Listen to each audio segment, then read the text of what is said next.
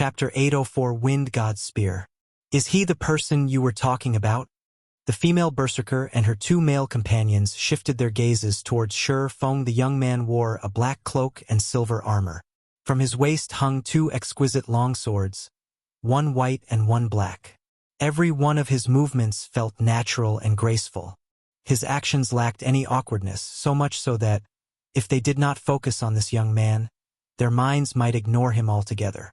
Moreover, the young man did not give off the familiar pressure they usually felt from experts. On the contrary, he felt safe and relatable as Feng made his way through the bar.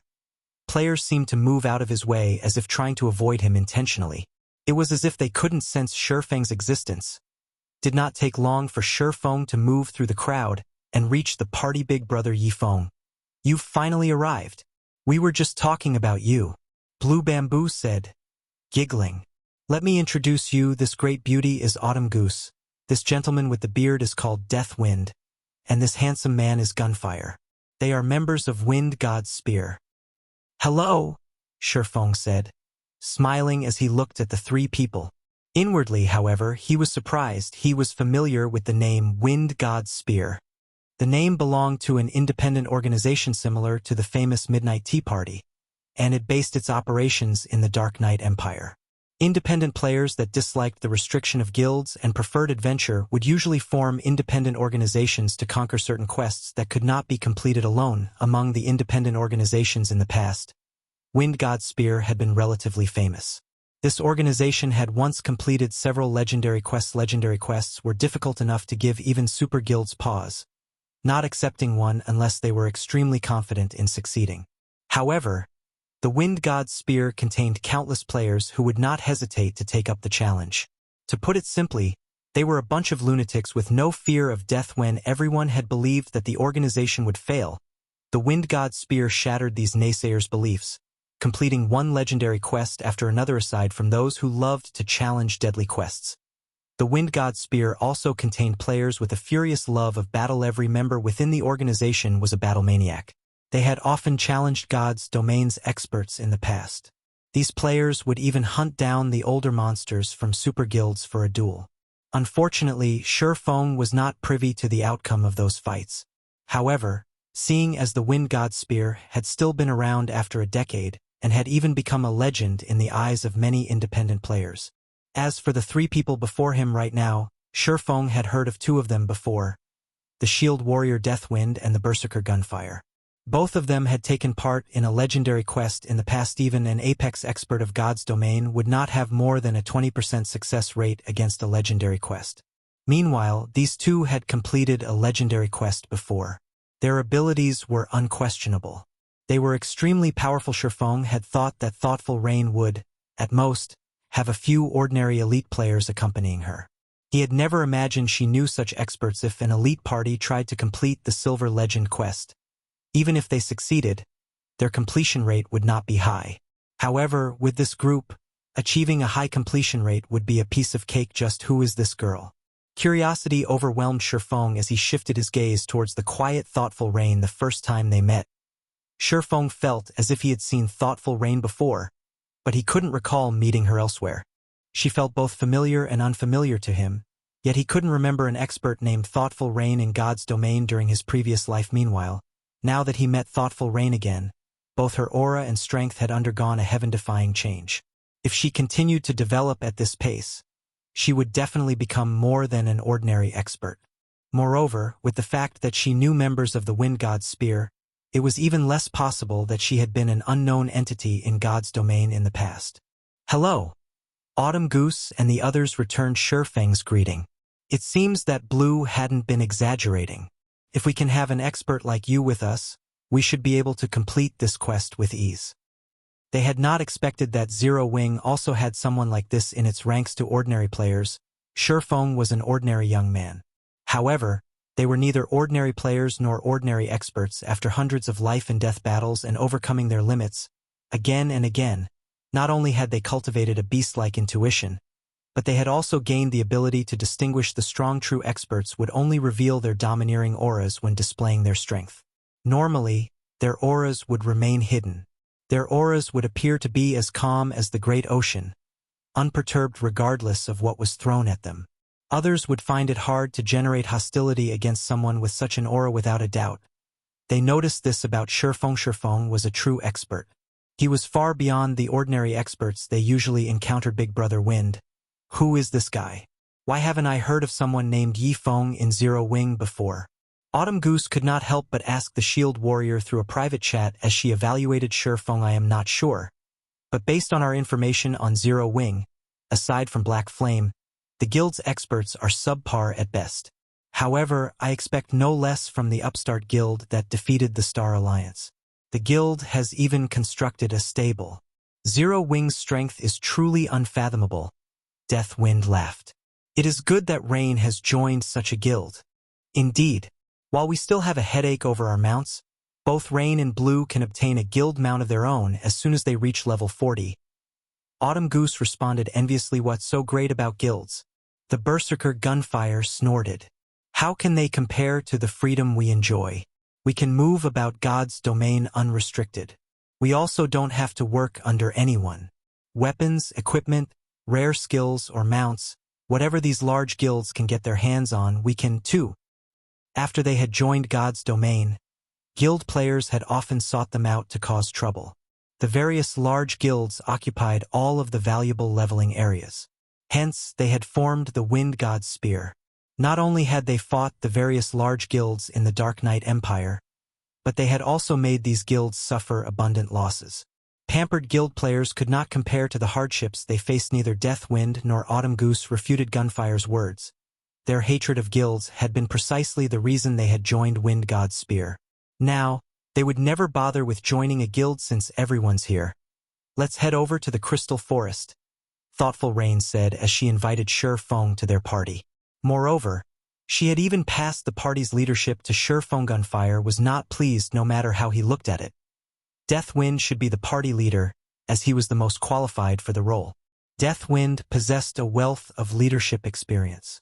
He even had completed many advanced quests before. He was the best choice, however.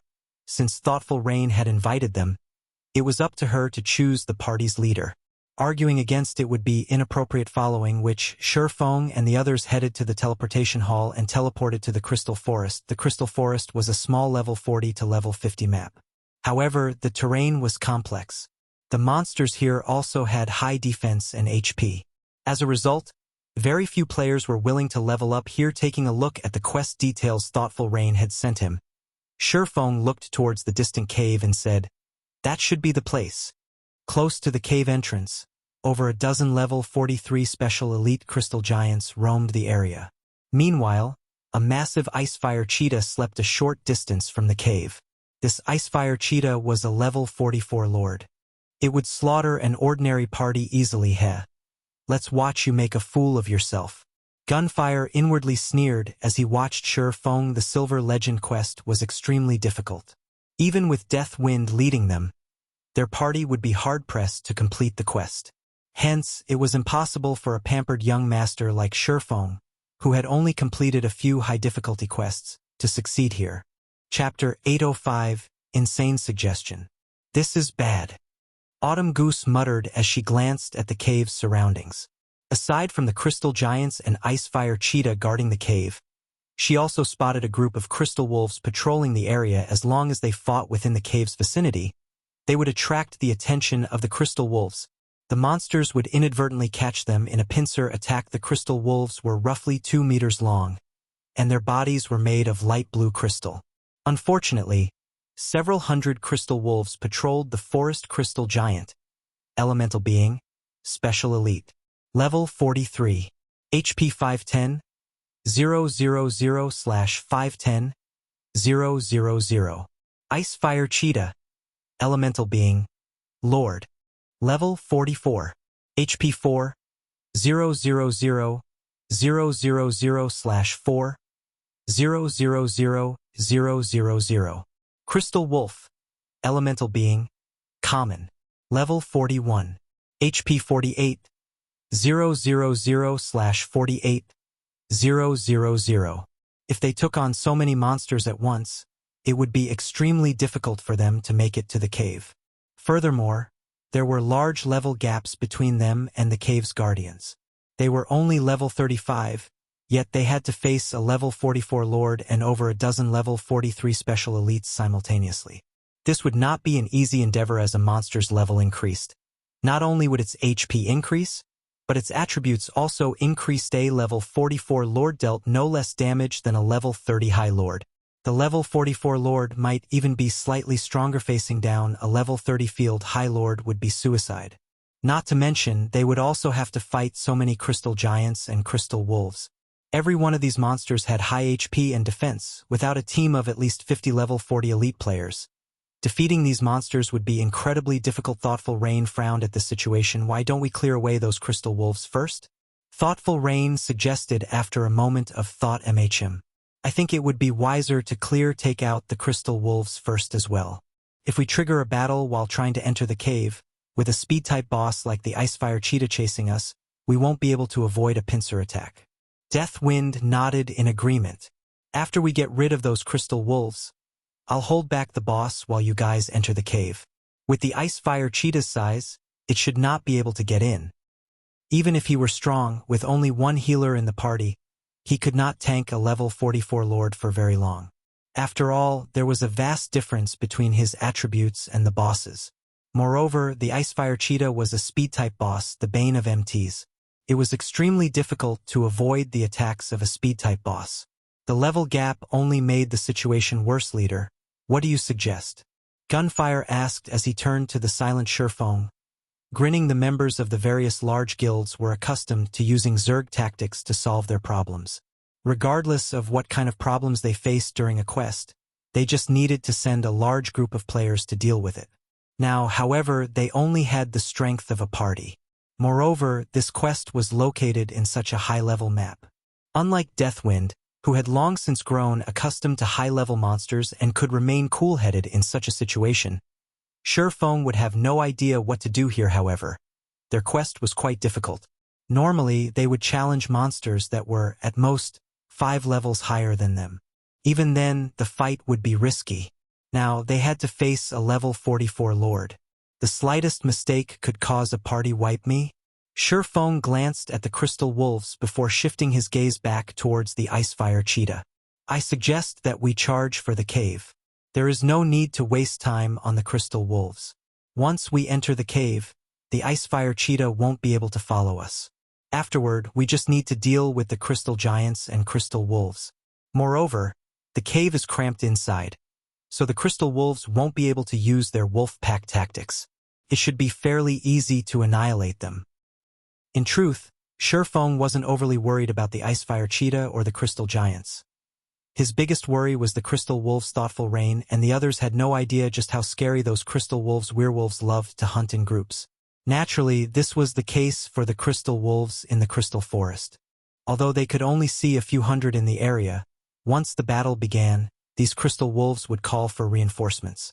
If they could not finish the crystal wolves off quickly enough and allowed the monsters to use their summon skill, they would have to fight far more than just a few hundred crystal wolves. If the crystal wolves summoned the Crystal Wolf King, tragedy would befall them. The Crystal Wolf King was the Crystal Forest's ruler.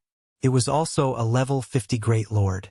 In Feng's previous life, countless players, who had ventured to the Crystal Forest in search of ores, had died under the Wolf King's paws.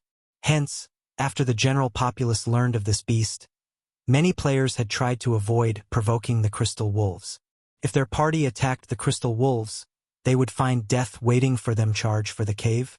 Autumn Goose was dumbstruck. How are we supposed to shake off the crystal giants and enter the cave? Although Deathwind could pin down the Icefire Cheetah for a short time, if the others wanted to enter the cave, they had to deal with the crystal giants. The crystal giants were level 43 special elites, not common monsters that even noobs could defeat. They were not easy opponents. The crystal giants would flatten them under their fists if they made the slightest mistake. Meanwhile, the crystal wolves would have enough time to join the fray while they had their hands full with the special elites. In the end, they would be caught a pincer attack with no path of retreat. Leave the Icefire Cheetah to me. Deathwind will attract those crystal giants. Blue, you just need to focus on healing Deathwind. Rain, you'll assist Deathwind by restricting the crystal giants from afar. Everyone else, head straight towards the cave. Feng explained slowly. Deathwind was a shield warrior and had the crowd mock skill. He would have the easiest time holding the giants' aggro without the crystal giants in their way. The crystal wolves wouldn't have time to launch a pincer attack. Once they entered the cave, without the Lord's interference, it would be easier to deal with the special elites and common monsters, even if the crystal wolves summoned the Crystal Wolf King. With how little space the cave provided, all the Crystal Wolf King could do was wait outside with the Icefire Cheetah Yule tank it. Thoughtful Rain and the others turned to Feng, as one Feng was only a swordsman. Although he had hidden his level with the black cloak, even if he were the same level as the level 44 Icefire Cheetah, its claws would rend him to death with 2 or 3 attacks. Furthermore, he wouldn't have a healer on him. At most, he could hold off the Lord for a brief moment. That certainly wasn't enough time for them to make it into the cave. Rain, are you sure that there won't be any issues? Autumn Goose quietly asked Thoughtful Rain. It was not that she did not believe in Feng. However, this plan was simply too dangerous. The slightest mistake could compromise their lives. If they lost a level, it would become far more difficult to complete the quest. I trust him, Thoughtful Rain said with confidence as she looked at the calm, composed swordsman, although she, too, had her doubts. When she looked at Feng's composure and confidence, she wanted to believe in the young man. She did not know why, but whenever she looked at Feng's figure, she thought of Zero Wings guild leader, Black Flame, whom she had met only a few times before. Black Flame always tried something that everyone else thought was impossible. In the end, however, he always proved everyone wrong. Black Flame had become a legend in Zero Wing. Many members in the guild admired him. Whatever. It's just one death. Autumn Goose sighed as she prepared herself to take a leap of faith.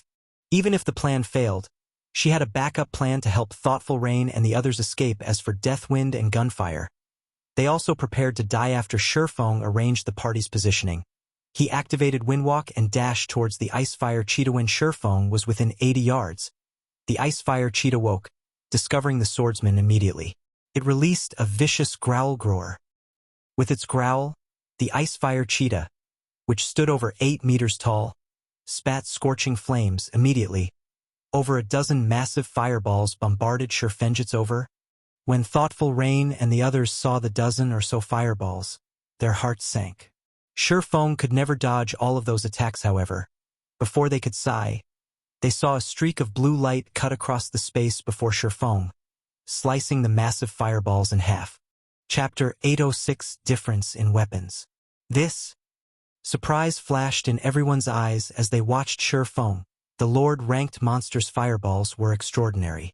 Even from this distance, they could feel the power contained within those massive fireballs.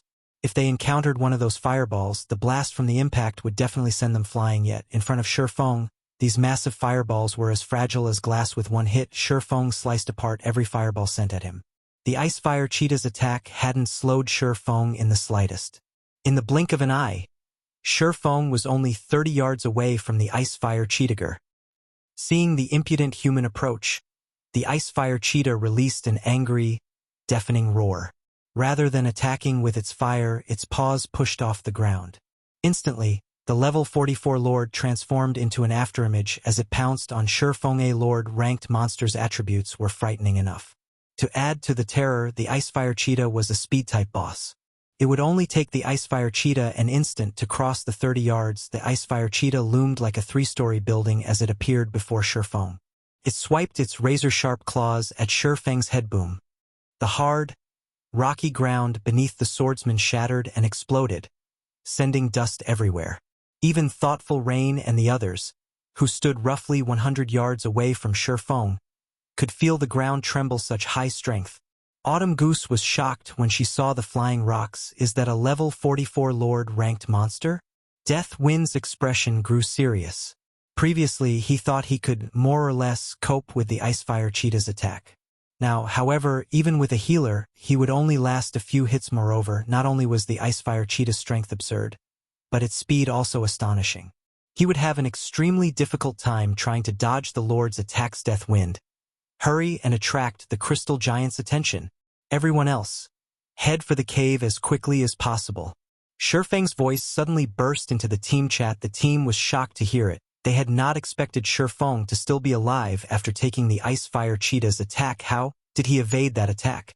When the dust settled, Gunfire's eyes nearly fell out of their sockets. Feng actually stood beside the Icefire Cheetah's claws, completely unharmed. The Lord's attack had only created a massive crater beneath its feet. The Icefire Cheetah was incredibly quick. Even Gunfire had failed to catch a clear look before the Lord's claws landed. If even his eyes had trouble keeping up with the monster, he would have no hope of evading its attacks yet. Without a doubt, Feng had done just that at this moment. However, everyone shoved away their shock as they charged towards the cave. Deathwind immediately cast Crowd Mock on the Crystal Giants, attracting the dozen or so special elites. Aggro. The Crystal Giants were not speed-type monsters. Rather, they relied on their strength. Their movements were relatively slow. Although ordinary players would still find it difficult to evade the Crystal Giants' attacks, an expert like Deathwind could easily evade simultaneously the attacks of 2 or 3 Crystal Giants even if he could not dodge. He could block them with his shield. Meanwhile, Thoughtful Rain cast ice walls and ice spheres to limit the giants' movement, allowing the others to shake off the special elites and head into the cave. Such immense power. There were too many Crystal Giants. For a time, even Deathwind struggled to cope with the attacks he was receiving, and he was forced to defend with his shield. However, the instant a Crystal Giant's fist struck his shield, the impact forced Deathwind to retreat by 4 steps before he steadied himself. A damage of over -800 points appearing above his head. Why are these Crystal Giants so strong?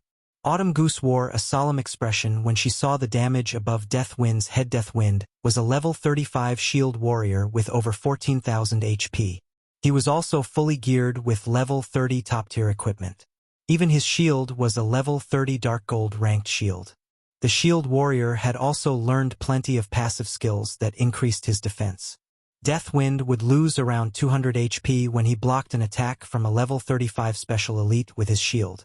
Now, the level 43 Crystal Giant dealt over -800 damage with one punch. Its strength could rival a level 35 chieftain. If Deathwind failed to block or dodge the attack, the shield warrior would only last 3 or 4 hits. Autumn Goose's gaze shifted towards the distant Feng once more. Currently, Feng was tanking a level 44 lord. If even a level 43 special elite was so strong, just how horrific was the lord?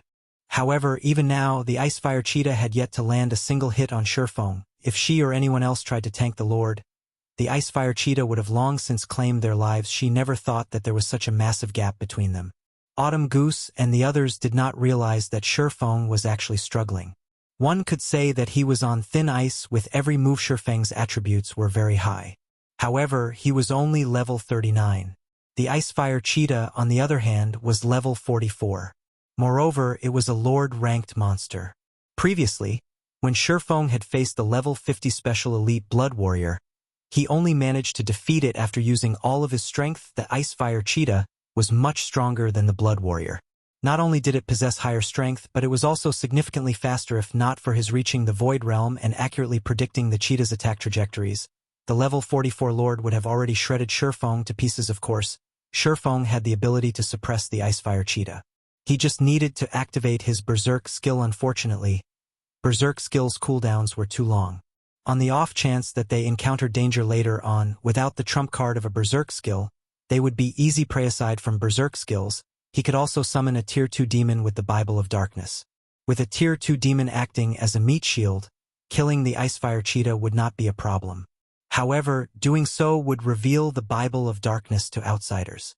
He could not use it casually. Moreover, as a veteran gamer who had adventured in God's domain for over a decade, he knew how important it was to maintain his peak state. Currently, his job was to hold the Icefire Cheetah back, not to kill it.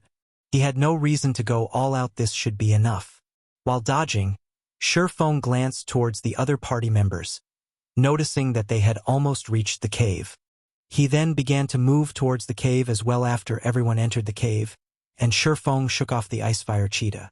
Deathwind blocked the Crystal Giants and the quickly approaching Crystal Wolves. The rest of the party members then launched their own attacks. The cave was cramped, so only 3 Crystal Giants could attack the Shield Warrior at a time. Even if Deathwind blocked the attacks with his shield, the Cleric Blue Bamboo could heal him in time and keep his HP full. So hard, Autumn Goose felt her hands numb as she hacked her greatsword at a Crystal Giant. Meanwhile, the crystal giant she attacked only received around -1,300 damage. This defense could rival a Lord-ranked monster's. As for Gunfire, his damage was around the same as Autumn Goose's. His normal attacks only dealt around -1,200 damage. Only with his skills could he deal over -2,000 damage among the party members. Thoughtful Rain was the most awkward.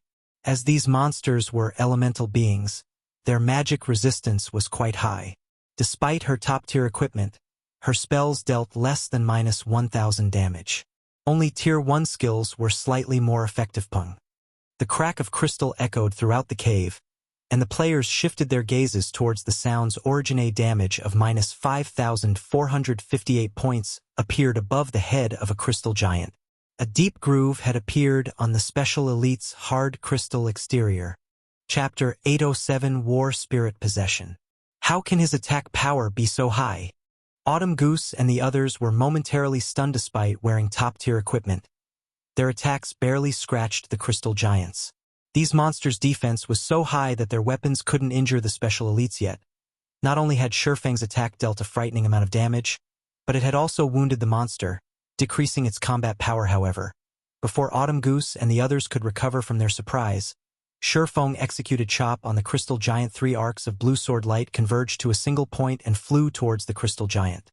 The attack even sliced apart space, a black seam appearing along the sword light's trail. When the black seam encountered the crystal giant, the Special Elite's crystal exterior shattered. Feng's sword passed through the crystal giant's body as if it were air. Without any resistance whatsoever, the weapon cleaved through one side of the monster's body. 9 for 62. This damage hadn't been the result of a critical hit. This damage was simply from Feng's skill. Immediately, a large chunk of the crystal giant's HP vanished. Moreover, due to the injury from the attack, the crystal giant's movements became somewhat sluggish. After a brief fight, the crystal giant, which had 510,000 HP, fell to the ground, dropping a piece of equipment and several materials.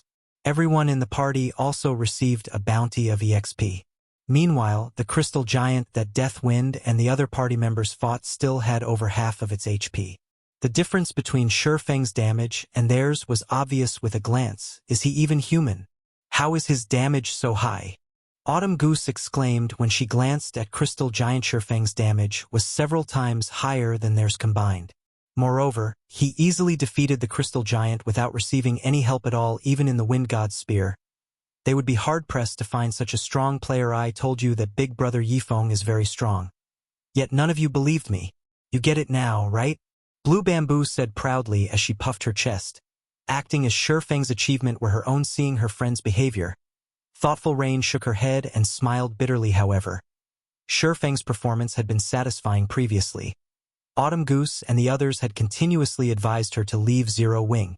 Moreover, they had insisted that she would improve slower in the guild than if she joined the Wind God's Spear, and that their organization's experts were far stronger. However, Feng's performance proved them wrong. With this, Autumn Goose and the others would most likely stop trying to persuade her to leave Zero Wing. Is this the strength of a Zero Wing expert?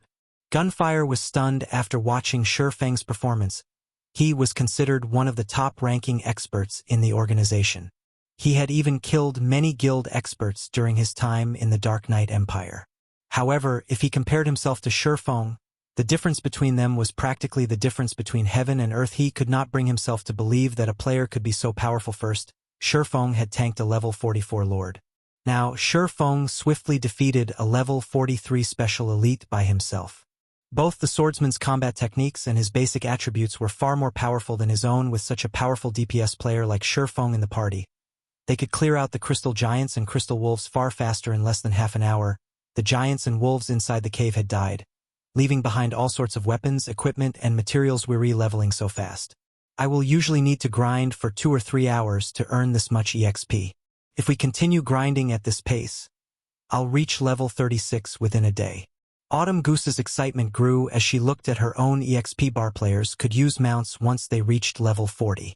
At that time, she would not have to waste so much time running about.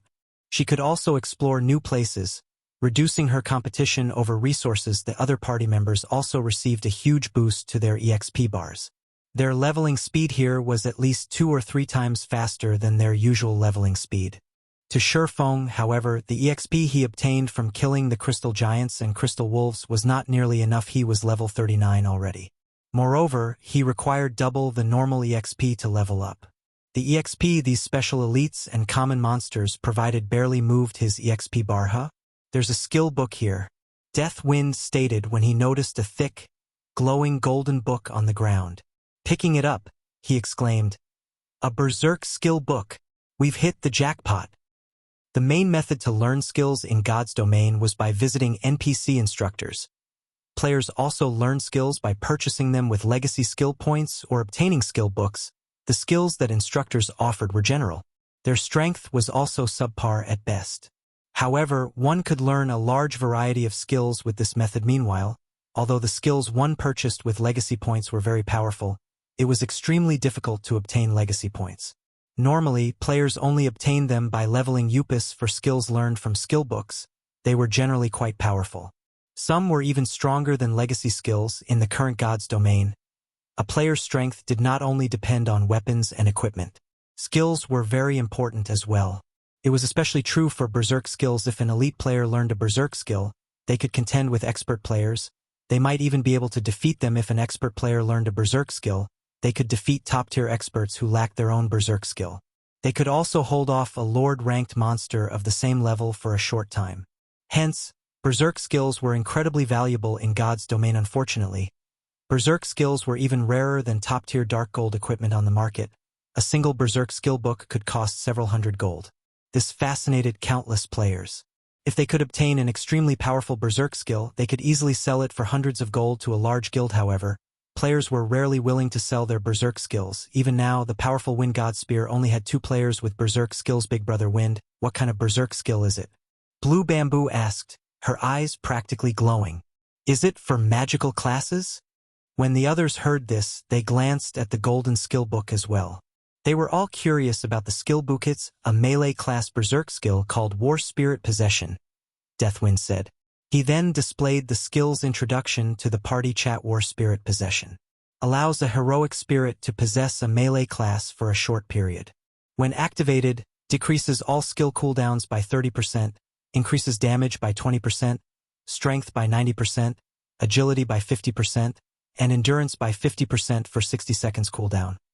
8 hours. Cannot be stacked with other attribute increasing skills. Such a powerful Berserk skill. Many in the party fell speechless after reading the skill's details. Generally, a Berserk skill only increased one attribute. Berserk skills that covered multiple attributes were extremely rare. The skill book excited Autumn Goose, Deathwind, and Gunfire, who were all melee classes. On the other hand, Blue Bamboo and Thoughtful Rain were slightly disappointed with this Berserk skill. Questing by themselves or fighting other players would become much easier. Don't just focus on the skill book. There's still a fine gold treasure chest here, Feng informed the others as he pointed towards the large, golden treasure chest that sat deep inside the cave. Chapter 808, Yi Feng's Invitation. A fine gold treasure chest. Hearing Feng's words, everyone spun towards the distant, glowing altar. 5 crystal pillars stood around the altar, glowing a faint blue. A golden treasure chest sat above the altar. Next to the treasure chest sat a massive, pitch-black egg. Runes decorated the egg's surface, and a faint, white mist flowed into it. Rain. That should be the item you're looking for, Autumn Goose said as she pointed towards the egg. Due to the quest's introduction, the team knew that the quest would award a mount. That giant, sealed egg was the reason for their visit to the Crystal Forest. That should be the one. Thoughtful Rain nodded. However, when she looked at the altar, her expression darkened slightly. A faint, blue barrier enveloped the altar. An NPC also stood next to the altar with his eyes closed. If one used an identification skill on this NPC, they would discover that he was actually a level 100, Tier 3 Illusionist. Gerard, Illusionist. Level 100.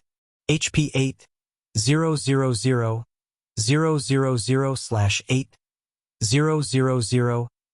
000, 000. The indicator above this illusionist was red, informing players that this Tier 3 NPC was an enemy. A Tier 3 class was the equivalent of a Great Lord of the same level. Although NPCs had far less HP than Great Lords of the same level, players would rather deal with a Great Lord than a Tier 3 NPC. Furthermore, The illusionist before them was a level 100 Tier 3 NPC. The instant everyone noticed Gerard's presence, they felt a weight land on their shoulders.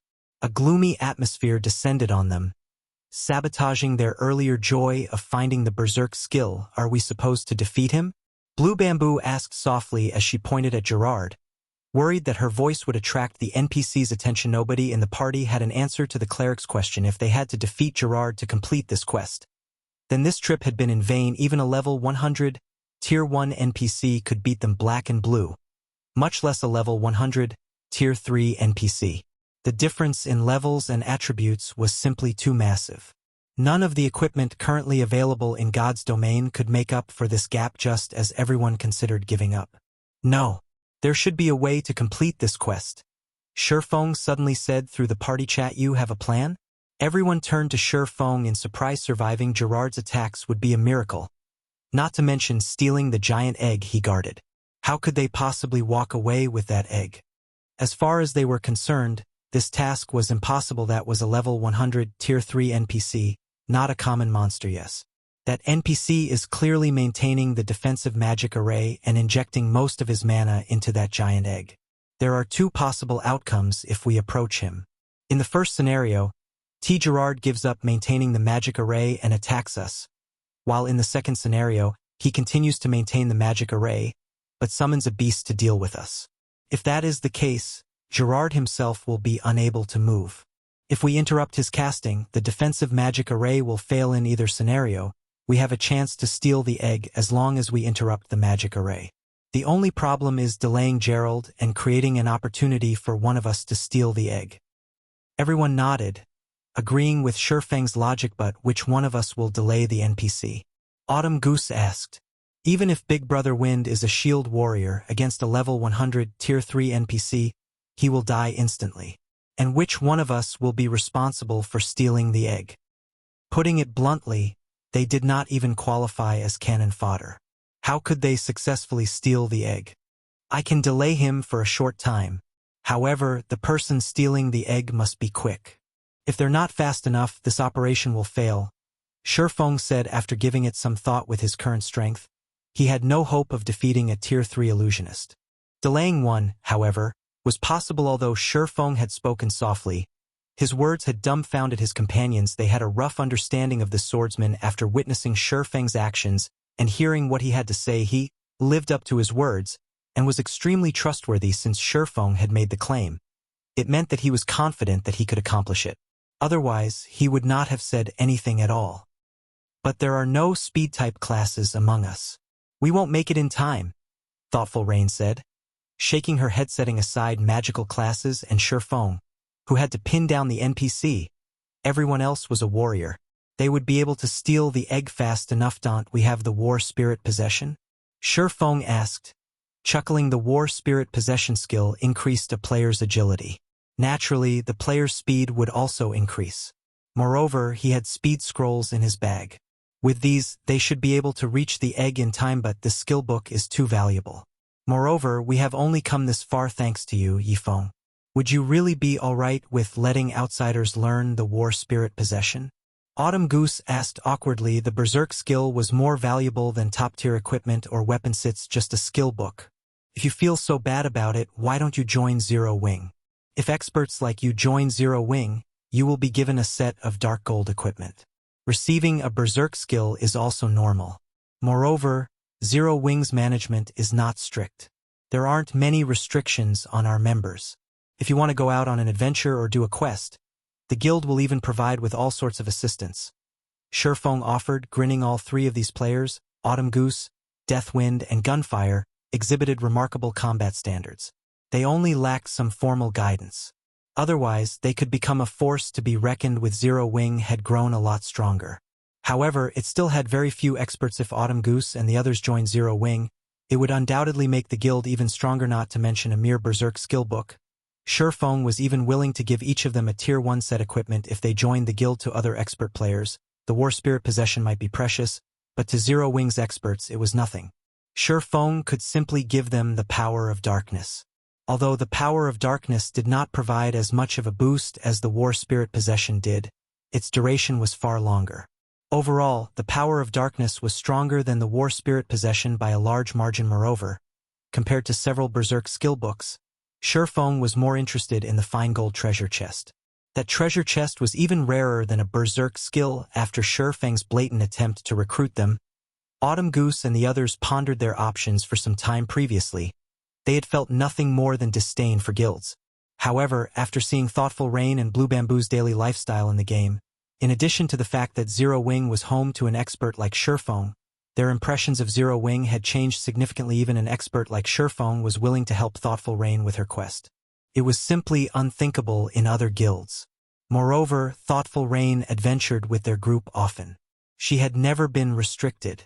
On the contrary, every time Thoughtful Rain joined them on a quest, she offered an abundance of useful information that she had obtained from her guild. The information was usually out of their reach and had been incredibly convenient when they quested in the end. After a serious discussion between the three, Autumn Goose walked up to Feng with a solemn expression. Chapter 809, Power of a Tier 3.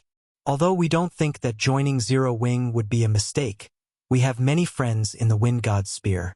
Various guilds are also targeting the Wind God's Spear in the Dark Knight Empire. It is not in a favorable position right now.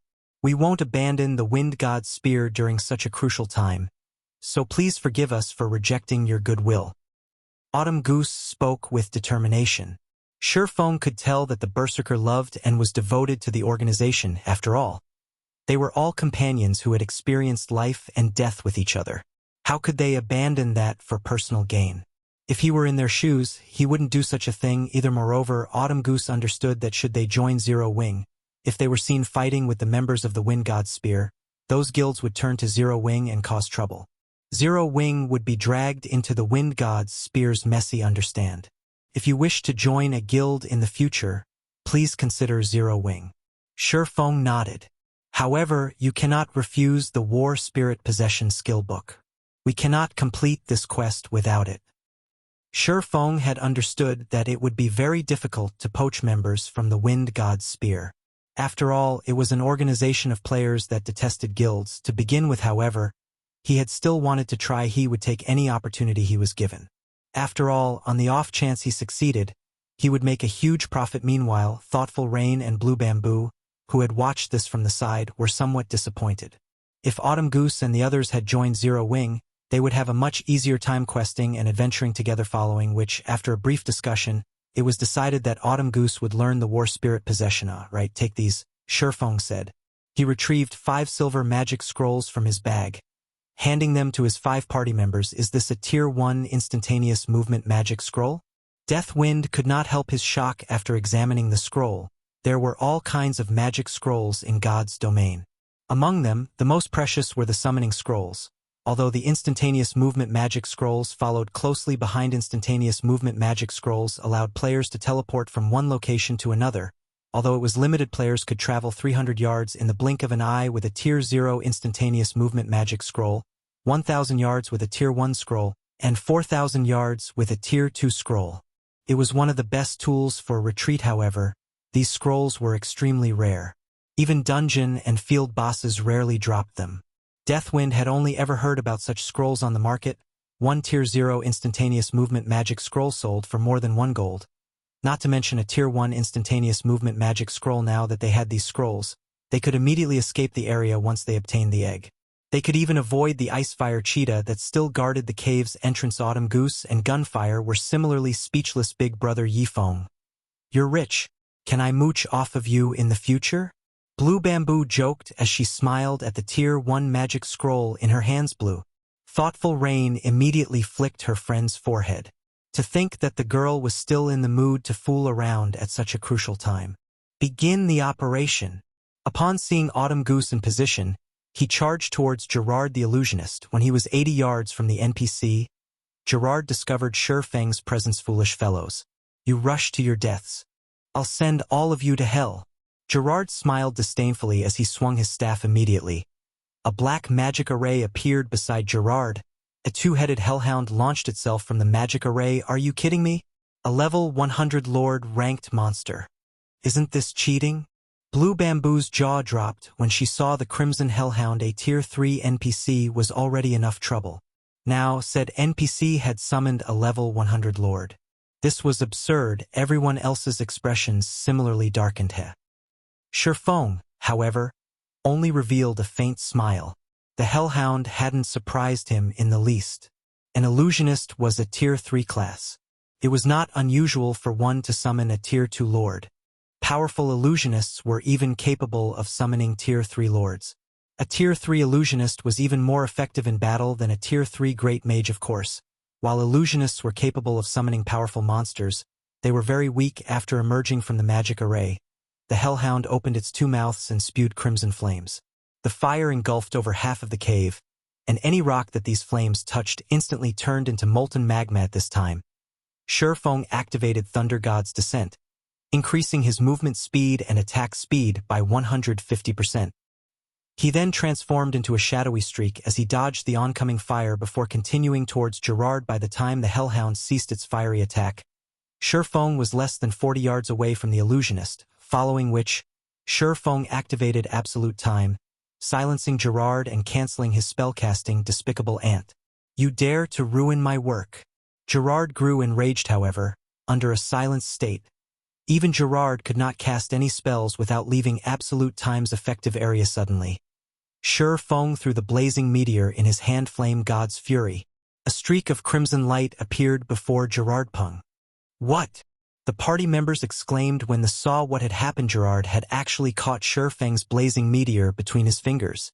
Sure enough, the difference between our attributes is simply too massive. Feng smiled bitterly, however. He had already achieved his initial goal. Gerard focused solely on him in the next moment. Both Gerard and the Hellhound charged at Feng. Both the Tier 3 illusionist and the Hellhound's attributes were far higher than Feng's. Like a powerful gale, the two enemies closed the distance between themselves and Feng, not daring to be careless. Feng immediately swapped the Aura of Time for the Aura of Wind and activated Wind Rider. His speed soaring once more, he made a mad dash for the cave's exit. Autumn Goose had also activated War Spirit Possession and dashed for the giant egg. However, Feng's situation was precarious. To avoid receiving the brunt of Gerard's full strength, he had to remain inside Absolute Time's field. Unfortunately, Feng was slightly slower than the Hellhound. However, by relying on his understanding of the terrain, dodging the Lord's direct attacks was still relatively easy. Only, the Hellhound's attack range was quite long. In addition to the limited amount of space he had to dodge to, he received some splash damage from the Lord's attacks. The flying rubble alone devoured nearly 2,000 of Feng's HP. He could only survive a few hits. Autumn Goose was extremely anxious. Upon arriving before the giant egg, she began to collect it. Why is there a collection time? Autumn Goose's anxiety jumped as she glanced at Feng. While she had approached the giant egg, Feng had lost 1/4 of his HP. If she delayed any longer, they would all be in extreme danger. Time seemed to crawl by. Autumn Goose had spent a total of 3 seconds collecting the giant black egg. As for the locked fine gold treasure chest, she simply chucked the thing into her bag. Meanwhile, Feng had less than 1/3 of his HP remaining. Damnable thieves. Don't even think of leaving this place alive. Discovering that the giant black egg had been stolen, Gerard was furious. Waving his staff, he shattered the restriction Absolute Time placed on his magic power. Over a dozen silver-colored elemental balls appeared around his body before flying towards Autumn Goose and Feng. Go. Feng shouted sternly. He then unfurled his own instantaneous movement magic scroll and vanished from the cave. Chapter 810 Wings Horror. In a secluded, primitive forest, several figures suddenly appeared. As these figures appeared, a distant cave crumbled as a pillar of light shot into the sky. The frightening power that radiated from the pillar of light caused the air to stagnate. A long, terrifying roar echoed throughout the forest. These players finally realized just how truly terrifying a level 100 Tier 3 NPC was. Astonishingly, Feng had actually survived against the NPC for so long and escaped relatively unharmed. He was a monster. Autumn Goose, Deathwind, and Gunfire side, they had been given an opportunity to deepen their relationship with an expert as powerful as Feng. If they had accepted his offer to join Zero Wing, the swordsman might have even offered to tutor them. However, they had rejected his offer quickly. Use your return scrolls. Feng urged once he accounted for the whole team, although the Tier 1 instantaneous movement magic scroll was a powerful escape tool. Their pursuer was a level 100, Tier 3 NPC. Gerard would not let them get away easily. Hearing Feng's reminder, everyone quickly took out their return scrolls and began to activate them. The seconds ticked by. They were all on edge. If Gerard caught up to them, they wouldn't have another chance to escape. Fortunately, the Tier 1 instantaneous movement magic scroll had put quite a bit of distance between themselves and Gerard. Even if the illusionist managed to escape the cave, he wouldn't discover their exact location immediately. Sure enough, Gerard had not found them as they finished activating their return scrolls. White River City's teleportation hall. That was close. I thought we were dead for sure, Blue Bamboo said as she patted her chest. Even though she had returned to the city, some fear still lingered in her heart. A level 100, Tier 3 NPC was practically invincible to current players. This had also been the first time she had ever seen a monster shatter a player's attack. One could imagine just how vast the gap was between either side's attributes. Fortunately, they had completed their quest. As soon as Blue Bamboo finished speaking, a sound of a system notification reached their ear system. You have been targeted by Gerard. If you cannot incubate and hatch the giant egg in 3 days, Gerard will discover your presence in any field map you venture to. If Gerard kills you, you will suffer a double death penalty and 3 days of a weakened state. Why is there another quest? Thoughtful Rain frowned as she looked at the system notification. Her initial quest had been to retrieve the giant egg. Now, after so much trouble to accomplish that, she received another one. Moreover, the penalty for failure was considerably severe. If she failed this quest, a level 100 Tier 3 NPC would hunt them down. Unfortunately, players at this stage of the game had no hope of killing this NPC. In other words, they would no longer be able to explore or level up if she failed. Autumn Goose and the others wore similarly horrified expressions. Although they had helped Thoughtful Rain, they had never expected to be held accountable for the quest. As well, this was the first time they had encountered such a quest. They had experienced Gerard's power personally. If they encountered Gerard in the fields, they would only find death. Does the egg's description include any incubation methods? Feng asked Autumn Goose. He had long since grown accustomed to such sudden developments. Let me see. Autumn Goose hurriedly called up the giant egg's information. It says that we'll need a large amount of life force to incubate this egg, which can only be obtained by killing great lords that are level 40 or above. How many do we need to kill? Feng asked. 20. Autumn Goose said helplessly. 20. This is a joke, right? We're talking about great lords. Blue Bamboo could not help but despair. Death Wind and Gunfire frowned as well. A level 40 great lord was no laughing matter. Generally, each of these monsters required a raid team of 100 level 40 players geared with top-tier equipment. Even then, any mistake could get them all killed. Even if they gathered such a team, raiding a single great lord would most likely require an entire day. The sacrifices they'd have to make were also staggering. No matter how one thought about it, it was impossible to raid 20 level 40 great lords in 3 short days. First of all, level 40 great lords were not that easy to find. Normally, these monsters only lurked in 100-man team dungeons. Even finding 20 great lords in the fields would take more than 3 days. How difficult was raiding a level 40, 100-man team dungeon? Even now, the various large guilds were still attempting to challenge the hard mode version of these dungeons. Not to mention hell mode. Even if they mobilized all of Wind God's Spear, they could not complete this quest while everyone struggled with their frustration and despair. It isn't exactly impossible to complete this quest, Feng said after giving it some thought. However, I'll need to prepare first. You guys should wait here for a while. Of course, it was impossible to kill a level 40 great lord with the power of a 6-man party. However, a 20-man team might have a chance. What? He even has a plan for this? Gunfire watched Feng's departing back with doubtful eyes. Even Thoughtful Rain and Blue Bamboo, who were in the same guild as Feng, were shocked. They had been talking about level 40 great lords. Yet Feng spoke of them as if they were only common monsters. After waiting for some time, they heard excitement spread throughout the teleportation hallway. Isn't that Fire Dance from Zero Wing? Look, that's Zero Wing's vice leader, Aqua Rose. The players inside the teleportation hall were stupefied when Fire Dance and the dozen or so Zero Wing core members entered the building. To ordinary players, these experts were basically legends. They lived in a completely different world. After the war in the Stoneclaw Mountains, players finally understood the power of a true expert. Zero Wing's core members had long since become idols in White River City. How could these players contain their excitement as they finally saw these stars? What? Blue Bamboo was dumbfounded when she saw Fire Dance and the others approach their party. These players were Zero Wing's upper echelons. Every one of them was a top-tier expert in Star Moon Kingdom, yet after a single call, they had hurried over. Even Violet Cloud, whom she admired greatly, was here. She could not believe this was happening. Just who is he, Feng? Autumn Goose could not help but turn to look at Sure. Feng, Death Wind, and Gunfire were similarly shocked. They had still felt disdain and disinterest towards guild experts. However, after seeing these experts from Zero Wing, they suddenly realized how little they knew. They could feel an intense pressure from each of these experts. Fire Dance, in particular, felt as if they stood before a humanoid lord-ranked monster. With a single glance from the assassin, they trembled with fear.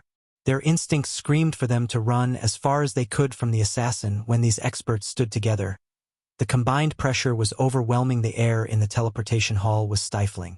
Even moving was a struggle. Moreover, they were not in combat. If they attempted to fight these Zero Wing experts, they were certain that they would never escape these people's grasp. All right, now that everyone has arrived, let's begin the quest, Sure. Feng said, chuckling. Chapter 8:11 Giant Beast. White River City, War God's Temple. For a long time, players had seldom visited this place. However, due to the appearance of the Abyss battlefield, it had become a popular hub for players' independent team recruiting members. Those who want the double EXP buff, come on over. Town Reclamation Team Recruiting. Minimum requirement of level 30. Equipment must be at least Mysterious Iron rank. Must have reached the Trial Tower's 2nd floor. Noobs, do not disturb. Looking for players to carry me through the Abyss battlefield. 5 silver for 100 honor points. Limited spots available. First come, first served. Shortly after the new expansion pack launched, everyone had adapted to the new changes. Many players had already gained some experience of the playstyle in the Abyss battlefield. Sure. Feng was very surprised when he arrived. He had not expected everyone to adapt to the Abyss battlefield so quickly. The Abyss battlefield was a paradise for experts, particularly solo experts. Due to the Abyss battlefield's appearance, many solo experts had been able to shine brilliantly in the past, creating countless legends in God's domain. The Abyss battlefield back then had also shortened the gap between independent players and guild players. One of the main reasons for this was the EXP gain. Guild members could accumulate the double EXP buff in their guild residences. Although the accumulated double EXP buff did not seem like much, ordinary players could not fight for long periods. All players needed a break at some point, whether it was to repair their weapons and equipment or to recover their concentration and stamina. Overall, a large part of a player's time in the game was spent resting. Hence, the difference the double EXP buff created became significant. However, it was extremely difficult for independent players to accumulate the double EXP buff. Aside from purchasing a house of their own in NPC cities, the only other option was to rest in a player-built city. This further highlighted the importance of the Abyss battlefield. Players would earn honor points corresponding to their performance on the battlefield. They could trade those honor points for the double EXP buff or potions. Powerful solo experts could easily earn a large number of honor points, and the double EXP buff they could purchase was far more than guild players. In addition, these solo experts were strong enough to kill monsters of a higher level. Overall, solo experts were able to level only slightly slower than guild experts. Aside from the EXP buff, honor points could also be traded for top-tier equipment. Although the equipment's attributes leaned more towards PvP, it was still valuable. The various large guilds also took advantage of the Abyss battlefield to grind for top-tier equipment. There were many bosses in the Abyss battlefield. Every town that monsters conquered would contain multiple bosses. The weakest among these bosses were lords, while most were great lords. Some towns were even protected by high lords or mythic monsters. Guilds didn't need to look far to find field bosses. However, although there were many advantages to the Abyss battlefield, it had its downsides as well. Every player who entered the battlefield was allotted 1 life each day. In addition, the monsters dropped neither materials nor money. They only dropped weapons and equipment. If one's goal was purely to obtain top-tier equipment, the Abyss battlefield was the perfect place for them. Feng led his team into the Abyss battlefield. After entering the Abyss battlefield, players were transported to the human race's campsite. As soon as Feng and the others arrived, they were greeted by a sea of players. White River City's players weren't the only ones who had gathered at this campsite. Players had arrived from every city in Star Moon Kingdom. They were all gearing up and preparing to set out. However, as this was a battlefield, one could see wandering abyssal monsters in every direction. Players generally formed 100-man groups in the Abyss battlefield. That way, they had a higher chance of survival. After all, the longer they remained alive, the more opportunities they would have to earn honor points. This run has been the best. I earned 500 points during this run. I can afford a basic double EXP potion. I'll get 10% of the double EXP buff with that. I might be able to reach level 32 by the end of the day. That's nothing. I heard that the players in Heaven's Burial's main army have conquered a town. With the honor points they earned, they can purchase 3 basic double EXP potions. For those that perform well, they might even earn enough points to buy a basic body strengthening potion. Wow, that much! One of those potions could improve my attributes by 10% and reduce my stamina consumption by 15% for 2 hours. The basic body strengthening potion costs 5 times as much as the basic double EXP potion. What did you think? They cleared out the abyssal monsters of an entire town. Naturally, they received a ton of honor points. The various guilds are dispatching their armies to clear out these monster towns. With enough basic body strengthening potions, raiding dungeons will be a breeze. It's a pity that my guild is so small. We are nowhere near strong enough to clear out a town. The players around the campsite chatted as they stood in line to repair their weapons and equipment. They envied the players who had joined large guilds. Unlike those players, they had to accumulate honor points slowly by killing wandering abyssal monsters in the Abyss battlefield's outermost regions. Let's go. Feng opened the battlefield's map.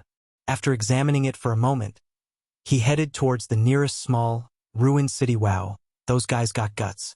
They are leaving the campsite with just a 20-man team. Are they tired of living? I think they're experts. So what if they're experts? Once they start fighting, they'll learn that even experts are useless here. Moreover, didn't you see which direction they went? They are heading towards South Lake City. None of the players who have gone there have returned alive. The players resting at the campsite fell into a heated discussion when they saw Feng's group of cloaked figures. The Abyss battlefield was comprised of various regions. Different regions had different threat levels. The outermost region was the safest. However, there were far fewer monsters here. Players could not earn many honor points with so few targets. More monsters wandered around the outer region of towns, most being elites with a few chieftains thrown in the mix. Ordinary players who ventured into these areas quickly lost their lives. However, one could earn quite a sum of honor points if they survived. Monsters were abundant inside a town. There were also plenty of lord-ranked monsters present. Sometimes even great lords would appear in towns. A party of players would find it very difficult to survive. As for small cities, these were considered monster nests. When players entered the city, their attributes were suppressed immediately. Generally, great lords guarded these small cities. Sometimes one even encountered a mythic monster. Even a 100-man elite team would find it very difficult to survive here. Grand lords generally ruled over medium cities, and players had a very high possibility of encountering a mythic monster in large-sized cities. Players were guaranteed to find a mythic monster waiting for them. Even a guild-organized 1,000-man army risked a one-way trip by attempting to challenge these locations. Naturally, Feng understood the battlefield's layout. He was far more familiar with the battlefield's rules than any other player to grind for great lords. Towns were the safest choice. However, Feng had a time limit. Hence, he had no choice but to pick a small city. After traveling for over 2 hours, Feng and the others finally arrived at South Lake City. The entire city had become a nest for abyssal monsters. One could smell the rich scent of blood from the city's edge. Is that a grand lord? Autumn Goose's heart pounded when she saw the giant monster, which was over 100 meters long, hovering above the city. Chapter 8:12 Siege. How can a monster be so massive? Every member of the party was flabbergasted as they watched the massive figure in the sky. This was a bone dragon with a body that stretched over 100 meters and a wingspan that covered over 200 meters. As its name suggested, its entire body was made of bone. Its massive skeletal head loomed like a small mountain. Smoldering green fire danced in its hollow eye sockets. The bone dragon created storms with every flap of its skeletal wings. Frost Bone Dragon, Undead, Grand Lord. Level 45. HP 64. 000 000/64.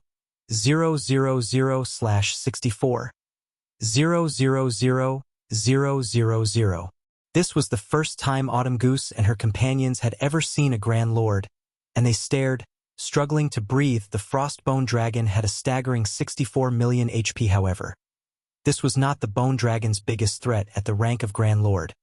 A monster could inflict a powerful mental pressure, preventing players from exerting their full strength. That thing can probably instant kill me with its breath attack. Gunfire involuntarily gulped as he watched the Bone Dragon circle above the city. Are we really going to kill monsters here? There are too many. Blue Bamboo asked worriedly, as she glanced at the sea of abyssal monsters within the city walls. Skeleton Soldier, Undead, Elite. Level 42. HP 140. 000/140. 000. These skeleton soldiers bore a shield and weapon in each hand. They also stood together in large groups with over 100 other skeleton soldiers. If they fought one of those skeleton squads, it was highly likely that they would attract even more skeleton soldiers. Skeleton captains also roamed the city. Skeleton Captain, Undead, Chieftain. Level 42. HP 1. 300. 000/1. 300. 000. If they fought here, an endless stream of monsters could easily surround them. Their chances of survival would plummet. Why don't we check somewhere else? Autumn Goose suggested they could deal with these numbers if they were merely common monsters. However, the weakest monster in the city was an elite. Chieftains even called this city home. Even a 20-man team had little hope of surviving this place. Although they knew Feng and the others were quite strong, the skeleton captains were not isolated. From where they stood, they could spot as many as 6 captains. Who knew how many more would appear once they started fighting? It was simply too dangerous to fight here. Relax. You guys just need to watch from the sidelines. Feng laughed, not bothering to explain after stabilizing their mental states. Fire Dance and the others burst into action. Ordinary experts might struggle against the sea of monsters. To Zero Wing's core members, however, this wasn't even a challenge. This was a paradise. Fire Dance and Flying Shadow charged into the crowd of skeleton soldiers, luring the elite monsters. Meanwhile, Minor Wind and the other ranged classes launched their bombardment from a distance immediately. They had attracted the attention of nearly 800 skeleton soldiers and 3 skeleton captains. Autumn Goose and her friends' anxiety mounted. The army of skeleton soldiers and the 3-meter-tall skeleton captains that wore black, thorny armor seemed to have an unstoppable momentum as they charged to meet Zero Wing's group. Death Wind, who stood between his team and the monsters, felt a massive pressure weigh him down just as the skeleton soldiers were about to reach the team. Cola, Yiwumian, and Turtledove made their move. Justice Roar, Angry Howl. The 3 MTs tore the aggro from the small team and forced the monsters to focus on them. Take this. Cola raised his flaming divine blue fire shield and bashed it into the approaching crowd. Boom. With one hit, the MT sent the leading skeleton soldiers into a backward tumble. Cola then used Devotion, and a golden glow blossomed over an area of 15 by 15 yards, a damage of around -500 points appearing above the head of every skeleton soldier. As for Turtledove and Yiwumian, they also dominated over their opponents. With each crash, they knocked down a group of skeleton soldiers. When they used an AoE skill, they devoured hundreds of HP from several dozen soldiers. The 3 MTs stood like an iron wall as they blocked the undead's advance. The 3 skeleton captains had just as much trouble. Even against the chieftain's attacks, Cola and the others did not retreat by a single step. They dodged the majority of the attacks sent at them, launching counterattacks and dealing over -2,000 damage to each chieftain. So strong. Gunfire could not help his shock. Not only could these 3 MTs hold back the hundreds of elite monsters and 3 chieftains, but they also dodged most of the incoming attacks, barely losing any HP. They should have stabilized the aggro by now. Let's start attacking as well, Blackie said excitedly as Blackie spoke. He activated Stars of Light. Aqua Rose also used the Tier 1 spell, Death and Decay. Meanwhile, Feng had switched to the aura of fire and activated Firestorm at this time. Cola and the others suddenly stomped the 3 skeleton captains, causing all 3 to lose their balance and fall to the ground. Immediately after, the 3 MTs retreated in the next moment. The area before Cola and the others transformed into hell itself. Huge stars fell from the sky, black smoke emerged from the ground, and fire erupted into the air. The ground shook as if the end of the world had arrived. Boom, boom, boom. After several seconds, most of the 800 or so skeleton soldiers had been annihilated. The 3 skeleton captains had lost close to half of their everyone's level bars exploded with EXP. Blue Bamboo even leveled up on the spot, climbing from level 34 to level 35 at this time. Cola and the others slammed their shields into the 3 skeleton captains and began building their aggro once more. Meanwhile, Shadow Sword and Rampant Blade used charge and appeared before a skeleton captain. They then swung their great swords at the chieftain's joints, momentarily freezing the captain's movement. 2 critical damages of over -5,000 points appeared above the chieftain's head. As for Fire Dance, she appeared behind another skeleton captain and used Absolute Strike 28, 467. Fire Dance immediately followed up with a backstab, her attack triggering 1,000 transformations critical point effect. The fragmented legendary weapon then transformed into a streak of silver light as it pierced and shattered the skeleton captain's sturdy armor. A frightening damage of -19,482 points appeared above the skeleton captain's head. Is she even human?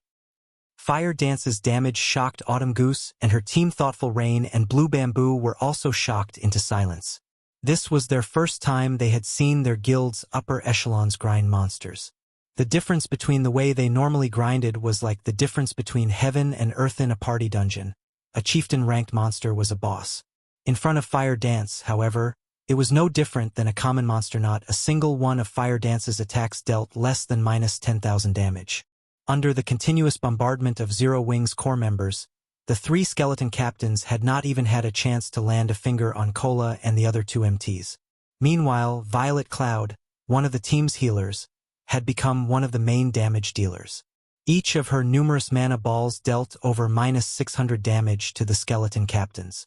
As a result, the chieftain's HPs fell at a rate visible to the naked eye. After just 20 seconds, the 3 skeleton captains and the remaining skeleton soldiers crumbled to the ground, transforming into piles of bones and dropping several pieces of equipment. They also granted every player with a significant amount of EXP. Chapter 8:13 Frightening leveling speed. Seeing the scattered bones and their rapidly rising experience bars, Autumn Goose and the others were at a loss for words. Facing hundreds of level 42 elites and 3 level 42 chieftains would be a challenge even for a 100-man team of level 40 elite players. Now, however, a dozen or so players had easily defeated these monsters. Although they had realized that there was a gap between them and Zero Wing's core members, this battle made it clear just how wide that gap was. This grinding and leveling speed is amazing. I wish we could level like this every day. Blue Bamboo sighed as she looked at her experience bar. She had gained more EXP in less than a minute than she usually obtained after 2 hours of grinding. They were leveling faster than a rocket. Moreover, the speed at which they were earning money was simply ridiculous. In less than 1 minute, they had gained 6 pieces of equipment. Nowadays, in God's domain, the higher a monster's level was, the lower its drop rate for equipment would be. They had killed many level 40 monsters before. Even when they killed level 40 elites, they rarely obtained any equipment. Only level 40 chieftains were certain to drop equipment. Even then, they usually only dropped 1 or 2 pieces among the 6 pieces of equipment they had obtained, 4 were level 40 bronze equipment, and 2 were level 40 mysterious iron equipment. Although they were not pieces of top-tier equipment, they could sell for quite a bit of money. Even after splitting the profits among the team, they would earn more than what an ordinary player earned in a single day. Feng had intended to split the loot equally. However, Autumn Goose and the others rejected the offer. After all, they had not done anything. They also were not members of Zero Wing.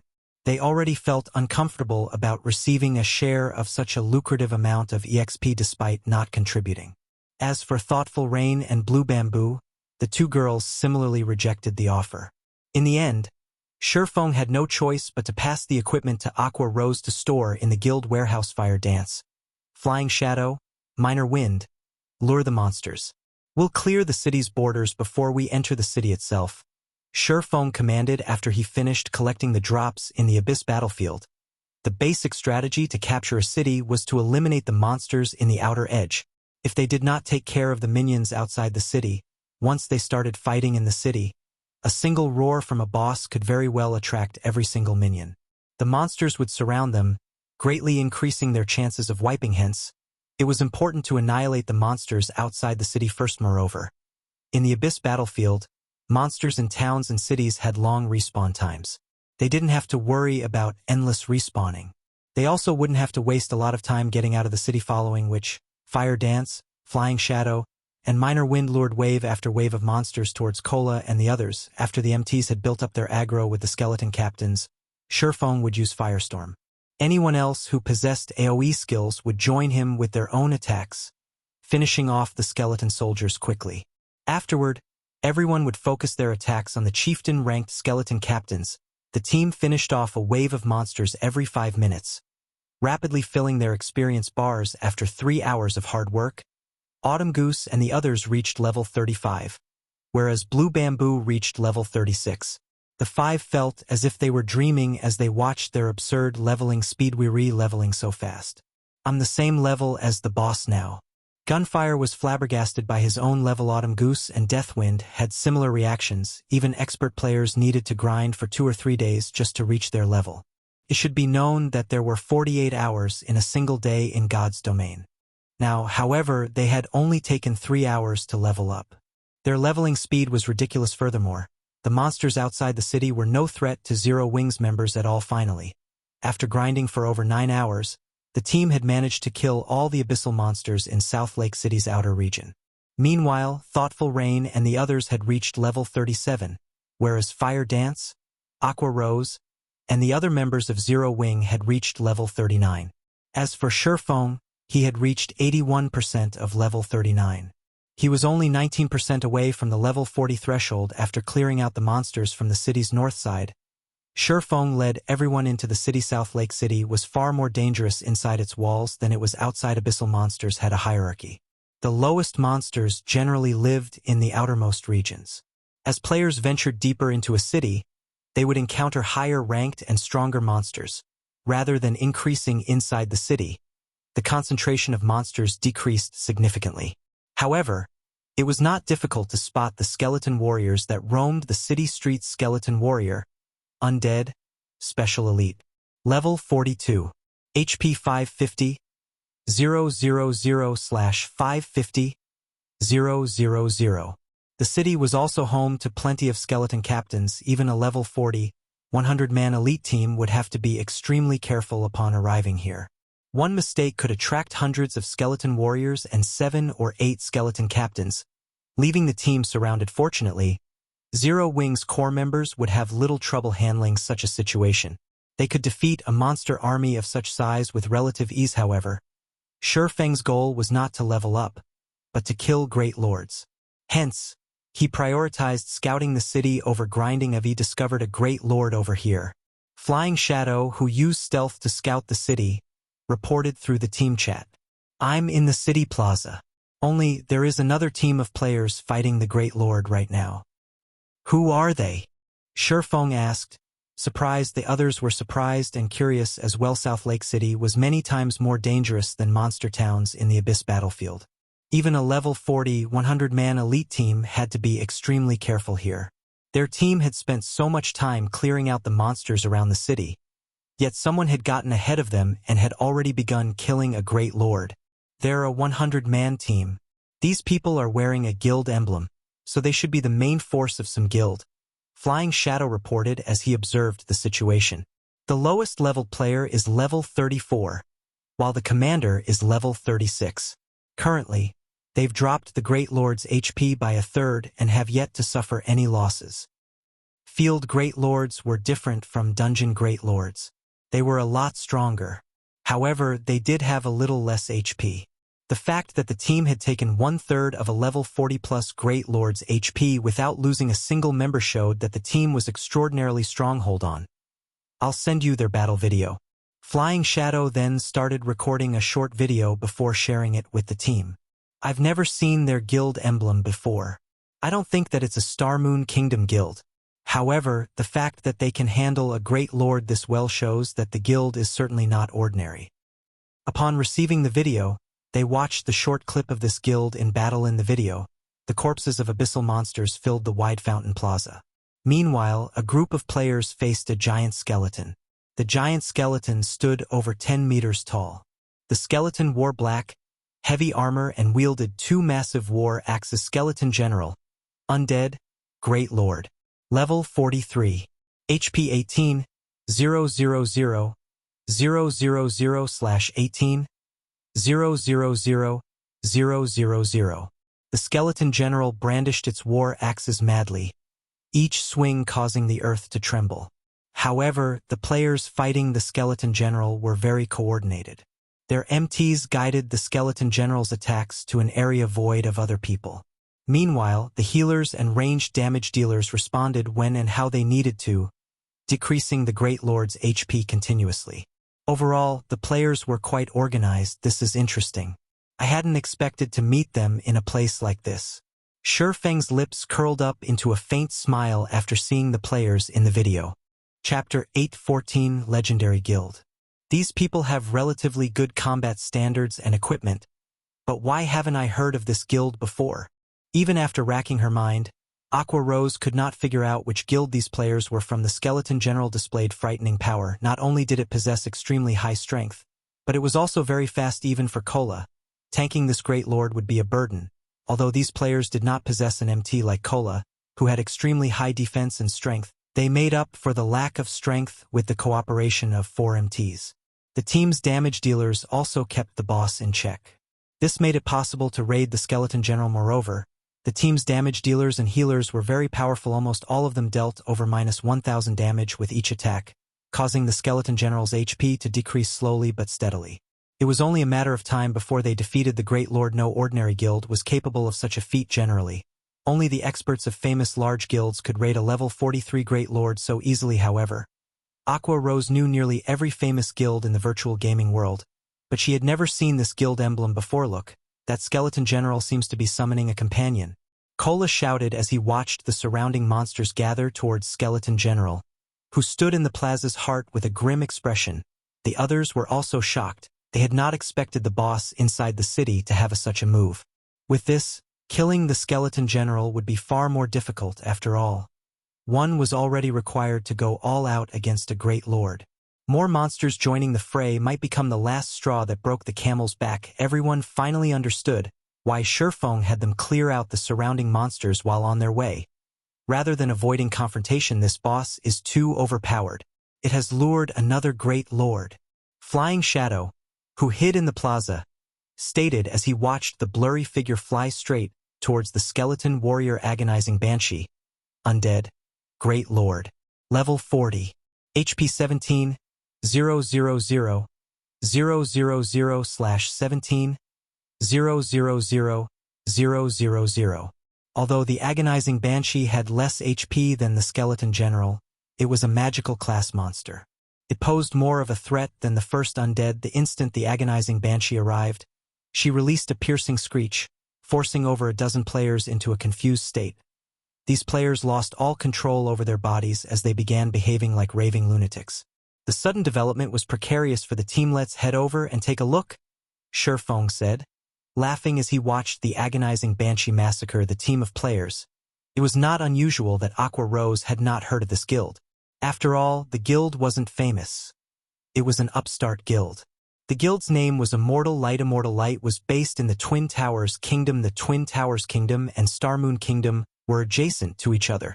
Hence, Feng knew quite a bit about the Twin Towers Kingdom. Although Immortal Light was only an upstart guild, it had performed exceedingly well in the competition for dominance over the Twin Towers Kingdom.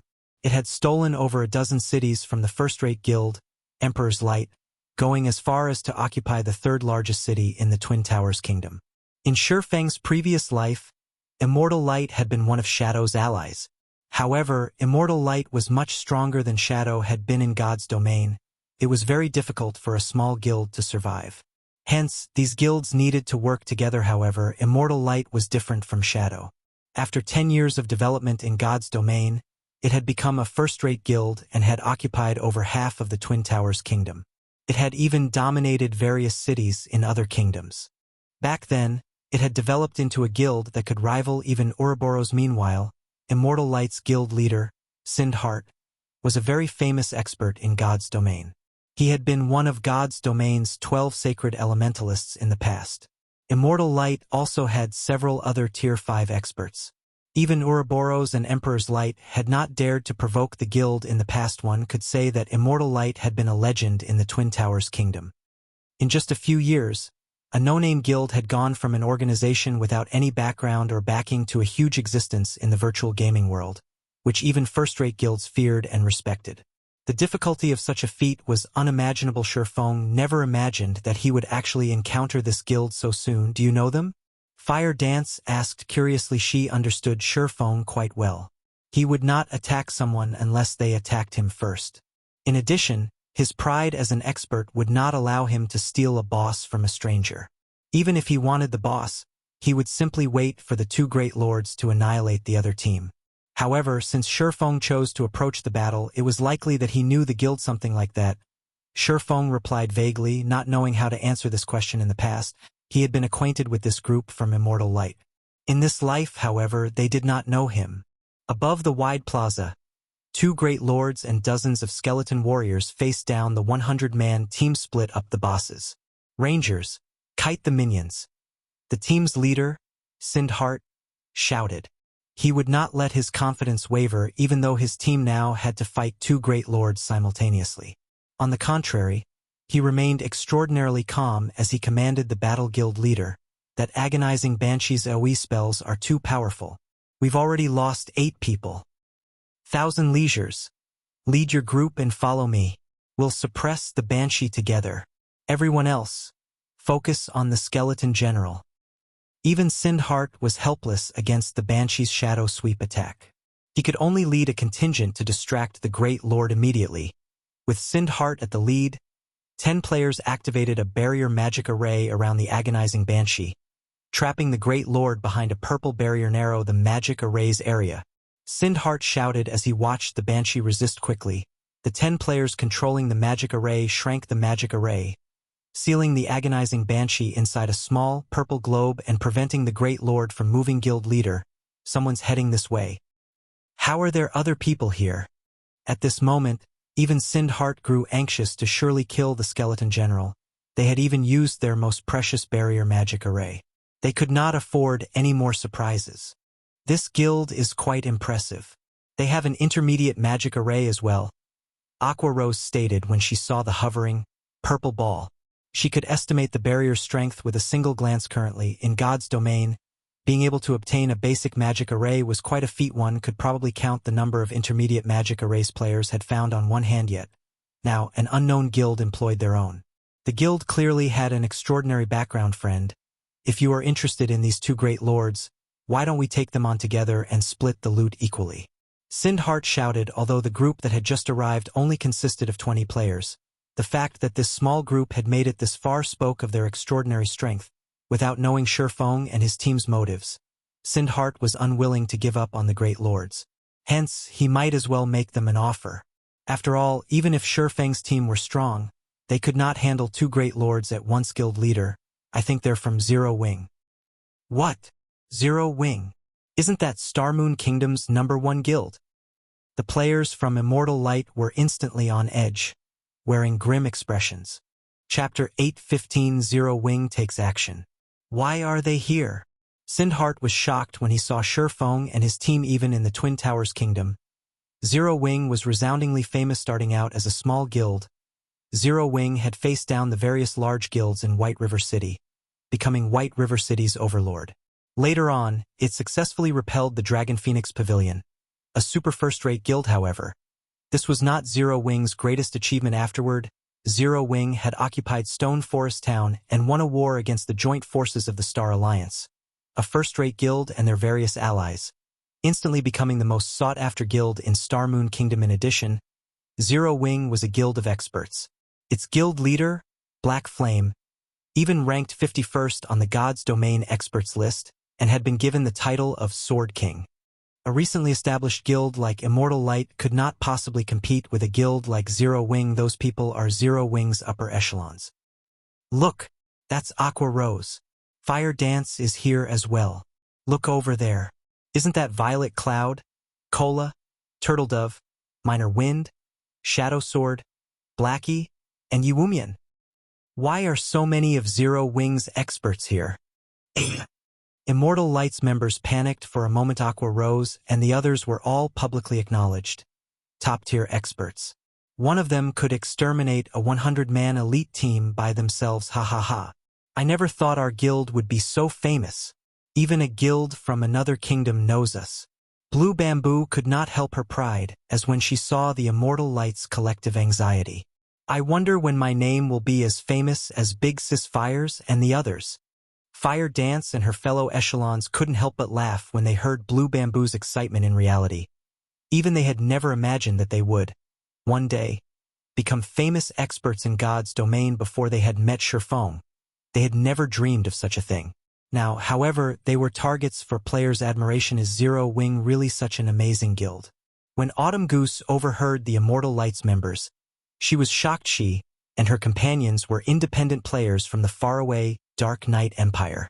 Hence, they had only heard rumors of Zero Wing's strength through the forums. They had never witnessed the guild in action. In their opinion, however, even the large guilds in the Dark Knight Empire were subpar at best. Hence, how strong could a guild from a kingdom possibly be? However, after witnessing these players' performance, they had a clearer understanding of the guild's strength. They felt that Zero Wing was different from those large guilds in the Dark Knight Empire, yet it would seem that Zero Wing was far more powerful than Blue Bamboo, and the official forums made it out to be. Guild leader Sind, rest assured, we aren't here to steal your bosses. However, we won't help you with these bosses either. If you can't handle them, give up. We'll take over from here, Feng said, shaking his head as he responded to Sindhart's proposal. Level 40+ Great Lords were not easy to find. Even in the Abyss battlefield, moreover, a Great Lord dropped far better loot than a Lord. Monsters of such rank generally dropped top-tier equipment. Even in Zero Wing, level 40 top-tier equipment was still quite rare. Hence, he could not afford to split the drops. Hearing Feng's answer, a huge weight lifted from Sindhart's heart. Zero Wing was the #1 guild in Star Moon Kingdom.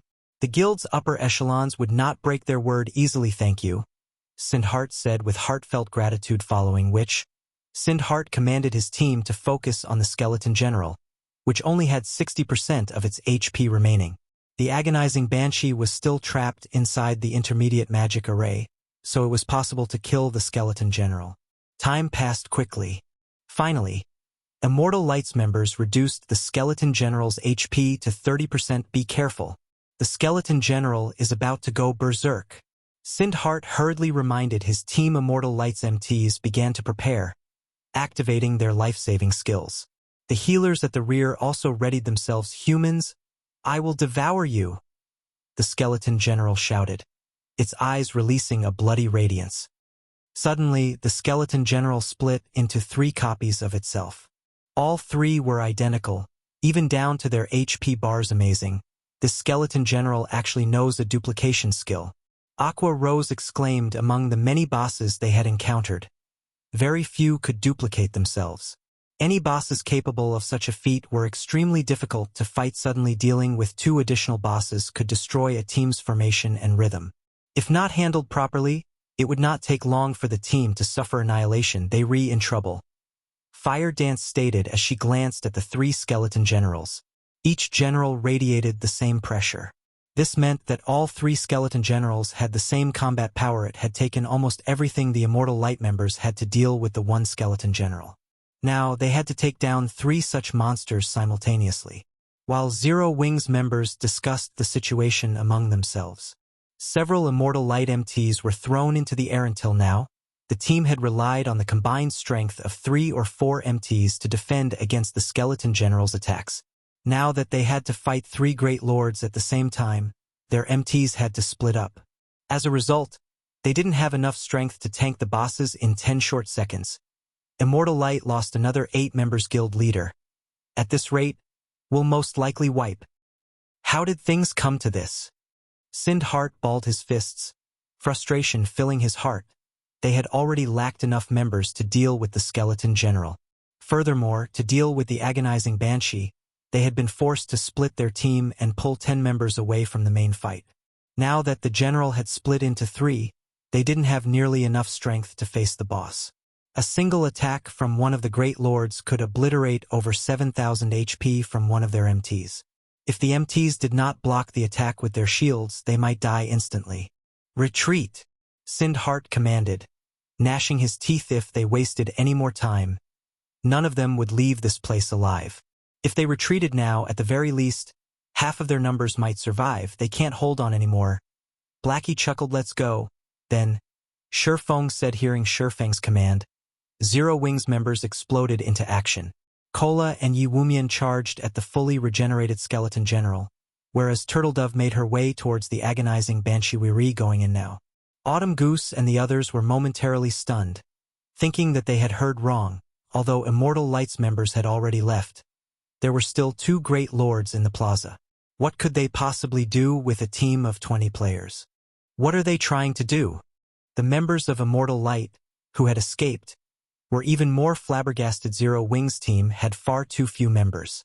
Furthermore, to deal with the 2 great lords, their team of 20 had to split itself. This was insane. Just as Autumn Goose, Thoughtful Rain, and the others struggled against their days, the battle against the 2 great lords had begun. Kola sent a shield of vengeance at the skeleton general, taking more than 2,000 of the great lord's HP. He then followed up with a hammer of sanctions, eliminating another 3,000 plus HP and focusing the great lord's aggro on himself. Facing the skeleton general's quick blow, Kola raised his shield and received the attack. He was immediately forced to retreat by 6 steps, both his hands numbing slightly. A damage of over minus 3,000 points appeared above his head. However, to Kola, who had over 18,000 HP, this damage was acceptable. That's a lot of strength. I can use this opportunity to test a move that I recently learned. Kola smiled, seeing another of the skeleton general's battle axes swiftly approach. He lifted his shield, blocking and pushing against the attack. As the attack sent Kola backward, he only lost around 1,700 HP. Far less than the previous attack. Very quickly, Violet Cloud recovered his HP to full. Let's also begin, Aqua Rose said as she smiled at the agonizing Banshee. She then used Blue Fire Summon immediately. 3 Blue Fire Crows appeared on the battlefield and assisted Turtledove against the agonizing Banshee. Chapter 816, Bullying a Great Lord. What a powerful summoning skill! Autumn Goose and the others were shocked when they saw Aqua Rose's 3 level 39 elite ranked Blue Fire Crows. Generally, summoners could only summon 1 elite or a few common monsters. Aqua Rose, however, had summoned 3 elite monsters at one time. This was the equivalent of adding 3 powerful melee fighters to their team. Turtledove threw her shield at the agonizing Banshee, slamming it into the Banshee's head. Not only did this attack interrupt the Great Lord's Tier 2 spellcasting, but it also achieved a critical hit, dealing nearly minus 5,000 damage. The agonizing Banshee was enraged. She pointed a finger at Turtledove immediately. 8 black fog spears shot towards the Guardian Knight. These black fog spears had significantly damaged the Immortal Light members when they had faced her. As the spears were incredibly powerful, even when the Immortal Light's MTs blocked the attack with their shields, they had lost nearly 4,000 HP. Worse yet, the Banshee had launched 8 of these spears. Even an MT would lose their life if they received 4 or 5 spears. That won't work against me, Turtledove declared. Rather than retreating, she charged towards the black fog spears just before the spears reached her. Turtledove raised her shield and leaped forward, smashing into one of the black fog spears. The remaining spears simply flew past Turtledove's body, missing her completely. Boom! Upon collision, Turtledove was forced back by 2 steps. She lost nearly 1,800 HP. In the next moment, however, a healing light touched the Guardian Knight, returning her HP to full status immediately. That is an MT from Zero Wing? Sindhart was astonished as he watched Turtledove handle the agonizing Banshee's attacks so gracefully when their strongest MT blocked one of the Black Fog spears. He had lost over 3,400 HP instantly. In addition, due to the incredible speed of the spears, he hadn't been able to avoid the following attacks in time. Generally, he would receive roughly 3 spears, destroying more than half of his HP. On the other hand, Turtledove had neutralized the Black Fog spears with such ease. The other Immortal Light members were similarly stupefied when they saw Turtledove tank a Great Lord by herself. None of them could believe their eyes normally. They needed at least 4 or 5 MTs to rotate tanking a single Great Lord. Even so, there were times when they failed to hold the boss. Turtledove was definitely stronger than they were. However, the members of Immortal Light did not know that Turtledove currently wore a Tier 1 set equipment. Her plate armor was even epic rank. Although equipping the Divine Frost armor had caused Turtledove to lose the final set effect of the Inyoung Walker set equipment, the former not only reduced the damage she took, but one of its passive skills also reduced the agonizing Banshee's movement speed and attack speed. Although the Black Fog spears were quite fast, Turtledove could easily determine the best evasion route with the speed reduction effect. Moreover, Turtledove was a Guardian Knight. Her magic resistance was very high. With over 18,000 HP, she could even survive a direct hit from a Tier 2 spell very quickly. Cola and Turtledove had pinned down the 2 Great Lords. Now, everyone just needed to focus everything they had on 2 bosses. Are those monsters really Great Lords? Blue Bamboo felt as if she were dreaming as she watched Turtledove tank the agonizing Banshee without assistance. Even now, she alone had maintained Turtledove's HP at full. Normally, when she raided High Lords with Autumn Goose and the others, they needed at least 3 healers to focus on a single MT. Even so, their heals were not always sufficient. Yet, despite facing a Great Lord, only she was the only necessary healer to keep Turtledove alive. Autumn Goose also wondered if the agonizing Banshee seemed very weak. She even doubted that the MT needed her assistance as she focused solely on damage. However, Autumn Goose was very aware. The agonizing Banshee was not weak at all.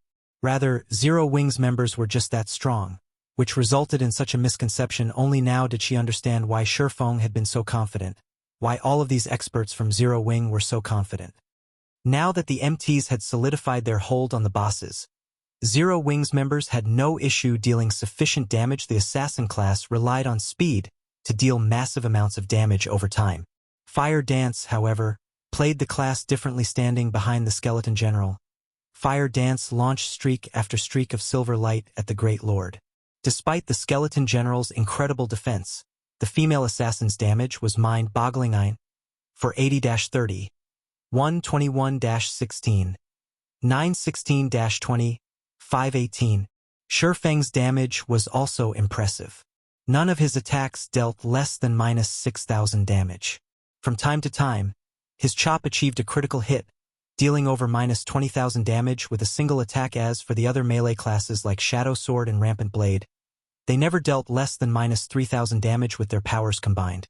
These several players devoured the Skeleton General's HP of 18 million at a rate visible to the naked eye. Are they even human?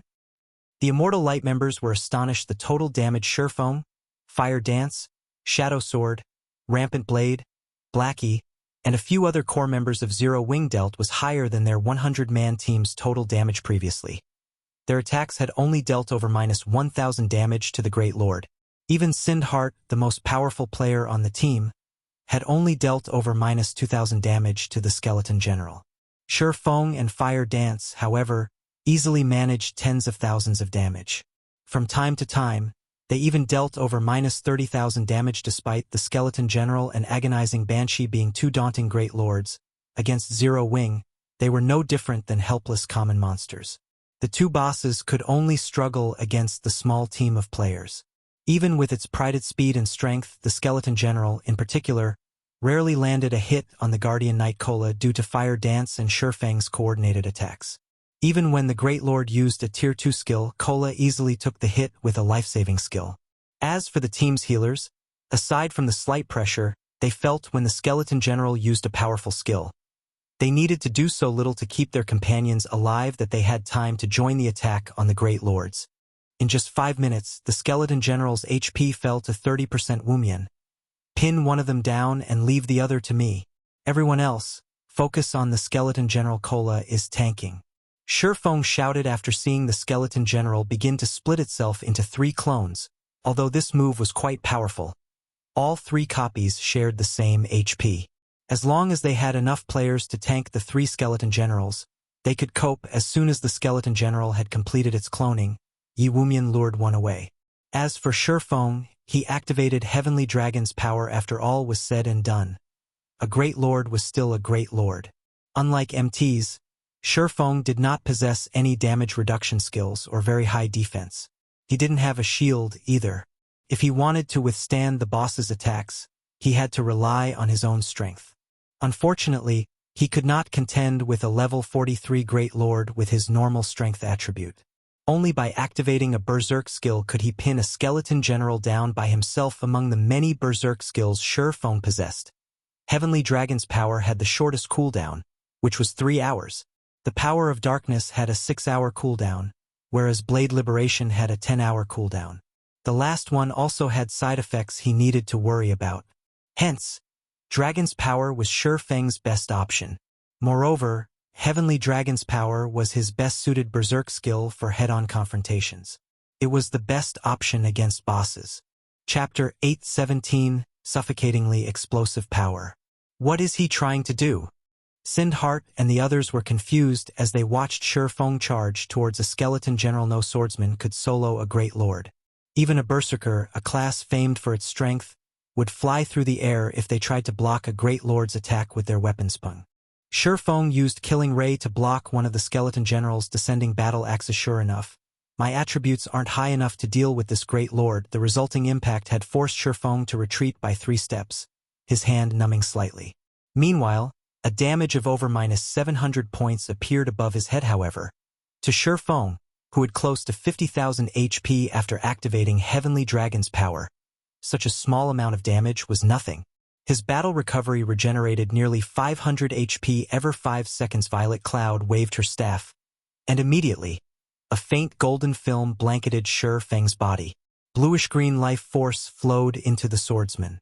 Suddenly, a recovering status appeared over Feng's status bar, recovering over 1,600 HP every 5 seconds for 15 seconds. In the blink of an eye, Feng's HP was full. Seeing that its first attack had failed, the Skeleton General swung its other battle axe at Feng violently. Having predicted the Skeleton General's attacks, Feng sidestepped abruptly, using the Abyssal Blade to receive the descending battle axe while thrusting Killing Ray towards the Skeleton General's armor. A streak of blue light flashed, although Killing Ray could not compare to the fragmented legendary rank 1000. Transformations. After equipping a magic device, its sharpness was only slightly weaker than the 1000 transformations. As a result, it easily pierced the Skeleton General's robust armor. A critical damage of -15,824 points appeared above the Skeleton General's head. The Great Lord bellowed, angry with the damage it had received. Suddenly, its battle axes released a strange, smoldering green flame as it swung the weapons at the ground. The ground instantly shattered, flames surging into the sky and covering a radius of 15 yards. Feng had long since prepared for this moment. He jumped up and passed the Skeleton General's head. He then used one of Killing Ray's skills. Summon lightning arcs of blue lightning descended and struck the Skeleton General's battle axes.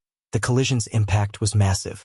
Feng then utilized the force of the impact to avoid the smoldering flames. He then activated Silent Steps and appeared behind the Skeleton General, the sacred sword in his hand releasing a dazzling, flaming glow. Flame burst. 15 brilliant explosions discharged behind the Skeleton General, one after another. 48, 167-117, 954-49, 715. 15 damages appeared above the General's head, one after another. Killing Ray had a 50% critical rate. In the blink of an eye, the Skeleton General lost over 1 million HP. For a time, Autumn Goose, Sindhart, and the others were speechless. They sucked in a breath of cold air, not believing their eyes. Feng's damage was insane. He had dealt over 1 million HP.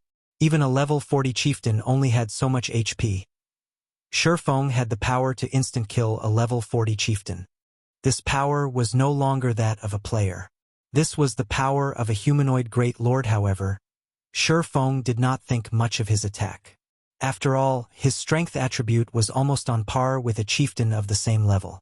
After Heavenly Dragon's power doubled his strength, he surpassed ordinary lords of the same level. He had also used his sure kill skill, Flame Burst. Being capable of instant killing a chieftain of the same level was expected. Flame Burst was not called a sure kill skill for no reason. Feng's Flame Burst had heavily wounded the skeleton general. The swordsman had destroyed nearly half of its armor. Several bones beneath the armor had even cracked. Focus on killing my skeleton general. Feng shouted to his team. Not only had the general lost some of its combat power after receiving the several injuries, but its defense had also dropped significantly. Hence, dealing with the skeleton general would be much easier than dealing with the other two. Sure enough, in less than 1 minute, the skeleton general's HP fell below 500,000.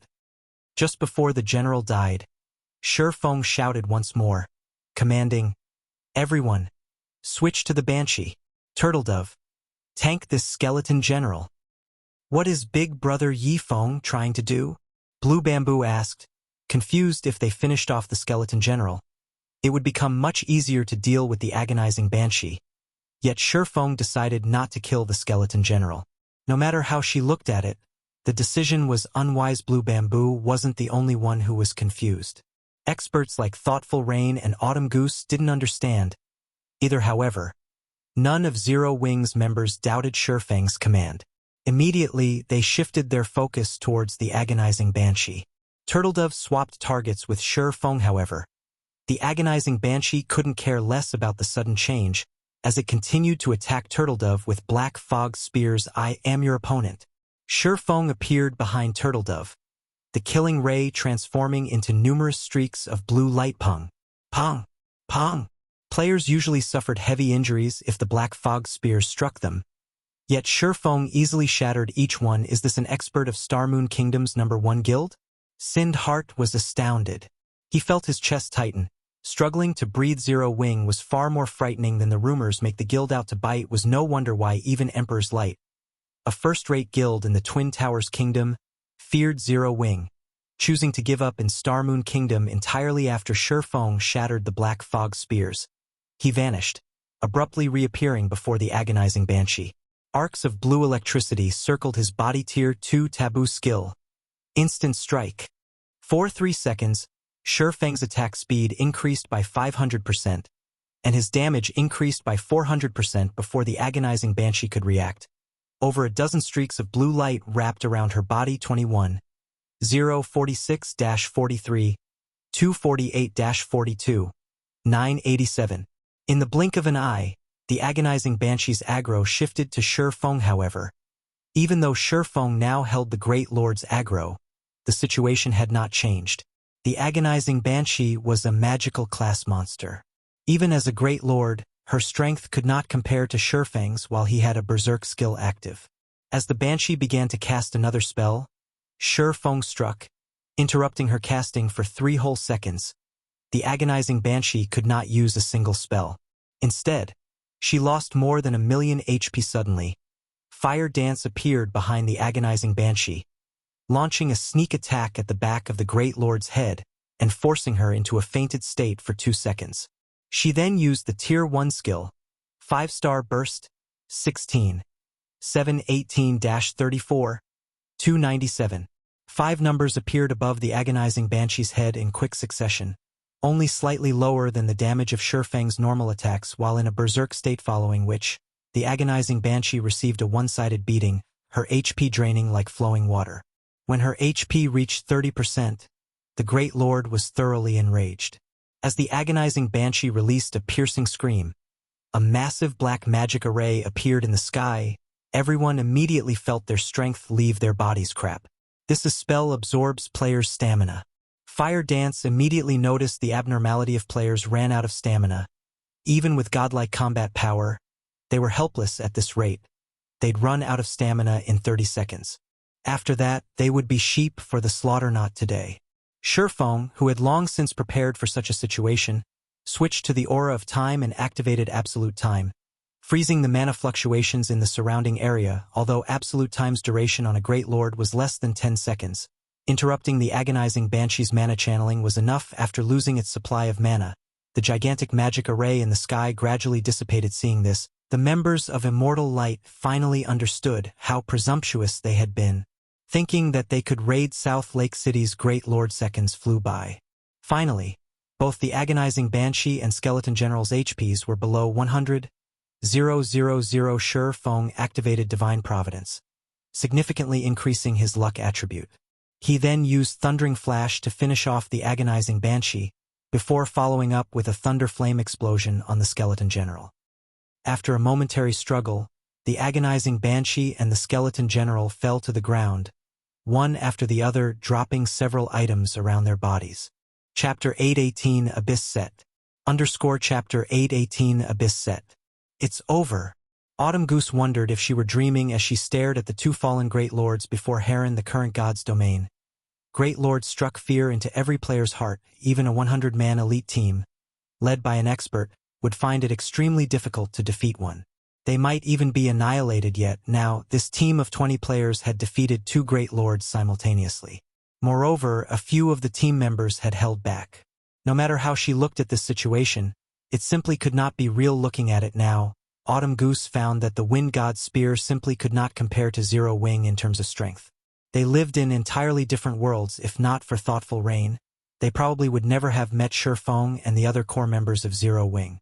When she thought back to how they had tried to persuade Thoughtful Rain and Blue Bamboo to leave Zero Wing and join the Wind God's spear, she could not help her embarrassment. Rain, hurry up and collect their life force. If you do not collect them within 5 minutes after the Great Lords die, you will lose your chance.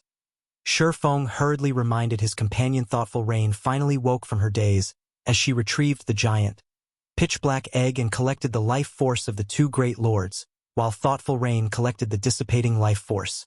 Sure Feng gathered the loot the two bosses had dropped. The two Great Lords had dropped a total of 7 pieces of equipment. Although this did not seem much in the Abyss battlefield, this was a considerable harvest. It was easier to find high-ranking monsters in the Abyss battlefield than it was elsewhere. Hence, the drop rate of the top-ranking monsters had been reduced. With the increase in levels, monsters' drop rate for weapons and equipment also decreased. The drops this time are fairly nice. Joy surfaced on Sure Feng's face after he finished appraising the items with his omniscient eyes. Among the 7 pieces of equipment, 5 were level 40 fine gold equipment. They had even obtained a piece of level 40 dark gold weaponized spirit staff. Staff, dark gold rank, level 40. Attack power plus 1045. Strength plus 51. Agility plus 47. Intelligence plus 92. Vitality plus 87. Endurance plus 66. Casting speed increased by 15%. Magic damage increased by 20%. Casting range plus 5. When casting, 20% chance to obtain the power of frost, causing 220% frost damage, and reducing target's movement speed by 30% for 5 seconds. Additional passive skill dash. Frost Blessing increases ice-type spell effects by 30%. Additional active skill dash. Waterfall causes 300% frost damage every second in a radius of 20 yards for 8 seconds, freezing everyone within range for 10 seconds. Effective radius increases by 10 yards every second. Cooldown 3 hours. Once Sure Feng shared the Ice Spirit Staff's information in the team chat, everyone fell speechless. Although the staff's basic attributes are average at best, it increases all of them. Moreover, its active skill is insane. This is the first time I've seen a skill that can cover a radius of 100 yards. Even Stars of Light can't compare to this waterfall. If one uses waterfall on a battlefield, it will devastate the enemy forces. It's a pity, though. It would be amazing if it were an epic ranked staff. Large-scale destruction spells were priceless treasures to every guild in God's domain. Not to mention waterfall, a spell with so much AoE range. On a battlefield, this spell could easily wipe out several thousands of players in a battle of 10 or 20,000 players. This spell could decide the victor on its own. The active skill was worth more than an epic item. Sure Feng chuckled as he watched everyone admire the Ice Spirit Staff's active skill. Among the 7 pieces of equipment and weapons, the Ice Spirit Staff's active skill was astonishing. However, rather than the Ice Spirit Staff, what surprised Sure Feng was the dark gray breastplate. A faint, bloody glow surrounded the armor, giving the equipment a creepy feeling. Sure enough, divine providence is a godly skill. Feng could not help but sigh. He then shared the statistics of this item through the team chat. Upon seeing the breastplate's attributes, even the excellently geared core members gasped. Abyss Armor, Breastplate. Level 40, Level 60. Equipment requirement. Strength 700. Defense plus 1240, Level 40. Magic resistance plus 10. Strength plus 42, Endurance plus 40, Agility plus 35. Abyss Set Equipment. Level 40, Level 60. Equipment requirement. Berserker. Set consists of 8 parts. Head, shoulders, chest, hands, wrists, waist, legs, and feet. Set effect. 2-piece effect. Increases all attributes by 10%. 4-piece effect. All skill damage increased by 20%. Attack speed increased by 20%. And movement speed increased by 15%. 6-piece effect. Obtain Abyss Rampage skill. Increases all attributes by 100% and gain immunity to all control effects for 1 minute. Cooldown. 5 hours. 8-piece effect. Obtain Blade of Abyss skill. Transforms equipped weapon into the Blade of Abyss, increasing strength attribute by 300%, attack speed by 100%, and attack range by 10 yards for 15 seconds. Cooldown. 3 hours. What a powerful set. Blackie nearly drooled when he saw read the Abyss set equipment's information. The breastplate's basic attributes were only the equivalent of a dark gold item. However, as one obtained more pieces of the set, their combat power would grow exponentially. If one gathered all 8 pieces, although the set's basic attributes might not compare to epic items, the boost it granted would only be slightly weaker than a set of epic equipment. Of course, it is strong. This set equipment is purely intended to increase violence. Even the Tier 1 set equipment for Berserkers cannot compare to the Abyss set. After reaching Tier 2 at level 50, no Tier 1 set equipment will be able to compete with the Abyss set. Feng explained the Abyss set equipment was the battlefield's representative equipment. Moreover, it was not exclusively for Berserkers. All classes had their own Abyss sets, and their attributes were all specialized for violence. These sets were extremely well suited for PvP. However, the Abyss set's drop rates were extremely low. It was practically impossible to collect all 8 set pieces for a single class. If one could collect 6 pieces of a set, they could increase their prowess in combat far more than with a Tier 1 set equipment. After all, the Tier 1 set equipment only consisted of 5 pieces. If one gathered all 8 pieces of an Abyss set, they would be practically invincible in PvP fights. I wonder if we'll gather a complete set. Aqua Rose was eager to find out if they gathered all 8 pieces and let either Rampant Blade or Shadow Sword equip the set. The Berserker's abilities would soar, becoming one of the guild's top fighters. Most likely, aside from Feng and Fire Dance, nobody in the guild would be able to match them. All right, rest up. We're going to look for the next great lord soon. Feng commanded as he stored the equipment. Meanwhile, Immortal Lights members, who had watched from a distance, had not recovered from their shock after watching Zero Wing easily defeat the 2 great lords. Their team of 100 had failed to defeat even 1 great lord. Yet Zero Wing had taken 2 down at once with a team of 20. The difference between their guilds was like the difference between heaven and earth. Sind Heart suddenly said, "Follow me." Chapter 819. City Deed. Chapter 819 City Deed. Huh? Why are they heading our way? Aqua Rose asked when she saw the members of Immortal Light approach their team. Jokingly, she said, "Are they going to try to plunder our loot? If they try to rob us, I won't mind giving them a final send-off."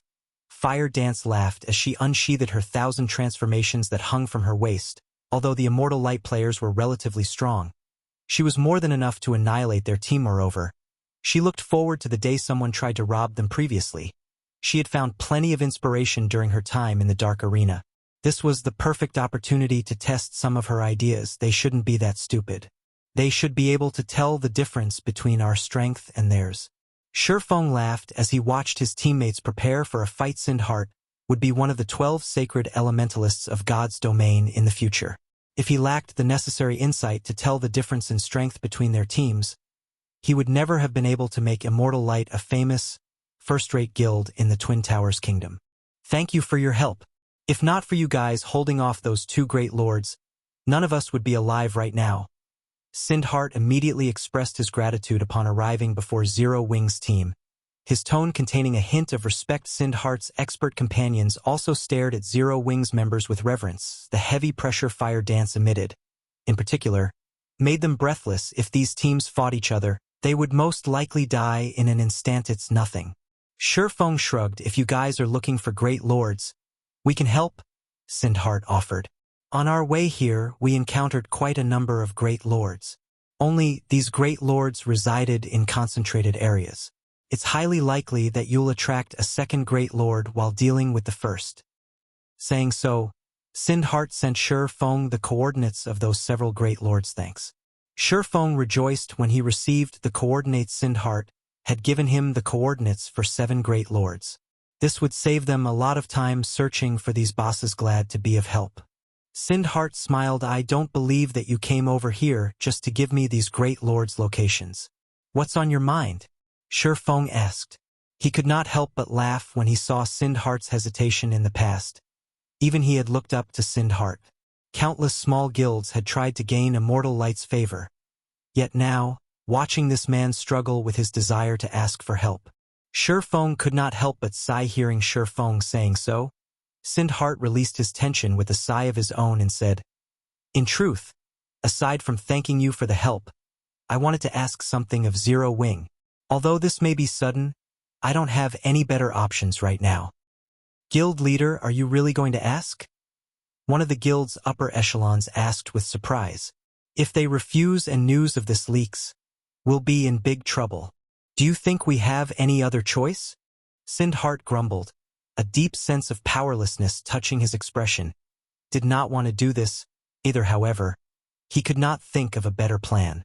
Only after encountering Zero Wing and seeing how powerful the guild was did he find hope. This might very well be their last opportunity to escape their dire situation. The other upper echelons fell silent. Although they wanted to argue their guild leader's decision, they could not bring themselves to do so. However, this had certainly captured Feng's interest. He could understand if Sindheart simply wanted to form a connection with Zero Wing. However, for a prideful person like Sindheart to place all his hopes in a stranger, the situation must be severe. Moreover, Feng was familiar with Sindheart's personality. He was not someone who would simply bow out of a challenge. Even when Immortal Light had fought a first-rate guild, Sindheart had refused to lower his head. He prioritized bonds and friendship over personal benefits. Otherwise, he would not have risked Immortal Light's extinction just to help an allied guild resist a first-rate guild. God's domain was only a game. Feng could not imagine what could cause someone like Sindheart to despair. I wish to sell several plots of land in the Twin Towers Kingdom. I will sell these lands at 90% market price. I'd like to offer them to Zero Wing in exchange for coins or top-tier equipment of the same value. Sindheart finally said after a long moment of silence. Sell land? Feng was curious. Since when had Sindheart become a land broker? If they're rubbish lands, Zero Wing is not interested. Please rest assured, the lands are in Snowfield City and have a lot of potential, Sindheart said as he took out several Snowfield City deeds. These are close to the underground arena, the Adventurers Association, the Auction House, and the War God's Temple. Have you lost your minds? You're actually selling these? Blackie could not help his shock after seeing the deeds. Currently, most of the lands in major NPC cities with potential had been purchased already. It was extremely difficult to buy these lands even if one could afford them. With God's Domain's blazing popularity, more people would join the game in the future. The value of these lands would soar in less than half a year. These lands would be worth several times their current value. It was especially true for the lands in Twin Towers Kingdom's third-ranking city, Snowfield City. Yet, Immortal Light wanted to sell away these lands, at 90% market price no less. This was simply inconceivable. They are indeed good plots of land. However, why are you trying to sell them to Zero Wing? Feng asked. The Twin Towers Kingdom and Starmoon Kingdom shared many aspects. Both were medium-sized kingdoms. Although Snowfield City was no match for White River City in terms of status, it was its kingdom's third-ranking city. Many organizations would offer a high price for these lands. Sindheart fell silent for a moment. Shortly after, he sighed and said, "It's not that I don't want to sell them, but nobody is willing to buy them. Why? The value of these lands will only increase in the future. Why doesn't anyone want to purchase them?" Aqua Rose asked, slightly surprised. Even the lands in the 20th ranking city in the Twin Towers Kingdom would be highly sought after, much less the valuable lands in the 3rd ranking city. Aqua Rose had personally ventured to other kingdoms to purchase several plots of land for the Candlelight trading firm, so she understood how popular these lands were because none of them wished to earn the ire of the Super Guild King's return. Sindhart said helplessly when Zero Wing's members heard Sindhart's words. They were dumbfounded. King's Return was a veteran super guild. Even a super first-rate guild like the Dragon Phoenix Pavilion was nothing in comparison. Moreover, the King's Return's headquarters was in the Glory Empire, an empire located only a short distance away from Star Moon Kingdom, and the Twin Towers Kingdom. Feng was similarly shocked by this revelation. A small guild like Immortal Light had actually provoked a super guild like King's Return. No matter how he thought about it, this shouldn't be possible. Moreover, it would be child's play for King's Return to wipe Immortal Light out of existence. Immortal Light was no threat to the Super Guild at all. Gnashing his teeth, Sindhart stated, "I don't want much for these 5 plots of lands. I only ask for 13,000 gold. Chapter 820. A group of lunatics. Guild leader. Sindhart's asking price shocked the several upper echelons he had with him. These were 5 high-potential golden lands. "I know what I'm doing," Sindhart barked, having made up his mind originally. He had intended to raid Great Lords for some level 40 top-tier equipment and sell the items. However, they were not strong enough to take down level 40-plus Great Lords. The only option they had left to earn a large sum of coins quickly was to sell these 5 plots of land. However, they could not sell the land to anyone in the Twin Towers Kingdom. King's Return had already declared their stance in the Twin Towers Kingdom, and nobody was willing to provoke the Super Guild. However, with Zero Wing's strength, even a super first-rate guild like the Dragon Phoenix Pavilion had been forced to back down. Hence, Zero Wing should not fear King's Return at all. Moreover, only a large guild like Zero Wing had the financial strength to spend 13,000 gold. Zero Wing occupied a treasured land like the Stone Forest town. The magic crystals and coins the town generated could tempt even first-rate guilds. Although there were guilds in their kingdom that did not fear King's Return, these guilds would need a relatively long time to gather the required money. Unfortunately, Sindhart could not afford to wait 13,000 gold. Feng had never expected Sindhart to sell these lands for so little based on the current market. These lands were roughly worth 20,000 gold. Even at that price, many people would fight over them. Now, however, Sindhart wanted to sell them for 13,000 gold. Feng could profit greatly if he bought them, not to mention Star Moon Kingdom and the Twin Towers Kingdom were neighbors. These lands could benefit Zero Wing when it expanded towards the Twin Towers Kingdom. It seems that Sindhart has been backed into a corner. Feng could more or less understand Sindhart's current predicament after seeing the man's anxiety in Feng's previous life. However, Immortal Light had never ceased to exist. This showed that King's Return had not wiped out Immortal Light in the past. Moreover, he had never heard of King's Return attacking Immortal Light. Immortal Light had most likely relied on itself to solve this problem. "All right, we'll buy these 5 plots of land." Feng nodded. "Only we'll need some time to prepare such a large sum. Why don't we conduct the trade in 3 days? 3 days? Sindhart pondered for a moment. Quickly, his tense expression relaxed as he responded, "Thank you. I'll visit Zero Wing personally." Following which, Sindhart led his guild members away from South Lake City. Guild leader, "Are we really going to oppose King's Return?" Aqua Rose asked Feng through a private message. The Dragon Phoenix Pavilion could not compare to King's Return. Moreover, Glory Empire was not far from Star Moon Kingdom. Once mounts were available in God's domain, the Super Guild's threat to Zero Wing would not be a laughing matter. "Don't worry. We're just conducting business. If we stop doing business just because a super guild demanded it, we might as well give up competing for dominance over God's domain," Feng said, shaking his head. "Moreover, this isn't a major issue. If King's Return were truly angry, it would have annihilated Immortal Light already. If the super guild struck, Immortal Light would have no power to resist. Sindhart had helped him in the past. Now he was only returning the favor. Moreover, He could make a huge profit with this trade and secure Sindheart's gratitude if Sindheart owed him a debt. He might be able to poach Sindheart into Zero Wing in the future. Why wouldn't he accept such an offer? Indeed, if we can obtain those 5 plots of land, the Candlelight trading firm can start its development in the Twin Towers Kingdom. Aqua Rose agreed with Feng's reason. Zero Wing was no longer the weak little guild it had been.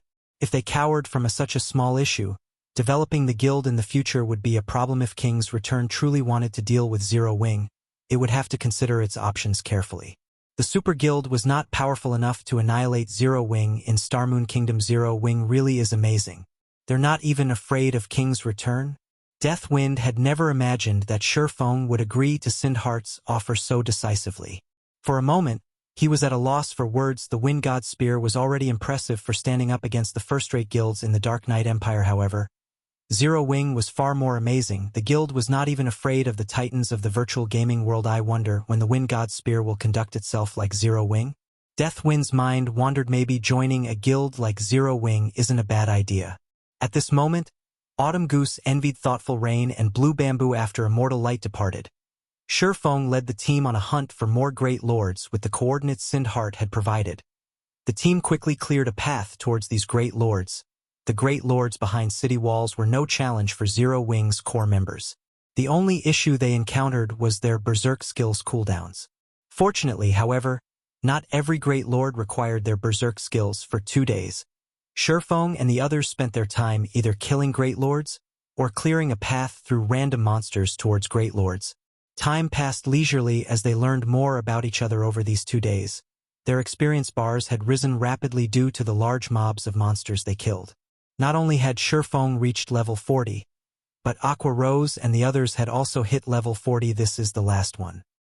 Thoughtful Rain looked at the fallen Great Lord as she collected her 20th Great Lord's life forso. Not bad. We actually got another Abyss set piece. Feng said after appraising the 3 pieces of equipment he had picked up. Smiling, he said, "Now, we only need 2 more to complete the Abyss set for Berserkers." Although he had used Divine Providence for every Great Lord they had killed during the past 2 days, the Abyss set equipment's drop rate was simply too low. Even with his boosted luck attribute, a limited number of pieces had dropped. Fortunately, the Great Lords in South Lake City only seemed to drop the Abyss set for Berserkers. Otherwise, they would not have gathered 6 pieces. Our job is finally done here. Autumn Goose released a sigh of relief after watching Thoughtful Rain collect the final life force. If not for Zero Wing's help, they would never have killed 20 level 40 Great Lords in 3 days. In the end, the level 100, Tier 3 NPC would have hunted them down until they quit God's domain. However, after realizing that they had completed their quest, Autumn Goose was slightly disappointed. While grinding monsters and raiding bosses with Feng and his team, not only had they enjoyed chatting with each other, but she had also learned several techniques from Zero Wing's core members. Now that their quest was complete, they would have to go their separate ways, and she could not help her slight reluctance. Leader, since we have completed the quest, it's time to deal with the other issue, right? Fire Dance asked as she turned to the gigantic bone dragon in the sky. A glint of excitement flashing in her eyes. The rest of the team laughed at Fire Dance's jubilance. It was definitely not their style to leave a Grand Lord alone. To avoid any unnecessary risks, they had avoided challenging the Frostbone Dragon. Now that they had finished their main objective, however, they had to kill the Grand Lord. That's a level 45 Grand Lord you're talking about. Autumn Goose could not believe that these members from Zero Wing actually considered raiding the dragon. They were insane. How can we possibly win against that with so few people? It might have been impossible before, but it is definitely possible now, Feng said, laughing. He then retrieved a dark gold flute from his bag.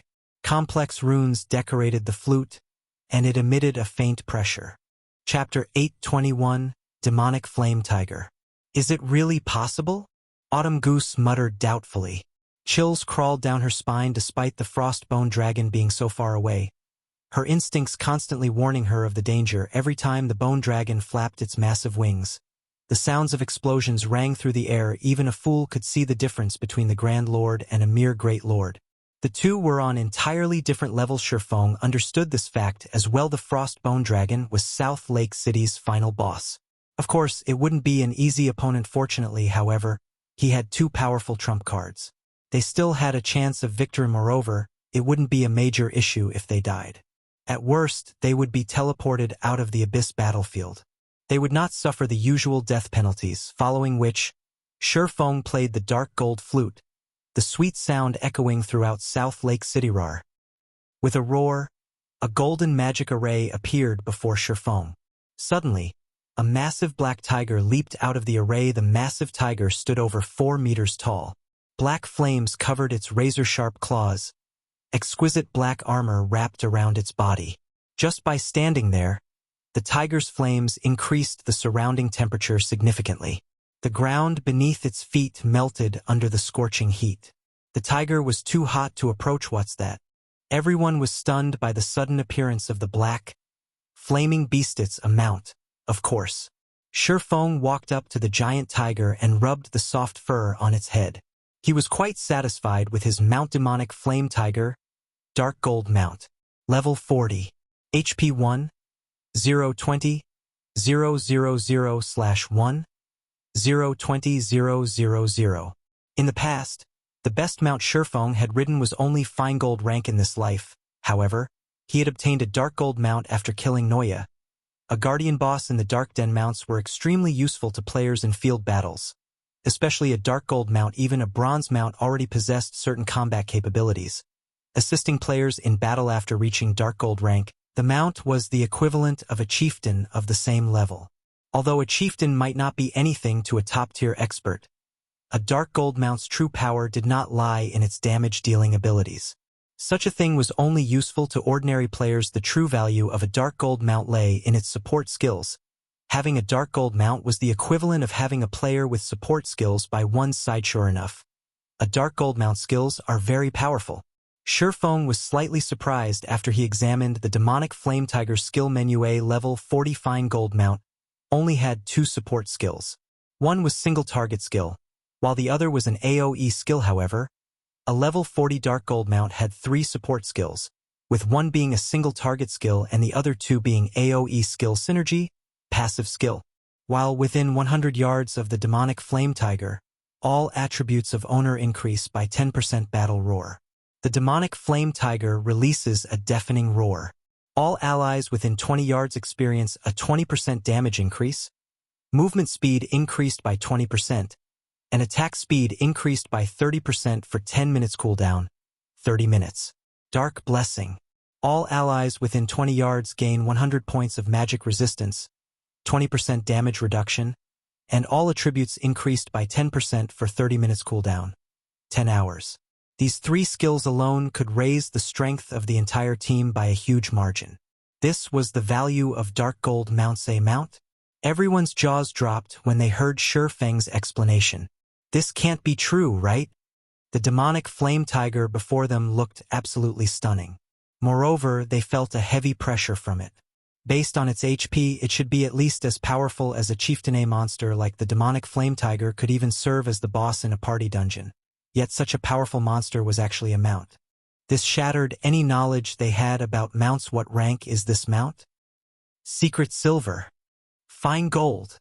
Everyone nearly drooled as they stared at the Demonic Flame Tiger. With its imposing might and its majestic appearance, the Demonic Tiger would be the center of attention regardless of where it was. It's just dark gold rank, Feng said as he tapped the Demonic Flame Tiger's front paw. The Demonic Tiger obediently bent down before Feng. Its dignified behavior vanishing. Feng's team members shot him a disdainful glare. It's just dark gold rank? Even though they had already reached level 40, none of them even had a common mount. They just hoped to obtain a bronze or mysterious iron mount. They wouldn't even dare dream of owning a secret silver mount, let alone a fine gold mount. They had never even expected to see a dark gold mount after we leave the battlefield. I must find my own dark gold mount to show off, Blackie declared as he drooled over the Demonic Flame Tiger that was the size of a small house. He could not help but fantasize about riding his own demonic tiger down White River City streets. He would be the object of everyone's envy. Just the thought gave him chills. The other team members nodded in agreement. The horses one could buy in cities were garbage compared to the Demonic Flame Tiger. Only a mount like the Demonic Flame Tiger could be considered a real mount. This is not the time for this. Everyone, Head to your appointed locations. Aqua, cast Song of Sprites on me. Feng commanded the epic ranked staff song of Beatrice. He had previously given Aqua Rose had a very powerful skill. The Song of Sprites.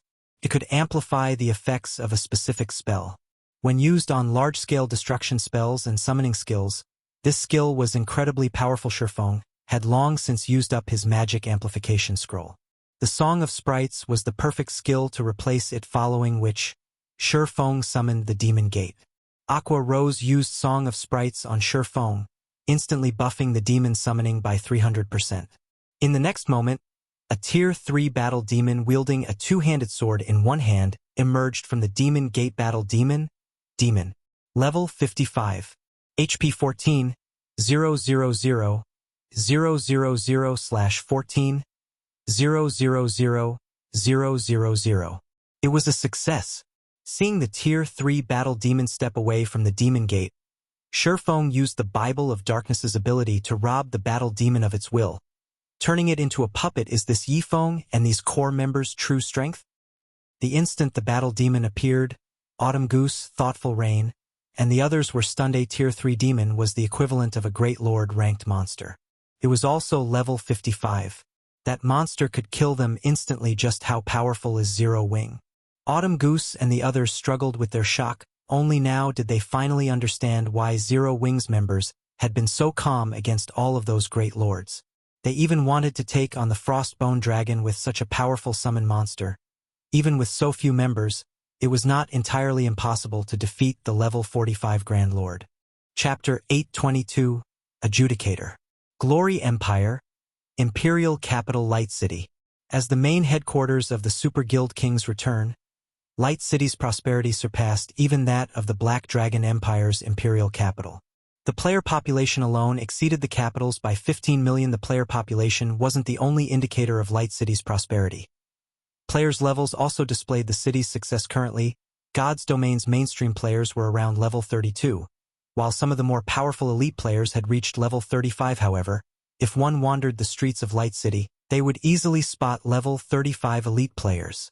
From time to time, one would also notice level 36 or level 37 independent players. The capital cities of various kingdoms and ordinary empires could not hold a candle to Light City. The reason behind the high levels of Light City's players was none other than the Super Guild Kings returned. Super Guilds had very long histories in the virtual gaming world. Normally, these Super Guilds had their own means of nurturing experts, and they had no need to recruit powerful players from elsewhere. Moreover, the experts who enjoyed Super Guild's nurturing would always rank as the top rookies of the year in the virtual gaming world, instantly becoming well-known experts. Their personal value would soar by several times. Countless players held this long-cherished dream of gaining overnight fame and riches.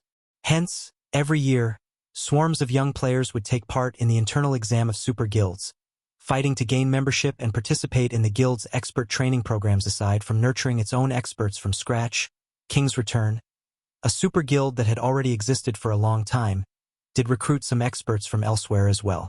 These experts would become internal members and receive a multitude of resources. If any of these experts became one of the year's top newcomers, they might even earn the privilege of becoming one of the guild's upper echelons. If that happened, they would not have to worry about a lack of money for the rest of their lives. Aqua Rose and Purple Eye were both such players. However, they had chosen their own paths. Hence, after finishing their training and paying a certain price, they left their Super Guild. Meanwhile, King's Return was once again recruiting experts. Hence, many players throughout God's Domain had come to Light City, hoping to join King's Return. There was no lack of expert players among the crowd. Currently, many players were lined up inside King's Return's guild residence, giving the place a lively atmosphere. However, when two men entered the guild residence's main hall, the room fell silent, every gaze shifting towards these two people. Of these two, one was a middle-aged man wearing black armor. He also carried a great sword with inscribed runes, a chill radiating from the weapon. This man was a level 38 berserker. A handsome, younger man stood beside the berserker with an unruly temperament. The young man carried a staff made of sapphire crystal and wore a set of gray mage robes. Faint arcs of gray electricity surrounded his body. This man was a level 38 elementalist. Even in the entire Glory Empire, These people's level could rank at the very top. I ascent that the Thunder Sword, Broken City. I actually get to meet one of King's Return's upper echelons. I'm so lucky today. The person beside Broken City seems to be the newly promoted Adjudicator of King's Return, Fiend. I never thought that he would be so handsome. I wonder if he has a girlfriend? Immediately, the various players in the main hall fell into heated discussions among themselves, reverence filling their eyes as they gazed at the two latest arrivals. Every one of these players dreamed of joining the ranks of King's Return's upper echelons or obtaining the title of the guild's Adjudicator one day. Fiend, in particular, had obtained the position of King's Return's Adjudicator at such a young age. This had been unheard of in the Super Guild's long history. Generally, experts could become an Adjudicator only after many years of arduous training. The title should be out of the reach of a rookie like Fiend. Yet the youth had managed to obtain it under the crowd's watchful eye. Broken City and Fiend walked into a small meeting room. A man in a black cloak had been waiting in the meeting room for quite some time. When this man noticed the two people enter the room, he immediately stood to welcome them. Hand me the files and items. Also, give me a summary of the situation. Broken City commanded gruffly. Understood. The cloaked man nodded. He then handed over a box and a folder before saying, Originally, the plan had proceeded quite smoothly. However, Sindhart encountered Zero Wing's upper echelons. Moreover, Zero Wing's people agreed to Sindhart's offer, and they are willing to purchase the 5 plots of land. Sindhart will be to Zero Wing to complete the trade today. Do those people from Zero Wing not know about our warning? Fiend asked coldly. Frowning, Sindhart had taken the initiative to reveal the situation to them. However, Zero Wing agreed to the purchase on the spot, as if King's Return means nothing to them. The cloaked man reported anxiously, sweat beading on his forehead as he felt the weight of Fiend's gaze. Zero Wing is taking us too lightly. Rage flashed in Fiend's eyes as he slammed his staff into the ground. Cracking it, there is no reason to be anxious. They have yet to conduct the trade, so we still have time to do something about it. I'll have someone send Zero Wing's guild leader a light warning. I believe Zero Wing will make the right choice, Broken City said, chuckling. If Zero Wing truly refuses to listen, it won't be too late for us to act. I understand, Uncle Broken, Fiend said as he suppressed the rage in his heart. To him, this matter was of utmost importance. If Zero Wing dared to interfere, he did not mind annihilating the upstart guild. Elsewhere, Feng directed his team's battle preparations. Fire, Flying, Minor, lure the surrounding monsters to us. Rain, get ready to use Waterfall. Blackie, get ready to use Stars of Light. After Feng summoned the Tier 3 Battle Demon, he did not rush to take on the Frostbone Dragon. A level 45 Grand Lord was simply too powerful for current players. Furthermore, the slightest mistake while the team fought inside a monster next could result in a team wipe. Clearing the surrounding monsters was a must, particularly when facing a guardian boss like the Frostbone Dragon. All guardian bosses possessed a similar ability, Life Devour. If a team did not respond to this passive skill appropriately, it would not matter how many players charged at a guardian boss. Everyone would simply charge towards their graves. Life Devour allowed guardian bosses to absorb all life force within a radius of 1,000 yards. Be they players or monsters, all those in range would lose 1% of their HPs every 3 seconds. Meanwhile, the guardian boss would absorb this HP. Hence, when going up against a guardian boss, too many people was not always a good thing. Guardian bosses usually had very high HP. Chances were high that players could not even deal enough damage to these bosses to overcome their innate battle recovery. Moreover, when fighting a Grand Lord like the Frostbone Dragon, players' stamina consumption rate would be very high. They could not afford to fight a battle of attrition against such bosses. In the end, players would die from exhaustion. Finally, after over an hour, Feng's team managed to clear all of the monsters within the Frostbone Dragon's range of activity. Move out. Following which, Feng directed the Battle Demon to charge at the Frostbone Dragon. He also activated the demonic Flame Tiger's Battle Roar and Dark Blessing immediately. The entire team's attributes and magic resistance rose by a large margin. Chapter 823 Monster Level Battle. Groar. When the Battle Demon was within 200 yards of the boss, the Frostbone Dragon sensed the demon's presence. As it released a furious roar, the Grand Lord flapped its massive bone wings. The generated gust prevented the battle demon from approaching before the wind came to an end. The frost-bone dragon stretched open its jaws suddenly. A storm broke out, covering a 200-yard radius, and a seemingly endless amount of mana gathered in the bone dragon's mouth. Damn it. It's using dragon breath. Realizing what he was seeing, Feng hurriedly shouted, "Everyone, get away from the bone dragon's front." Feng's command confused Aqua Rose and the others. They were currently over 300 yards away from the Grand Lord. At such a distance, the bone dragon's attack should not be a threat. However, seeing it Feng's anxious expression, the Zero-Wing team did not dare to be careless as they rushed to the sides due to Battle Roar and Dark Blessing. Everyone's attributes had received a significant boost. Their movement speeds had also increased massively. In the end, they managed to move just as the mana in the Grand Lord's mouth reached a critical level before the team could relax. However, they suddenly felt a chill from behind them, and they could not help their shivers instantly. A beam of white light devoured the buildings behind them. How is this possible? Aqua Rose could not believe her eyes. The 600-yard stretch before the frost-bone dragon had transformed into a frozen tundra. Had they not dodged the breath attack in time, they would have lost their lives. How can a Grand Lord be so powerful? The crowd gasped collectively. With such a wide and long-ranged AoE attack, even an army of 10,000 players would die instantly. All right. Snap out of it. Let the battle demon pin the frostbone dragon down. Everyone else, attack from the dragon's sides. Absolutely do not stand in front of it. Feng immediately commanded. Not finding the Grand Lord's powerful attack one bit surprising, the frostbone dragon ruled over a city. Zerg tactics would never be enough for players to kill it if not for his ability to summon a Tier 3 demon. He would not risk everyone's lives by provoking such a boss. Although the frostbone dragon was more powerful than their team, it was only a level 45 Grand Lord. However, the Tier 3 demon he had summoned was level 55. The difference of 10 levels could mostly make up for the difference in rank. Even if he could not exert the Tier 3 demon's full strength, he could use it to pin the boss down as the breath attack ended. The battle demon, which Feng had previously moved out of the breath attack's range, arrived before the Grand Lord and used a Tier 3 skill round flash. Countless flashes of light appeared around the bone dragon's skull until the monster's head was hidden behind a dazzling, silver glow. 592. 018. The frostbone dragon released a pained cry as its body fell to the ground abruptly, flattening the buildings beneath it. The impact caused South Lake City to tremble. As for Autumn Goose and the others, who had begun their charge towards the frostbone dragon, they were momentarily stunned. With a single hit, the Tier 3 demon demolished a small, but visible, chunk of the frostbone dragon's HP. This one attack was most likely more powerful than the combined attacks of a player army of thousands. Moreover, this was the first time she had ever seen Tier 3 beings fight against each other. Usually, she only saw players tackle monsters.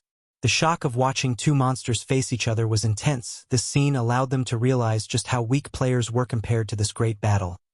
Their previous battles were practically child's play before the frostbone dragon, which towered over 100 meters tall. Any player would seem insignificant. The mental pressure the Grand Lord exerted stole their breath. Don't stop. We've entered its frost domain. As long as we remain inside this domain, our stamina will decrease rapidly. Even if we don't move, our stamina will decrease. We need to hurry and get rid of the bone dragon before our stamina runs out. Feng reminded his team as he glanced at Autumn Goose, Thoughtful Rain, and the others, who had stopped moving due to shock. Notify me immediately if any of you run out of stamina during the battle. Yes. Everyone nodded as they regained their focus. Against such a boss, Aqua Rose and the other core members of Zero Wing fared relatively well. After all, they had raided a Grand Lord before. Only, the frostbone dragon was significantly more powerful than that Grand Lord. However, this was the first time Autumn Goose, Deathwind, Gunfire, Thoughtful Rain, and Blue Bamboo had faced a Grand Lord. Fighting against such an oppressive pressure and bathing in such frigid killing intent, even moving became a struggle for them. It would be a miracle if they could even exert 50% or 60% of their usual strength. How can a Grand Lord be so terrifying?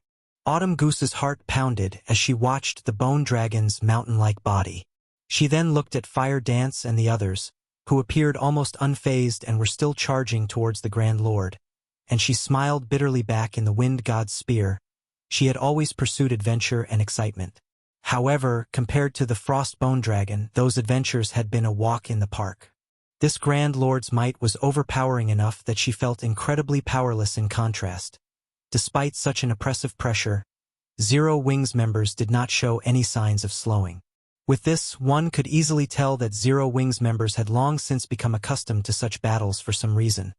A random thought invoked a strange feeling within Autumn Goose. This was what she has searched for all this time. While Autumn Goose was caught up in her daze, the Frost Bone Dragon slammed its massive claws down onto the battle demon. Unable to dodge the attack in time, Feng could only direct the battle demon to defend itself with its weapon boom. 95. 164. The ground beneath the battle demon's feet shattered as the demon became embedded into the ground. The surrounding land shook from the impact, a deep fissure forming and spreading towards Autumn Goose. Autumn Goose was momentarily taken aback compared to the Frost Bone Dragon's destructive power. The great lords they had defeated earlier were nothing more than harmless kittens. However, Autumn Goose still reacted. Although her movements were sluggish due to the Guardian Boss's pressure, she had managed to pull her weapon up before her pung. The incoming shockwave struck and threw Autumn Goose. A damage of -867 appearing above her head. A gasp tore through the watching players despite standing so far away. Autumn Goose still received nearly -900 damage after defending herself successfully. If she had failed to lift her weapon in time, she probably would have lost over 4,000 HP in an instant. As for the Frostbone Dragon's claws, even Kola might die instantly if he received a direct hit. Even after activating his Berserk skill and all of his life-saving skills, he would only survive one attack at most. Fortunately, however, they had a Tier 3 demon to take the Bone Dragon's hits for them. Otherwise, they wouldn't have any chance of surviving against the Grand Lord. Feng simply smiled at everyone's reaction. Ordinary bosses could not compare to a Guardian boss. Furthermore, the Frostbone Dragon was a member of the dragon race. It was much stronger than ordinary bosses. Even if Kola reached level 45, he could not tank this boss by himself. At the very least, they needed 3 MTs of equal caliber to handle the Frostbone Dragon. This should be far enough. Feng arrived beside the Bone Dragon and raised the Abyssal Blade. He swung the magic weapon down on the Grand Lord. Abyssal Curse. Chapter 824. Super Large-Scale Destruction Spell. _seal. Feng shouted low. Suddenly, a massive, black magic array appeared beneath the Frostbone Dragon's feet. Even with its gigantic body, the magic array enveloped the Grand Lord, and an endless stream of black fog penetrated the Bone Dragon's body, slowly corroding it. Roar. The Frostbone Dragon struggled, trying to break free from the array's bindings, but no matter how hard it fought, it could not expel the black fog from its body. Everyone on the team immediately used their most powerful skills against the Frostbone Dragon. Lifting his spear, Gunfire leaped into the air and used Beheaded Pung. Although the Frostbone Dragon had received the attack without any resistance, when Gunfire's attack struck the Grand Lord's white bone, it felt as if he had just hit a solid wall.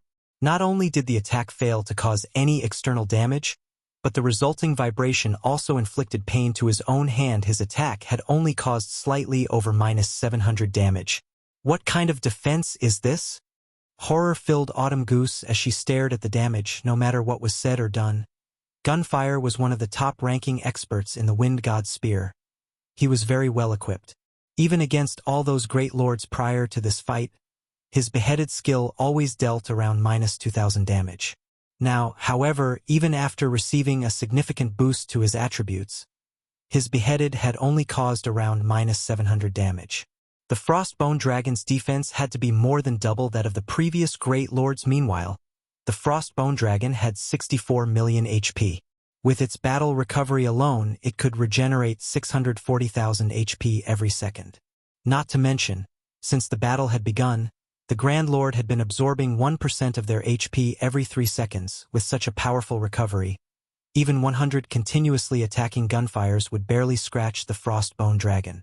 They would be no threat to the Grand Lord at all. Fire Dance then jumped up from the Frostbone Dragon's right, landing on the Grand Lord's spine, instantly executing Absolute Strike. However, 1,000 transformations, which was even sharper than the sacred sword-killing ray, cut at the pearly white bone. The short sword only dug 3 centimeters deep into the bone before coming to a halt. 14. For 89, why is there such a huge difference in defense? Fire Dance frowned. Absolute Strike was her most powerful burst skill, yet even after a critical hit, the skill only dealt over -10,000 damage. At this rate, they would die from exhaustion before they could kill the Frostbone Dragon. If this was already the case for Fire Dance, there was no need to mention how little the others could do against the Frostbone Dragon. Everyone's most powerful skills had only managed to deal around -4,000 damage to the Grand Lord. Only after including Feng's damage did the team barely deal enough to overcome the Frostbone Dragon's recovery. At this rate, they would need to fight for 5 or 6 hours to kill the Grand Lord. Unfortunately, it would be a miracle if everyone's stamina lasted for 10 minutes. As for the Battle Demon, although it was very strong, the Frostbone Dragon easily blocked the majority of its attacks. It had barely any opportunities to damage the Grand Lord. 2 seconds after Feng activated Abyssal Curse, the Frostbone Dragon's wings shuddered as it broke free from the magic array. Immediately, it swiped its tail at the Battle Demon, launching a more violent attack than before. In the next moment, an afterimage briefly appeared. Before the Battle Demon under Feng's control could react, the Bone Dragon had sent it flying. Everyone had expected the Battle Demon to suffer an intense amount of damage. However, the Battle Demon only lost around 70,000 HP. That was even less than the damage it had received before. The Bone Dragon's attributes have decreased, Aqua Rose stated as she looked at the Frostbone Dragon's HP. Currently, the Grand Lord only had a maximum HP of 57,600,000. Its attributes had been decreased by 10%. The players felt joy bloom in their chests. Their will to fight soared even to ordinary players. A 10% attribute drop would significantly affect their combat power, much less for a guardian boss like the Frostbone Dragon. Everyone, activate your berserk skills. Use this opportunity to slay this boss. Feng hurriedly reminded Abyssal Curse could reduce the Frostbone Dragon's attributes for 10 minutes. So if they could not finish the Grand Lord off in these 10 minutes, it would become much harder to defeat later. They needed to exert all of their strength now. Following Feng's command, everyone activated their berserk skills at full strength. As for Feng, he activated Heavenly Dragon's Power. Among the several berserk skills Feng had, Dragon's Power increased his strength attribute the most, with the Tier 3 Battle Demon acting as a meat shield. Feng used Silent Steps and appeared directly behind the Frostbone Dragon. Phantom Kill. Flame Burst. Feng and his doppelganger released a series of 30 dazzling explosions on the Bone Dragon's weakened ribcage. 20. 484-28. 497-41. 054-57. 149. 30 consecutive hits struck the Frostbone Dragon, instantly stealing a small chunk of the Grand Lord's HP. Aqua Rose used Song of Sprites and cast the Tier 1 spell Soul Cloud. In the next moment, several dozen damages appeared above the Frostbone Dragon's head, each one devouring over 1,000 HP. In addition, Aqua Rose summoned 3 Blue Fire Crows and 3 Forest Sprites. Although each summoned creature could only deal around -1,000 damage, with the 6 attacking together, they instantly destroyed over 6,000 of the Grand Lord's HP. In terms of damage output, Aqua Rose was only inferior to Feng and Fire Dance. Besides, the Blue Fire Crows were slightly different from the Forest Sprites. The Blue Fire Crows possessed the growth skill. As time passed, they would increase in rank from elite monsters. The Blue Fire Crow could grow to become lords. At that point, Aqua Rose's damage could even surpass Fire Dance's. Seconds and minutes passed quickly. Under Feng and his team's all-out assault, the Frostbone Dragon's HP quickly fell to 30%. Finally, the Tier 3 Battle Demon was in an extremely miserable state. It currently had less than 20% of its HP remaining. Foolish humans, feel the wrath of the abyss. The Frostbone Dragon bellowed as it suddenly flapped its wings. The Frostbone Dragon instantly appeared above South Lake City. In the next moment, an endless amount of elemental mana surged towards the Frostbone Dragon's body from all directions.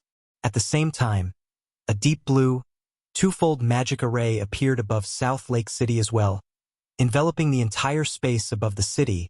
The violent power radiating from the magic array threw everyone to the ground, as if the end of the world had arrived. It's over. How does the Bone Dragon know such a spell? Shock filled Aqua Rose's eyes as she stared at the magic array above South Lake City. With her understanding of magic arrays, she knew that they had absolutely no chance of defending against the Frostbone Dragon spell. They could only wait for death to claim their lives. With spells like this, how can anybody defeat the Frostbone Dragon? The other team members felt similarly powerless as they watched. It was technically not impossible to deal with a super large-scale destruction spell like this. However, with the magic array covering the entire South Lake City, how could they escape the spell's range in time? Ha ha ha! Go on. Flee! Let's see if you can escape the wrath of the abyss.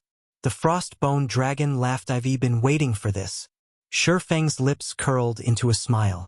He had been waiting for this moment for a long time.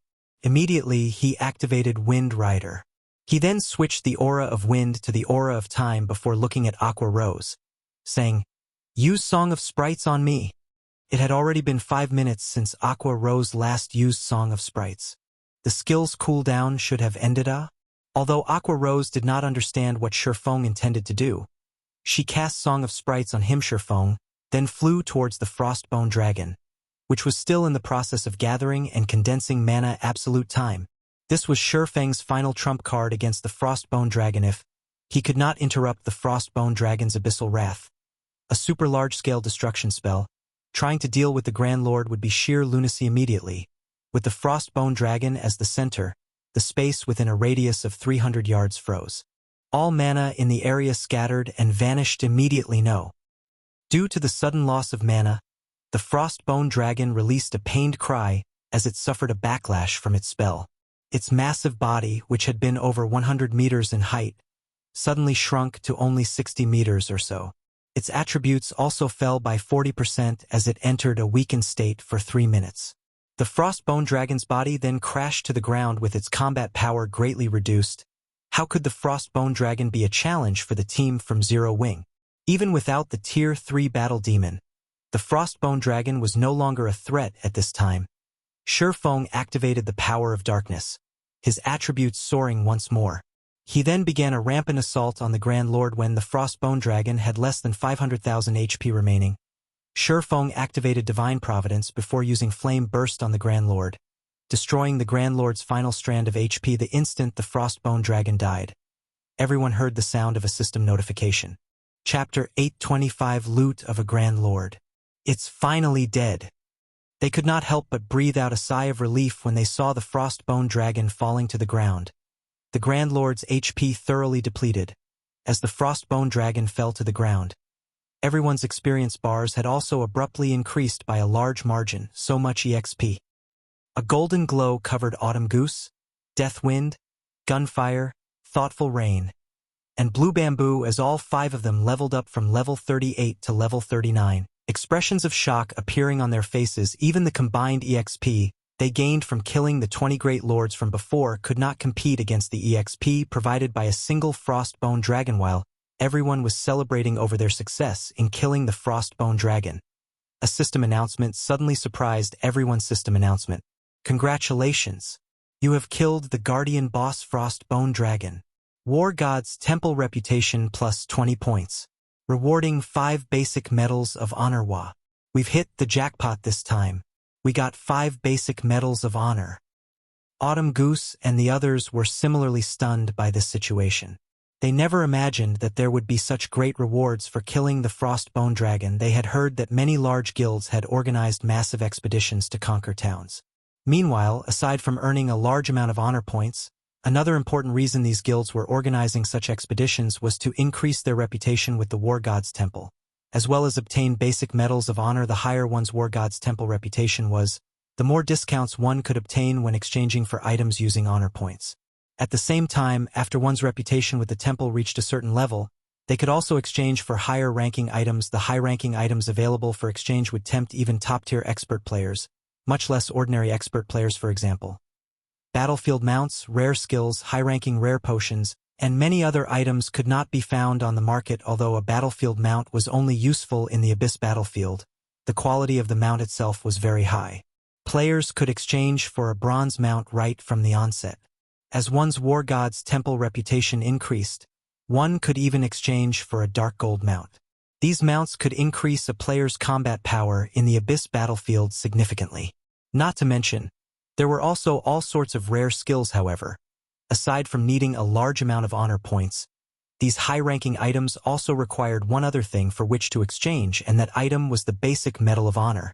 Exchanging for a single bronze battlefield mount required 20 basic Medals of Honor and 30,000 honor points. Without basic Medals of Honor, even with all the honor points in the world, one would not be able to exchange for items that were truly useful to players. However, it was extremely difficult to obtain a basic Medal of Honor. From the knowledge they gained through the research done over the past few days, for players who participated in capturing a town, there was only a single basic Medal of Honor awarded. Now each of them had obtained 5 medals. That was equivalent to capturing 5 towns. If one wanted to exchange for a bronze mount, they'd need to capture a total of 20 towns. Capturing a town was easier said than done. Unlike the outside world, once players died in the Abyss battlefield, they had to wait until the next day to enter the battlefield again. Hence, one's life was essential in the Abyss battlefield. To avoid death, players would usually act carefully and spend a long time raiding a single town. However, there were currently no bronze mounts being sold on the market at all. Only a single common mount was for sale, which cost 40 gold. Even if someone were selling a bronze mount, it would cost several hundred gold at the very least. How could ordinary players possibly afford to purchase one? Consequently, if one wanted to experience riding a bronze mount, this was the fastest method to do so in the Abyss battlefield. Battlefield mounts were slightly more powerful than normal mounts. Not only were they faster, but their combat power was also higher by a single rank. Just a fine gold battlefield mount could already rival a chieftain of the same level, while dark gold battlefield mounts could rival a lord of the same level. With such a mount, players could obtain honor points in the Abyss battlefield more easily in the future, while everyone was feeling ecstatic over their unexpected harvest. Feng had appraised all the items dropped by the Frostbone Dragon, although the Frostbone Dragon had only dropped 5 items. Every piece was either a top-tier weapon or equipment. Big brother Feng, looking at how happy you are, just what kind of items did the boss drop? Hurry up and share them with us. Don't just keep them to yourself. Blue Bamboo became exceedingly curious when she saw the smile on Feng's face. This was the first time she had raided a Grand Lord. Moreover, there was also a rumor going around in the outside world saying that Grand Lords had a chance of dropping epic items. Nothing much. I'm just happy because we managed to complete the Abyss set. Aside from that, the boss has also dropped a level 40 Dark Gold ranked shield, a level 40 Dark Gold ranked ring, and a pair of growth-type gloves, Feng said, laughing. He then shared the details of the shield and ring through the team chat. Frostbone Shield. Shield, Dark Gold rank, level 40, level 45. Equipment requirement: Strength 500. Defense plus 2,720, level 40. Block rate 37%. Strength plus 43. Endurance plus 51. Ice resistance plus 10. Evasion plus 10. Weakens damage received from the front by 20% every time shield is struck. 10% of damage will be converted into user's defense. Up to a maximum of 2,000 defense can be converted. Maximum HP increased by 10%. Additional skill dash. Frost Body. Becomes immune to all damage coming from the front for 4 seconds cooldown. 5 minutes. The defense on this shield is especially high. Just the defense on this shield alone is already a match for my total defense. Aqua Rose was dumbstruck after seeing the attributes of the Frostbone Shield. The Divine Bluefire Shield Cola was currently using only had 1,950 defense. However, the total defense the Frostbone Shield could provide was 4,720 points. Not to mention, the shield itself also had a passive damage reduction skill and an active skill that provided pseudo-invulnerability. With this shield, they would be able to take on even the super powerful skills of bosses in the future. Particularly, when the healers could not keep up with the damage the MT wielding the Frostbone Shield was taking. Said MT could use Frostbody to alleviate the burden on the healer's Ice Spirit Ring, Dark Gold rank, level 40, level 45. Equipment requirement: Intelligence 400. Strength plus 15, Agility plus 18, Endurance plus 24, Intelligence plus 55, Vitality plus 37. Casting range plus 2. Casting speed increased by 10%, magic damage increased by 10%, attacks have a certain probability to trigger freeze effect. Freezing target for 3 seconds, additional skill dash. Rapid cooldown. Resets cooldown of all skills learned by user. At the same time, removes all control effects and increases casting speed and movement speed by 30% for 10 seconds cooldown. 10 minutes. After everyone saw the statistics of the Ice Spirit Ring, their eyes nearly fell out of their sockets. With this ring, a magical class's damage output would increase by at least 20%. Blue Bamboo said as she greatly admired the Ice Spirit Ring. This was the first time she had seen a ring with such amazing attributes. Ornaments were very rare in God's domain. Their value was much higher than even weapons despite being fully geared in top-tier equipment. The ring she currently wore was only a level 20 mysterious iron ring. However, she was very well off already. Many players were still wearing level 10 bronze-ranked rings. However, compared to the Ice Spirit Ring, her level 20 ring was practically trashed. Don't get too excited. Whether it is the shield or the ring, the value of these two items most likely cannot be compared to this pair of gloves. Feng then shared the stats for the gloves with everyone. Chapter 826. Background of the Number 1 Guild. Growth type equipment. Everyone looked at the image that was releasing a faint white glow. There were many divine runes carved on the pair of gloves.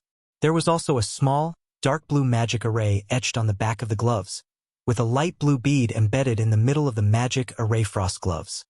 Gloves, cloth armor, bronze rank, level 40, level 90. Defense plus 348, level 40. Intelligence plus 26. Vitality plus 22. Endurance plus 21. Additional passive skill dash. Force chant. While casting, there is a 5% chance to cast tier 1 or below spells instantly. Additional active skill dash. Frost breath. Deals 500% magic damage in a cone to enemies within 30 yards and freezes all targets hit for 5 seconds, and then reduces their movement speed and attack speed by 40% for 15 seconds cooldown. 1 hour. Gloves that had once been worn by the Frost King with frost beads embedded on the gloves, which were sealed by the Frost King, and are unable to display their full power. To lift the Frost King's 5-layered seal, a large amount of EXP is needed to be absorbed. Removing the first seal requires 300 million EXP. The upgrade requirement of this equipment is rough. Just the first seal requires 300 million EXP. Blackie raised his brows. This much EXP was enough to allow current ordinary players to level up once. Moreover, this was only the first seal. There would still be 4 more seals after this one. Needless to say, the following seals would surely have higher requirements, but the skills of this piece of equipment are amazing. It is capable of instant casting tier 1 spells. Only the chances are a little too low. The AoE control skill, on the other hand, is quite good. With these two skills together, this pair of gloves would not lose out to any dark gold equipment. Aqua Rose commented when Feng heard everyone's unbiased evaluations.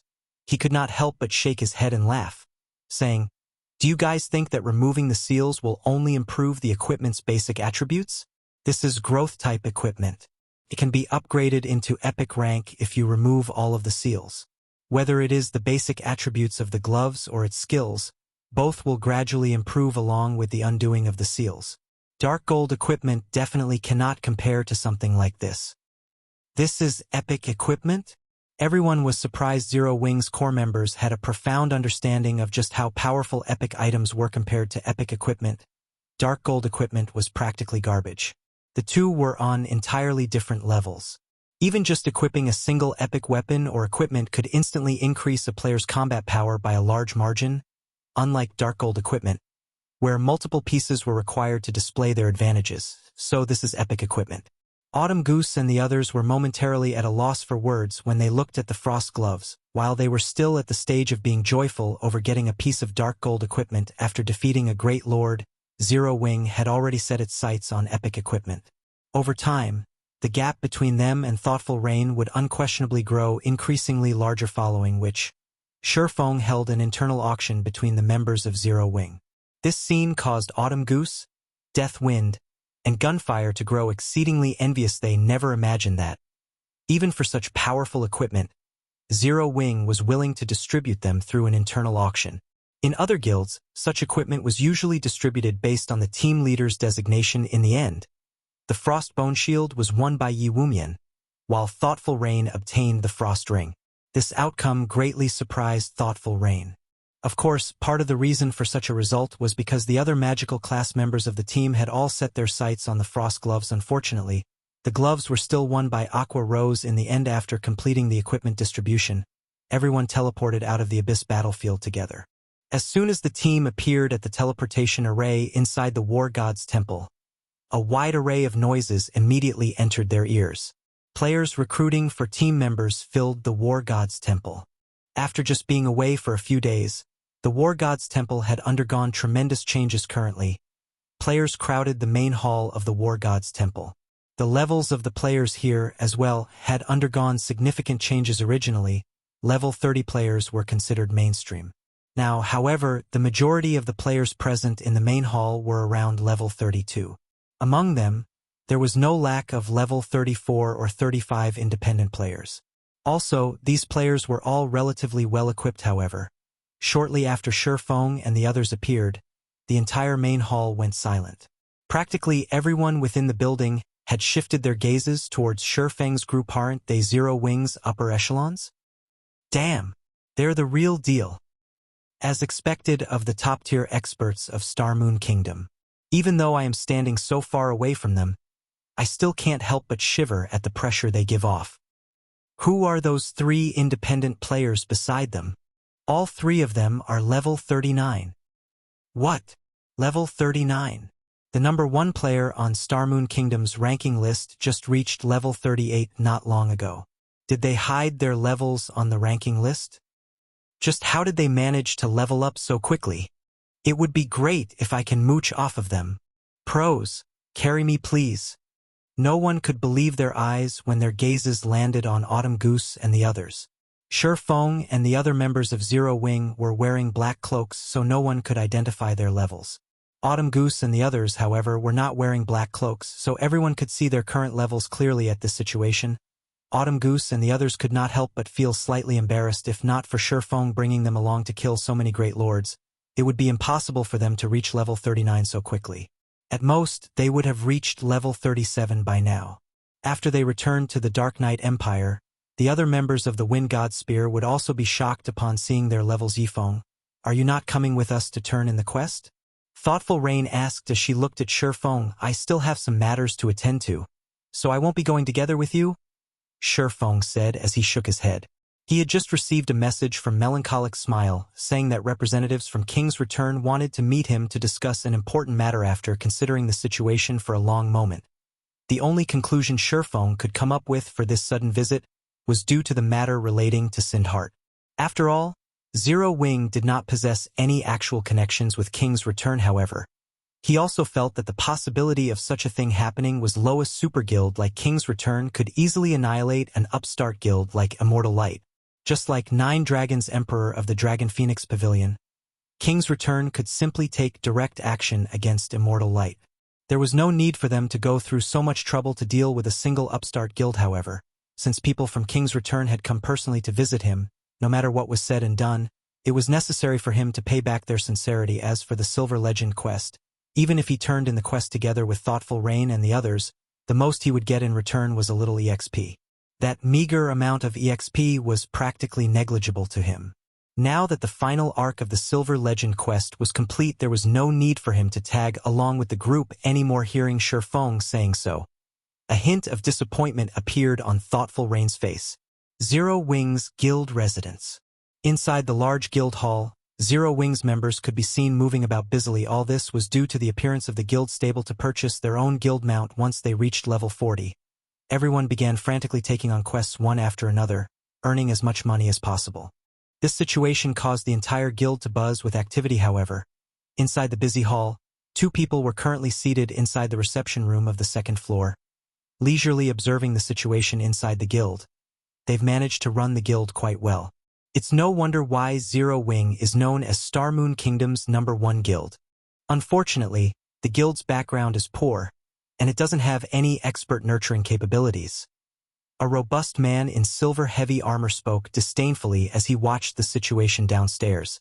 This man was a level 38 berserker. Although there were many elite players in Zero Wing, at the end of the day, they were only slightly better than the players of Star Moon Kingdom. They were no match for Empire players at all. It was especially true when comparing the levels of expert players currently. The highest leveled player in Star Moon Kingdom had only recently reached level 38.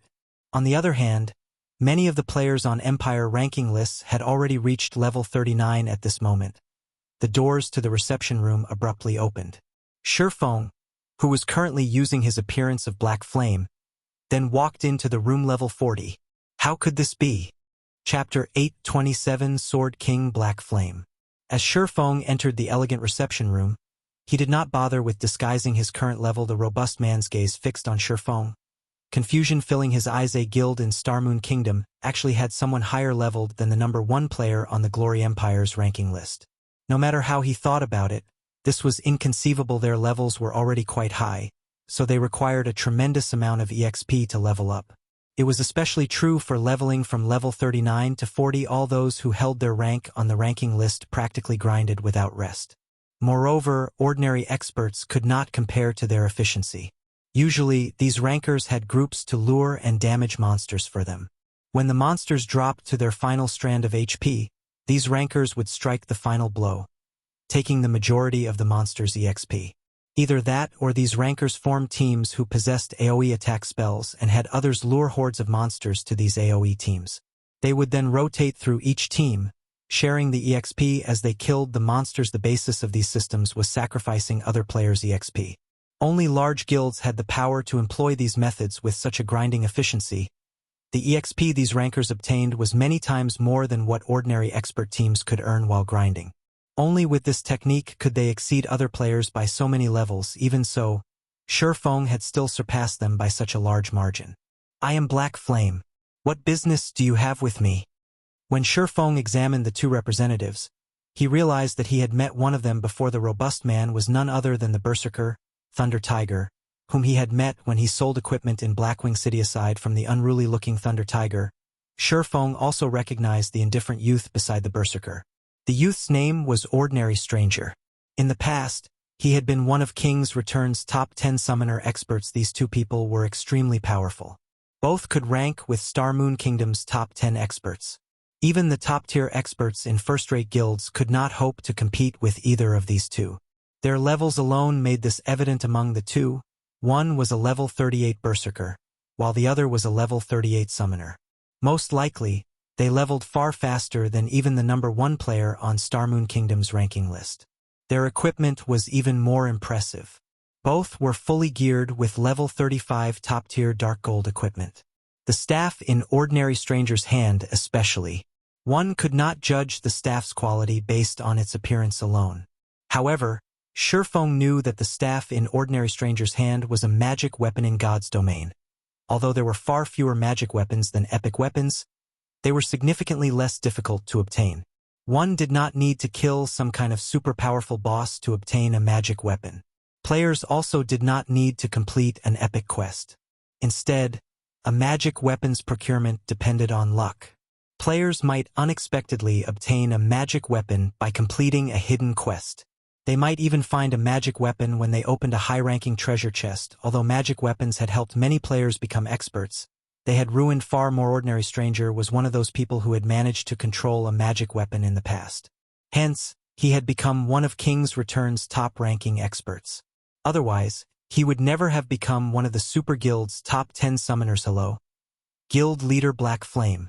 I am Ordinary Stranger of King's Return.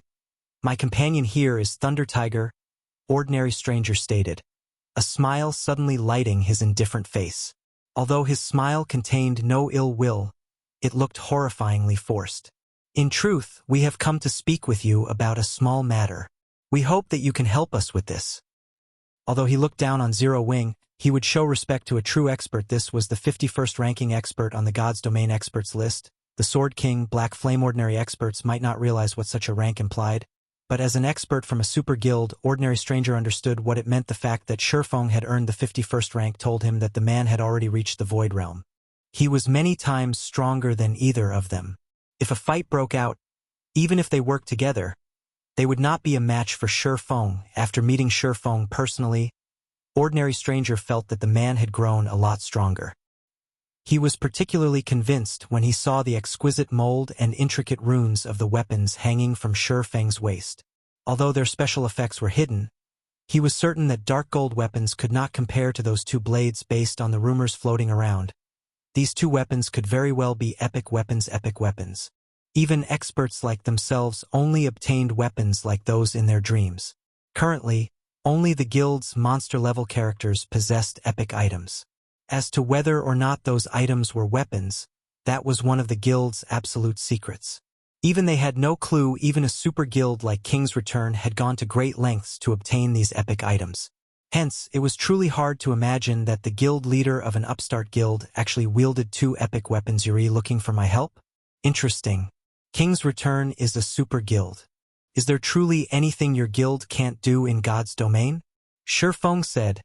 Laughing guild leader Black Flame. You jest? Ordinary Stranger said hurriedly. We really need your help with this situation. All right, tell me. What business do you have with me? Feng waved his hand dismissively recently. We've heard that Zero Wing plans to buy some of Snowfield City's lands. We would like to dissuade you. In return, King's Return will provide Zero Wing with a plot of Light City's land, allowing the Candlelight trading firm to develop there. Ordinary Stranger explained, although Snowfield City was the third largest city in the Twin Towers Kingdom, its player population could not compete with Light Cities. The difference between the two cities was simply too massive. Even an extremely ordinary plot of land in Light City was far more valuable than Snowfield City's golden lands. Can you tell me which plot of land you are offering? Feng was slightly surprised. He had never expected King's Return to be so generous. Only the extremely wealthy could afford land in imperial capitals. Moreover, even if one managed to purchase one or two plots, without the endorsement from the city's ruling guild, one's business would fail. The ruling guild would cause all sorts of trouble to chase away their customers, going so far as to kill the players who dared to spend gold at their shops. This was especially true for imperial capitals in which super guilds had set up their headquarters. In a few years, the players within these imperial capitals would either become members of the guild, guests who had business with these super guilds, or players who supported these super guilds. It would be practically impossible these guilds' foundations in their home cities. Hence, even if one could afford the land in an imperial capital, most guilds usually avoided them. After all, these lands would only become expensive paperweights. Of course, it was a different story if one obtained the permission of the ruling guild. This was why Feng wanted to cooperate with Phoenix Rain, since King's Return would willingly allow the Candlelight trading firm to develop at Light City. Once the trading firm set up a shop, that shop would most likely earn more money than 5 or 6 kingdom cities combined. After all, the player population in Light City was that massive. Here it is. Ordinary Stranger took out a drawing. This was none other than the map of Light City. A red dot had been marked on the map's top corner, representing the land for resale. The slums? Chapter 828 Chased Out. Feng thought he had interpreted the map wrong when he examined the marked location. Cities in God's domain generally had many districts.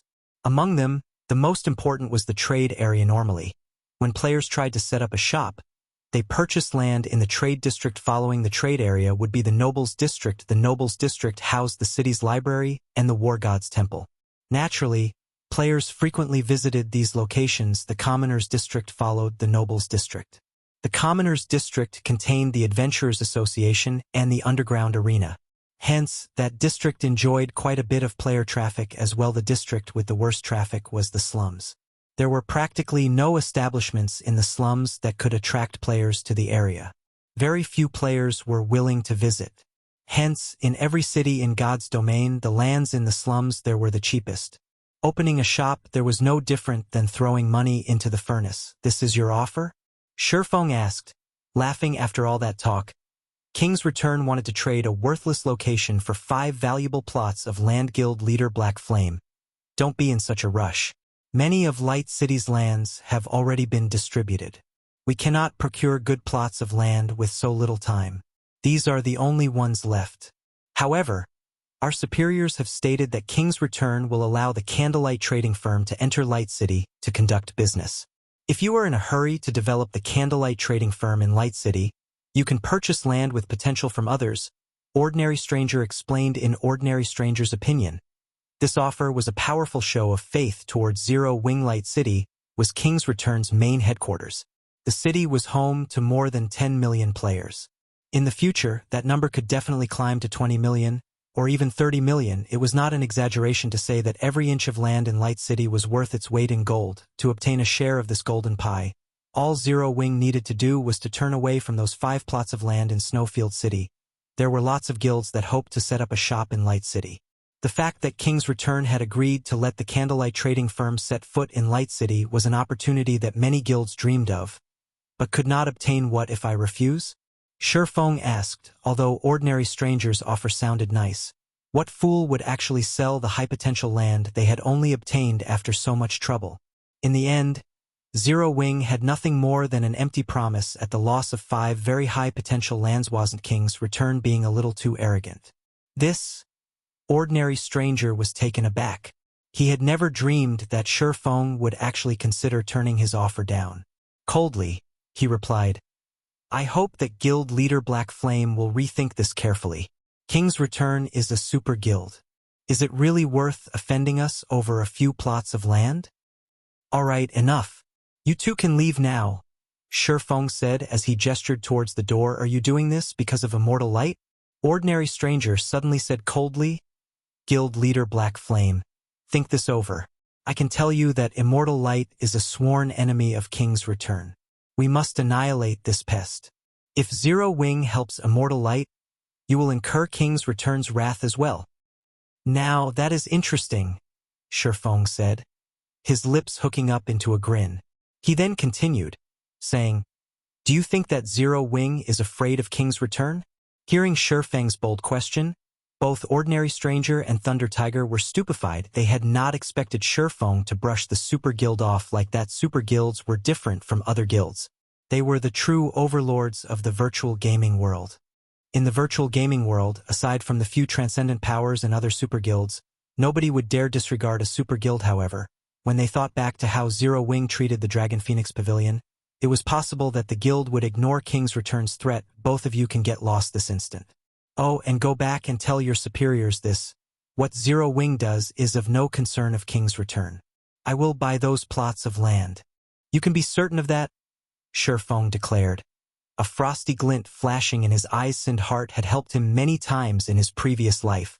Moreover, since he had already promised Sindheart to buy those lands, he would not go back on his word. He had only wasted so much time talking to these two representatives to gauge what King's Return's stance was towards Immortal Light. Although Zero Wing could not defeat a super guild in Starmoon Kingdom, it had no reason to fear them either. As soon as Feng finished speaking, the temperature in the room dropped by several degrees. Both Ordinary Stranger and Thunder Tiger suddenly felt their bodies grow cold. Their instincts shouted warnings, reminding them that they were in an extremely dangerous situation and that they could lose their lives at any moment. Both Ordinary Stranger and Thunder Tiger knew that they were not a match for Feng. Helpless, they could only leave Zero Wing's residence without accomplishing their objective. What are we supposed to do now?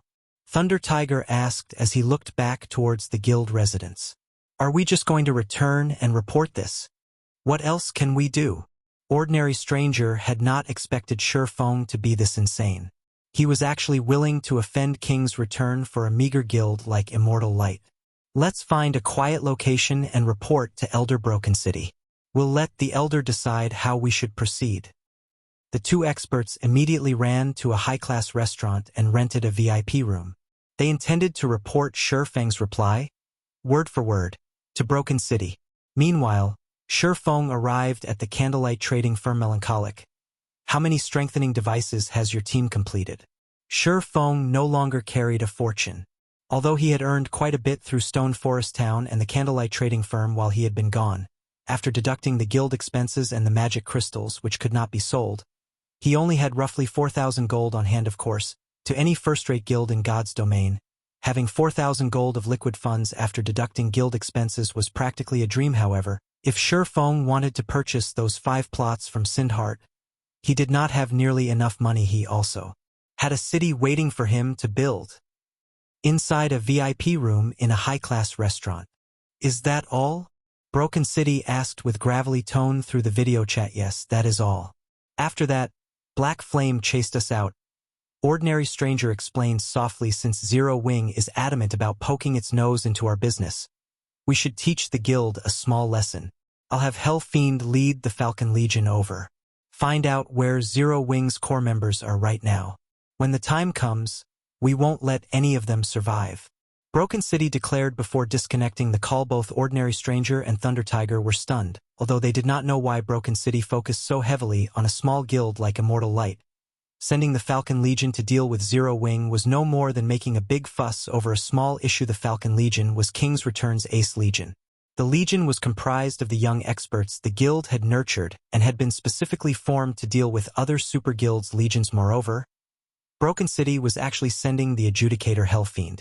One could just imagine how furious the old man was. Chapter 829, 5th Floor Master. Blackwing City. Many players hawked their wares on the wide, flourishing streets of the city. Feng had already reverted to his original appearance and made his way towards the Blackwing auction house. It had only been a short time since Feng last visited the city. The street the Blackwing auction house resided on had become a player market. It was even more lively than an empire's imperial capital. However, unlike other cities, one only needed an entry pass to enter Blackwing City. As players' levels continued to increase, more entry passes dropped. Hence, Blackwing City's traffic had increased by several times. At this point, Blackwing City had become the largest trade hub in God's domain.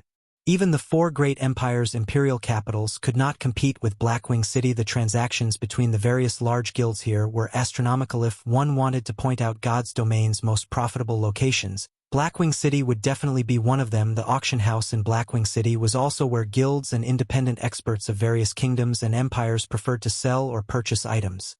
This was because those who could reach Blackwing City were either lucky individuals who had gotten their hands on an entry pass, independent experts with a certain degree of strength, or players from the various large guilds. As long as one had a valuable item, they did not need to worry about it not selling in Blackwing City. They also didn't need to worry that players could not afford their prices. Hence, many players preferred to sell their treasures at the Blackwing auction house. Upon entering the Blackwing auction house, Feng discovered even more players inside the establishment than those who camped on the street outside. It was especially true for the registration counters. Long lines of people had queued up in front of the dozen or so registration counters. Why are there so many people here? Feng swept a glance over the sea of players before him.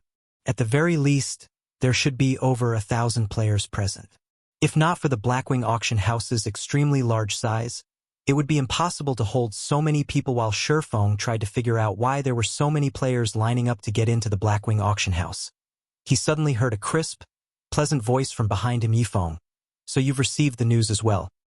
Turning to the source of the voice, Feng discovered none other than Gentle Snow, whom he had not seen for quite some time. Currently, Gentle Snow wore a set of silver sacred armor. On her back, she carried a silver greatsword engraved with golden divine runes. A hint of bloodlust radiated from the greatsword. This faint bloodlust wrapped around Gentle Snow's body, making the woman seem like a goddess of the battlefield walking through the building. Gentle Snow attracted the passionate, watchful gazes of many male players. However, nobody in the room dared to approach Gentle Snow casually. Though her status as Ouroboros's guild leader was part of the reason, the main deterrent was the group of players accompanying Gentle Snow. Among this group, the lowest player was level 37, while the highest was level 39. In a kingdom, these players would rank at the very top of the kingdom's ranking list. Furthermore, every one of these players had an extraordinary origin. This was particularly the case for Hidden Cloud. The level 39 assassin leading the group. Hidden Cloud was a famous character that belonged to the Super Guild 9 Heavens Pavilion. He had been one of the talented newcomers that had entered the virtual gaming world 10 years ago. He had risen to prominence like a comet when he had joined. Through a relatively popular virtual reality game, he had earned numerous achievements. Afterward, the 9 Heavens Pavilion had paid an astronomical price to recruit him. Back then, his appearance had shaken the virtual gaming world. Moreover, after joining the 9 Heavens Pavilion, he had become the 9th floor master in just 3 years. His growth had left other super guilds speechless. There were a total of 9 floor masters in the 9 Heavens Pavilion. Each of them enjoyed an even higher status than the guild elders. They were the guild's absolute core members. The first floor master was the 9 Heavens Pavilion's guild leader. Hidden Cloud had become the spearhead of the 9 Heavens Pavilion, leading the guild through one conquest after another. By the time he joined God's domain, he had been promoted to the rank of 5th floor master with a super guild's high-profile individual present. Who would dare try to flirt with Gentle Snow? Only those who wished to quit God's domain or wished to start a new account would be so bold. Not only was Hidden Cloud inhumanely strong, but he was also incomparably vicious. There was once the upper echelon of a large guild who had tried to compete with a good friend of Hidden Cloud's over a woman. In the end, Hidden Cloud had wiped his guild out of existence, removing the guild from the virtual gaming world permanently. From then on, nobody ever dared to offend anyone close to Hidden Cloud guild leader Snow. Feng could not help his confusion as he watched the woman approach. He had not come here due to any particular news. He had only come here to earn money.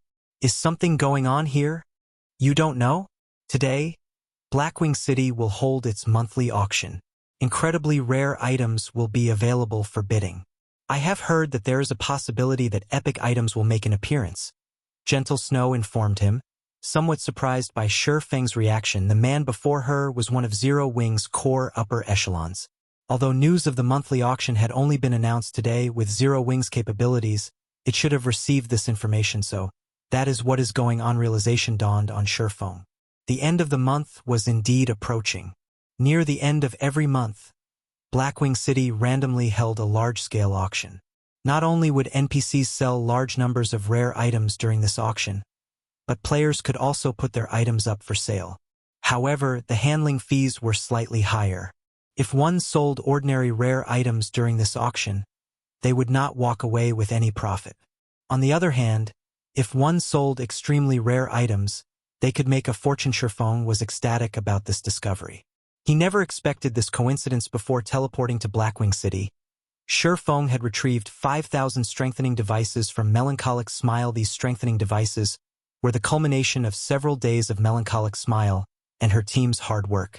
The magic crystals the few of them had spent during this period would even astound a first-rate guild. The current market value for magic crystals was 24 silver each. However, that was only true if one purchased them in bulk. Purchased individually, one would have to spend at least 25 or 26 silver. Unfortunately, magic crystals were the main material needed to manufacture strengthening devices. The other materials were very cheap. Fortunately, magic crystals were not a problem for Zero Wing right now. The magic crystals Feng had won from the Glorious Lions battle team alone were enough to supply Zero Wing's needs for a relatively long time. They also had the magic crystals earned from Stone Forest Town. Snow. Is this person your friend? Hidden Cloud asked, his expression darkening as he examined Feng. Let me introduce you. This is Yi Feng from Zero Wing. Gentle Snow nodded. She then looked towards Feng and introduced Hidden Cloud, saying, This is Hidden Cloud from the 9 Heavens Pavilion. He is also a good friend of my elder brother.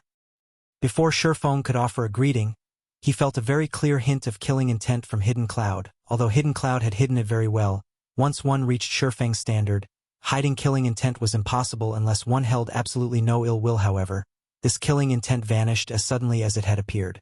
It was as if this killing intent had never existed. Was I mistaken? Feng could not help but turn to the smiling Hidden Cloud. Chapter 830 Beginning of Fame. So, you're the rumored Yi Feng. Hidden Cloud, with his tan skin, a robust body, and a slightly evil air about him, wore a slightly surprised expression as he looked at Feng. The majority of God's Domain's players were completely clueless about what had happened in the Dark Arena, not to mention. Matches were held in the Dark Arena every day, making it even more difficult for people to follow a single battle team to a super guild upper echelon like Hidden Cloud. However, there was no need to pay attention to the Dark Arenas. Ordinary experts. He was only interested in those who could leave an impression. Someone like Feng, in particular, who had defeated a famous old monster like Sirius, would catch his attention even if he wanted to avoid information on this expert. After all, his guild would remind him about such existences. Experts at Feng's standard could not be ignored. Even in super guilds, he would be a member of the top fighting force. He would be an apex expert the guild would use against its competition. They read just rumors. Feng shrugged. Chuckling, Hidden Cloud was an extremely powerful expert. His history was almost considered a legend. He had debuted into the virtual gaming world at the young age of 17. He was currently 27 years old, and already he had become the Nine Heavens Pavilion's fifth floor master. He was the target of admiration for countless young players in the past. Hidden Cloud's achievements in God's domain had even pushed him to his peak. After spending 5 years in God's domain, he had gained the position of second floor master. In the Nine Heavens Pavilion, he had been the most likely candidate to become the next first floor master. However, Hidden Cloud's position in the Nine Heavens Pavilion had been secondary. The man himself was far more impressive. In the past, he had been one of the 10 great God-ranked assassins in God's domain. No one throughout God's domain had been able to stop any of his assassination attempts. Hidden Cloud's most impressive assassination had the death of a powerful upper echelon of the Flower of Seven Sins, which he had completed without any assistance.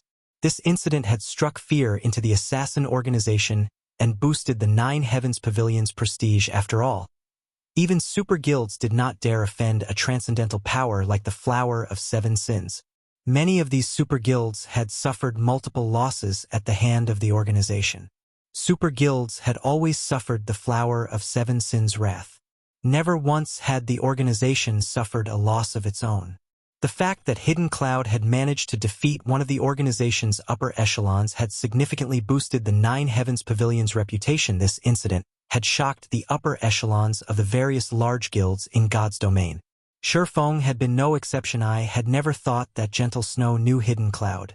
It seems she has a few of her own secrets. Feng glanced at the 4 people behind Hidden Cloud. These 4 were Hidden Cloud's brothers in arms. Every one of them was extraordinary. Even in the dark arena, they would be considered first-class experts. It was also thanks to these 4 people that Hidden Cloud had reached his current position so quickly. However, one thing confused Feng. If Gentle Snow was acquainted with such a powerful existence, it should have been quite easy to secure the position of Ouroboros's guild leader during the previous mutiny. So much so that, if Hidden Cloud had made an appearance, Chao Chenghua and the elders backing him would have surrendered. After all, it was well known that Hidden Cloud greatly valued his relationships. He had even extinguished a large guild just to help a brother earn a woman's affections. Judging by Gentle Snow's tone and expression when she spoke to Hidden Cloud, her brother should have a very close relationship with this man. Yet, in the past, Gentle Snow had still left the virtual gaming world eventually.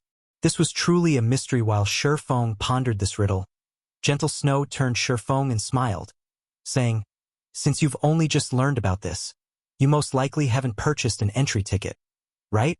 If you line up now, the tickets will probably sell out before you get one. Why don't you join us? You will regret it if you miss out on the auction."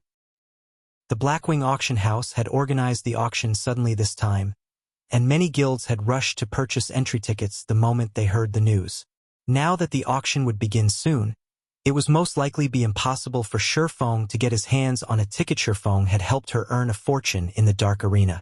She had significantly increased Ouroboros's liquid assets because of it. Although Feng did not know that, Gentle Snow still thought that she should return the favor. After all, aside from helping her earn money, Feng had also helped her secure Ouroboros. As soon as Gentle Snow extended the offer, Hidden Cloud's expression darkened slightly, his gaze sharpening as he turned to Feng. "Thank you for your kind offer. However, I have another matter that I need to deal with first, so it is best if I don't disturb you." Feng did not wish to miss this rare opportunity. He needed to register his auction items quickly. As for whether or not he could enter the auction itself, that was not important. After all, his goal was to make money. "How much time do you need?" Gentle Snow prodded. "Roughly half an hour," Feng said as he glanced at the long queue. Although there were a lot of people at the registration counters, the registration process was simple and did not take very long. He should be able to finish what he needed in half an hour. That won't be an issue. In any case, there is still some time before the auction officially begins. "I can wait here for you in the meantime," Gentle Snow offered after a moment of consideration. "All right? I'll try to finish as quickly as possible." Feng nodded. Since Gentle Snow was willing to accommodate him, It would be rude to continue rejecting her offer. There would certainly be many valuable items for sale at Blackwing City's monthly auction. He might be able to purchase something good if he participated.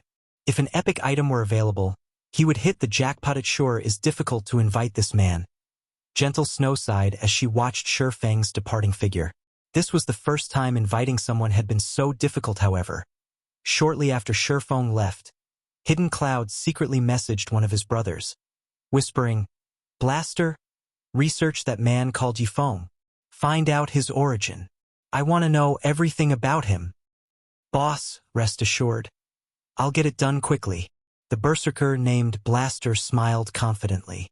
He then began rapidly searching through the forums for all information relating to Feng. At the same time, he contacted a number of people to help him with the search. At the registration counter, after waiting for over 20 minutes, it was finally Feng's turn. "Sir, how may I be of service to you today?" The NPC female receptionist asked, smiling. "I wish to sell these items at this month's auction," Feng said as he revealed a strengthening device. "All right, please wait for a moment." The NPC receptionist received the strengthening device and began appraising it. Not all items were allowed in the auctions held in the Blackwing auction house. Items needed a certain value before being permitted. Hence, all items presented needed to undergo the system's appraisal. "I apologize for the long wait. Sir, the estimated minimum price for this item is 1 gold 40 silver.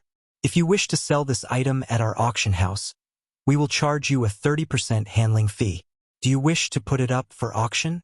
The female receptionist handed the strengthening device back to Feng after she had finished. Only Blackwing City's auctions would charge a 30% handling fee. Other places charged 20% at most. Even so, Feng did not mind it. Yes. Feng took out 2,000 strengthening devices and divided them into hundreds of auction lots, with each lot having anywhere from 1 to 100 strengthening devices. If he sold too many at once, it would only cheapen the strengthening device. The various large guilds participating in this auction should be able to stomach 2,000 devices. After dealing with the strengthening devices, Feng ran to meet Gentle Snow. He then entered the auction venue with Gentle Snow and her companions, quietly waiting for the auction to start. At this time, Blaster sent Hidden Cloud a private message, reporting, "Boss, we've learned everything there is to know about that brat." Chapter 831 Great Disturbance. There sure are a lot of high-ranking NPCs participating in the auction this time, Feng commented as he swept a glance over the NPCs on the second floor, an amused smile appearing on his face. "High-ranking NPCs?" At Feng's comment, Gentle Snow turned to the second floor. Indeed, there were quite a number of NPCs present. But isn't it normal for high-ranking NPCs to participate in the Blackwing auction house? This was not her first time attending an auction in the Blackwing auction house. She had even attended high-ranking auctions before. Players were not the only ones to compete over items up for auction. NPCs similarly contested over the items. However, after some of her own research, Gentle Snow more or less understood these NPCs' function. These NPCs were here to make sure items were sold at an appropriate price. If the price players offered was too low, these NPCs would join the bidding. They would not let players take advantage of the system at such a large auction. It was natural that more NPCs would join. However, when players tried to purchase an item, as long as the price they offered was higher than the item's actual value, these NPCs would automatically relent and end their bidding in response. Feng smiled and nodded, saying, "It is very normal. Only, I've never seen so many powerful NPCs attend at the same time, so I'm slightly surprised." "Tsh, what about these NPCs is surprising?" Blaster commented disdainfully. The others nodded in agreement, scorn flashing in their eyes as they looked at Feng. Initially, they had thought that Feng was one of God's domain's apex experts. Now, however, it would seem that he was just a country bumpkin that had never seen the world of the great. At the end of the day, he was simply the upper echelon of an upstart guild. There was no way he could measure up to their standard. Feng simply smiled at the group's reaction, not bothering to explain. However, Gentle Snow's expression turned serious at Feng's statement as she secretly observed the NPCs on the second floor. She did not think that Feng would be surprised just because there were a lot of high-ranking NPCs present. What? How can this be? When Gentle Snow's eyes fell on a handsome youth in a suit of golden armor and an exquisite cape, she was shocked previously. She had never bothered to observe the NPCs. Now that she did, however, she discovered something astounding. When she examined the handsome youth, she could not uncover any information about him. She could not even see the most basic of information such as his name or level. Even after activating an advanced identification skill, she was still left empty-handed. More frighteningly, when her gaze fell upon the youth, he actually turned and returned it, observing her. However, this youth simply smiled before turning away. Although they had only exchanged glances for a brief instant, Gentle Snow felt as if she had been suffocating. In that instant, she had felt as if her life was no longer her own. She had never encountered such an NPC before. She had not even experienced this feeling when she met with a Tier 5 NPC in an imperial capital. Tier 5 NPCs were considered top-class individuals even in an empire. Players could not encounter them casually. She had only met one due to a special quest. Moreover, there were also over a dozen Tier 5 NPCs on the second floor. Even if one added together the Tier 5 NPCs in an empire, there would be fewer than those that were here now. It was no wonder why Feng was surprised. Feng, with so many high-ranking NPCs participating in the auction, will something happen? Gentle Snow sent Feng a private message, wearing a nervous expression. Events frequently occurred throughout God's domain. If players could resolve these events, they could earn decent rewards. However, the penalties for failure were equally heavy. When these events occurred, players' consent did not matter. As long as one was within the event's area, the system considered the players to have accepted the quest. Events in God's domain varied in terms of sizes. The larger an event was, the more horrific its punishment would be. She had met the Tier 5 NPC due to an event. In the end, said event had claimed the lives of 99% of the tens of thousands of players that had been present. A lot of equipment had dropped that day, and very few players had survived. She had been one of the lucky few. Unfortunately, because the event had not been completed, neither she nor the other survivors had received a reward. However, compared to the players that had died, she was considered very lucky. With so many Tier 5 NPCs here, she could not imagine what would happen if an event occurred. It's nothing major. Based on what I have learned, one can determine the value of the items that will be up for auction by the number of high-ranking NPCs that participate. The more NPCs that attend an auction, the more valuable the items will be that appear in said auction. Ordinary items wouldn't attract these hidden dragons, Feng explained. He could tell what Gentle Snow was worried about, so that's the case. It's no wonder why you would check the second floor. Gentle Snow finally understood. Her tense mood began to vanish. However, Feng had hidden one truth from the snow goddess. More high-ranking NPCs joined an auction when there were more risks. It was especially true when an NPC like that mysterious young man attended God's domain. Was not a game that let players have their way easily during the game's initial stages. Conflict was limited to players. However, as players reached higher levels, the game would gradually introduce a new type of conflict. The conflict between players and NPCs. In the past, a powerful NPC had even robbed Feng. Hence, money wasn't the only thing necessary to purchase an item from the Blackwing auction house. It was a simple matter if one purchased an item from another player. However, if one purchased an item sold by an NPC, they would have to stay on guard. One might win the bidding for an extremely precious item, but keeping the item would depend on their ability. While Gentle Snow and Feng conversed in secret, the auction had officially begun. Above the auction stage, a beautiful female NPC wearing a white evening gown approached the stage as the auction's hostess. However, as soon as everyone noticed this beautiful, curvaceous NPC, their jaws dropped in shock. This NPC beauty was a level 220, Tier 4 Great Wizard. In any city, she would be an Overlord-level NPC. However, such an existence had actually been tasked to host this auction. Everyone marveled at Blackwing City's wealth and influence while the various players struggled with their days. The first auction item appeared before them. After examining the item's information, these players were thrown back into their stupor. The item was a golden tablet, radiating a purple-gold glow. Complex runes and images had been carved into the metal. With a glance, it was obvious that this tablet was anything but ordinary. A secret technique. Damn! This can't be real, right? The system is so generous to sell something like this at the very beginning. Our guild must have that. We had been right to join the Blackwing auction this time. Notify the others and tell them to purchase coins immediately. Buy as many as you can. We cannot let other guilds obtain this. Ordinary large guilds were completely clueless about the excitement that tore through the crowd. However, various super guilds and super first-rate guilds were thrown into chaos. These representatives eyed the golden tablet like ravenous wolves. Blaster. Notify the guild elders immediately. Tell them to send as much money as they can as quickly as possible. Hidden Cloud shouted, excitement coloring his face. I understand. Not daring to delay, Blaster rushed out of the auction house and rapidly contacted the Nine Heavens Pavilion's elders. Chapter 832, Crazy Auction. Feng was similarly stunned for quite some time after seeing the auction window. A secret technique. This was a treasure that every expert dreamed of obtaining. He had never expected something so shocking to be the Blackwing auction house's first item. If he could obtain this golden tablet, he could help even more people from Zero Wing grasp a powerful combat technique. While Feng recovered from his shock, the bidding for the golden tablet had begun. Bidding for the golden tablet started at 100 gold. However, a few players present instantly bid on it like madmen. 110 gold. 120 gold. 700 gold.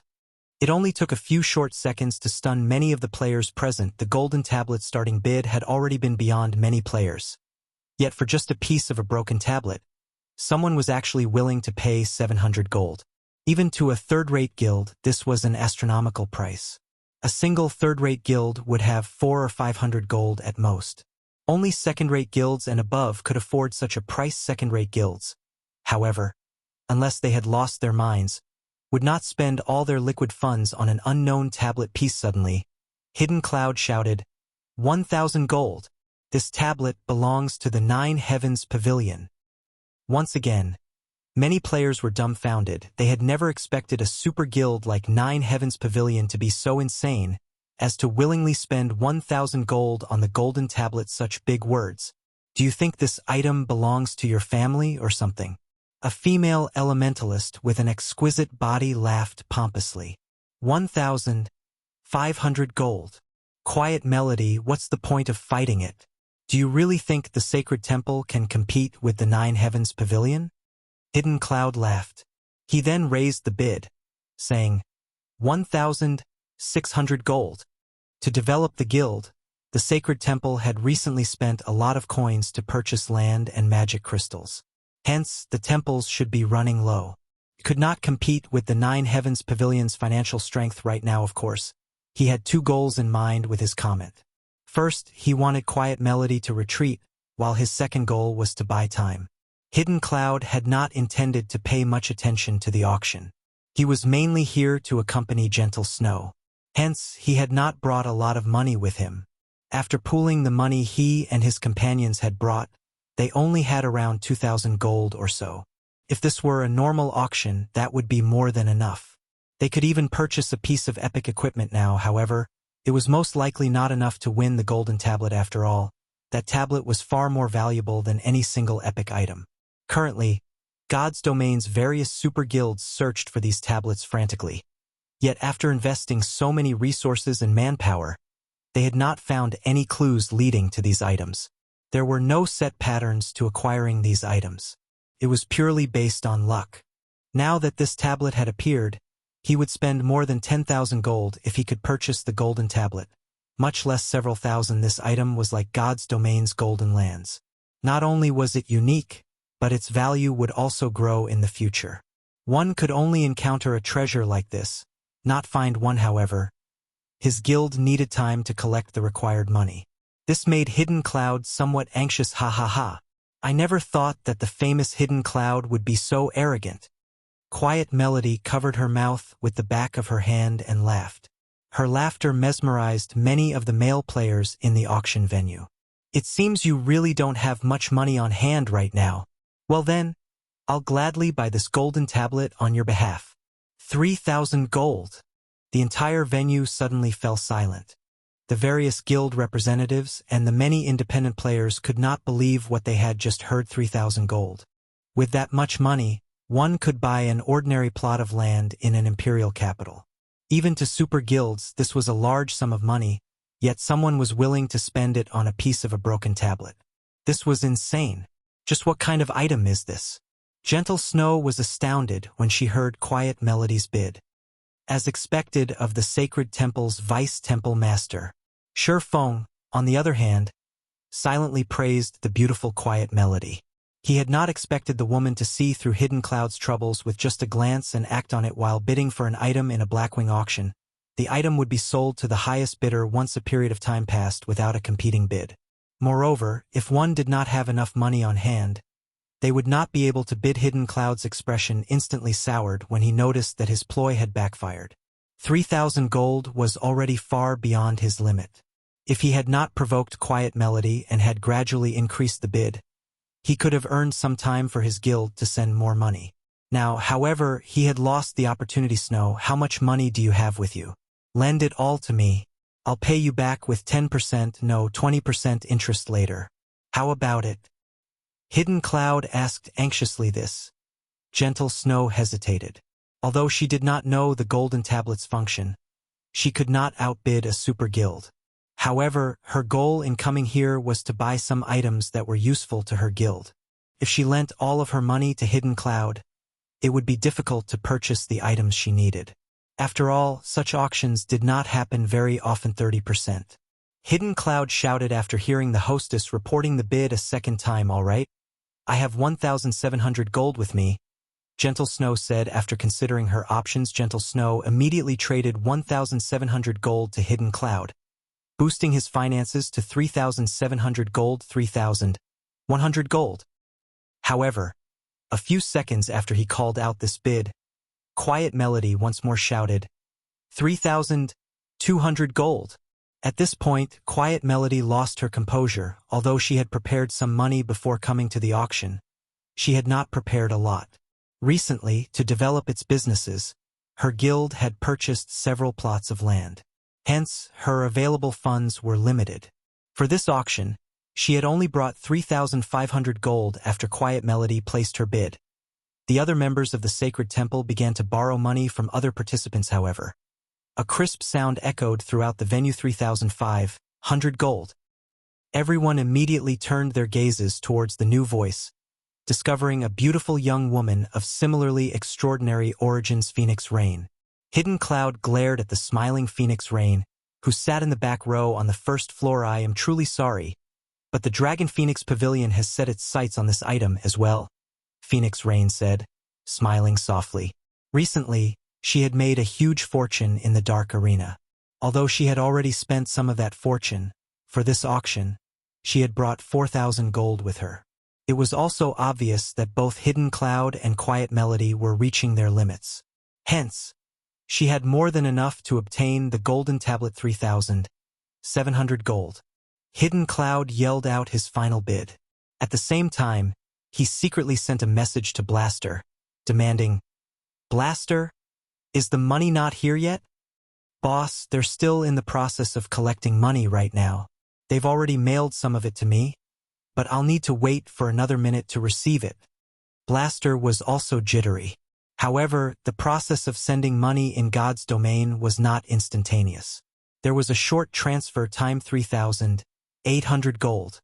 Phoenix Rain increased the bid by 100 gold without hesitation. Both Hidden Cloud and Quiet Melody frantically tried to borrow money.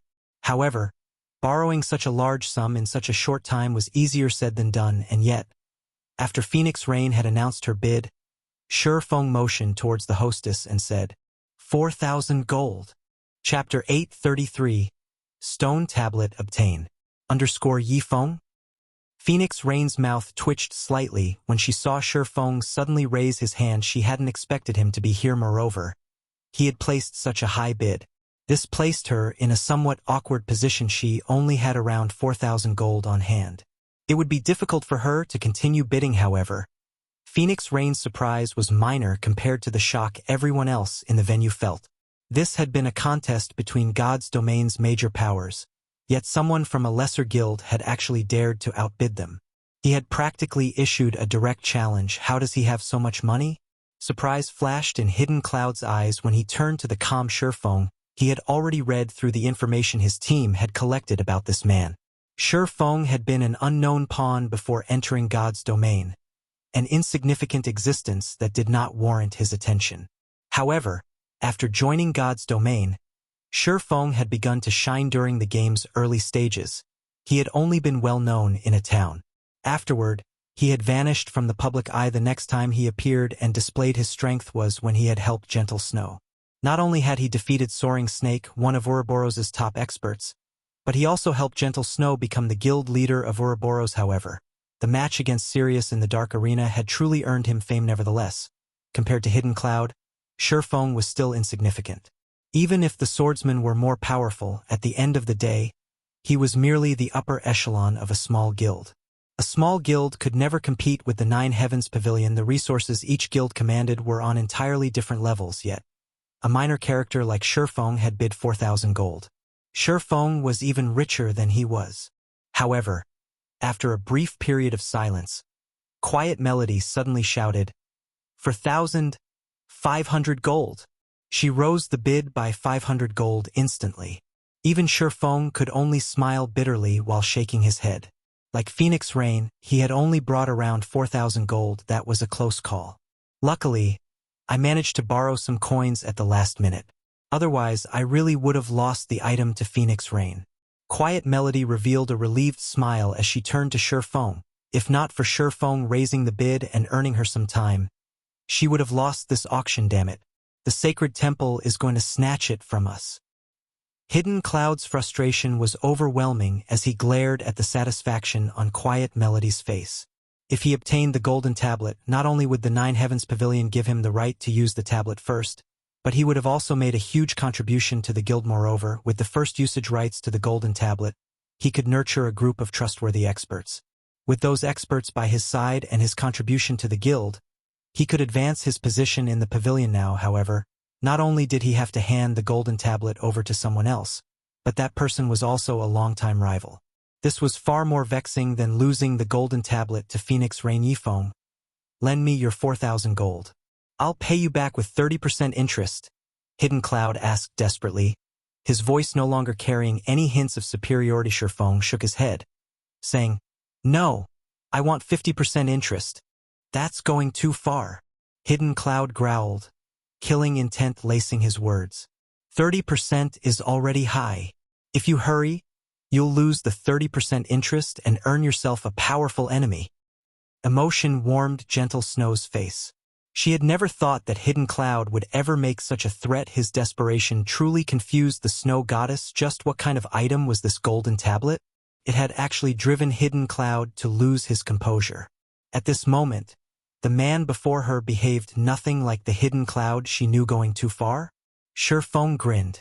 Unhurriedly, he pointed his finger at the distant Phoenix Rain, saying, "The Phoenix Pavilion Master has also asked for a loan. Since you don't want to borrow it, I can lend it to the Phoenix Pavilion Master." You! Furious, Hidden Cloud wanted to rage. However, when he heard the hostess smash the gavel a second time, he gritted his teeth and said, "Fine, I promise 50%.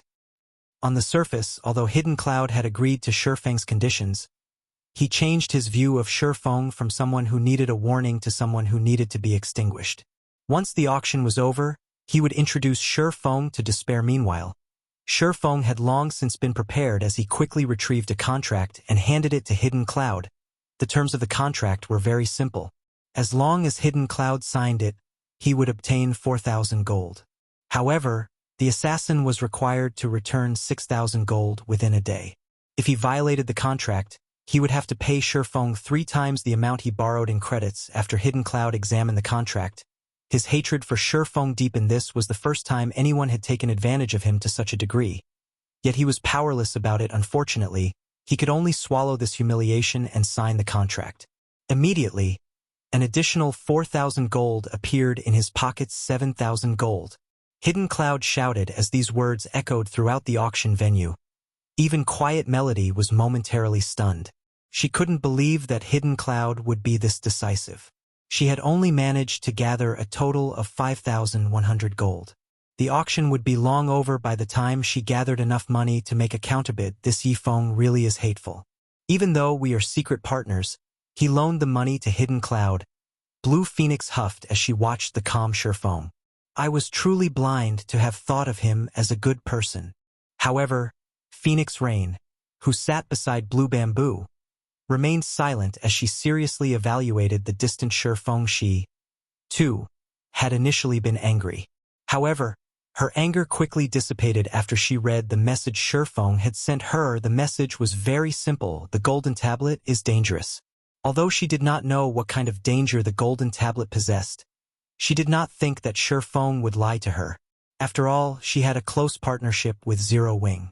She had previously stated that, after she obtained the golden tablet, she would split half of the slots to learn the secret technique with Zero Wing. This trade would benefit both sides. There was simply no reason for Feng to reject her offer. She also did not believe that Hidden Cloud would be generous enough to split any of the learning slots with anyone else. While Phoenix Rain pondered, the hostess smashed her gavel a third and final time. Congratulations to this gentleman for obtaining this tablet. Let us give him a round of applause. The beautiful hostess announced as she clapped her hands. I finally got it. At this moment, Hidden Cloud felt ecstatic. When the golden tablet rested in his hands, wondrous fantasies of a powerful future filled his mind. He then shifted his gaze to Feng, ridicule flashing in his eyes. Now that I've obtained the tablet, I'll take care of you soon. Feng paid no heed to Hidden Cloud's gaze. Instead, his eyes shifted towards the venue's second floor the moment Hidden Cloud obtained the golden tablet.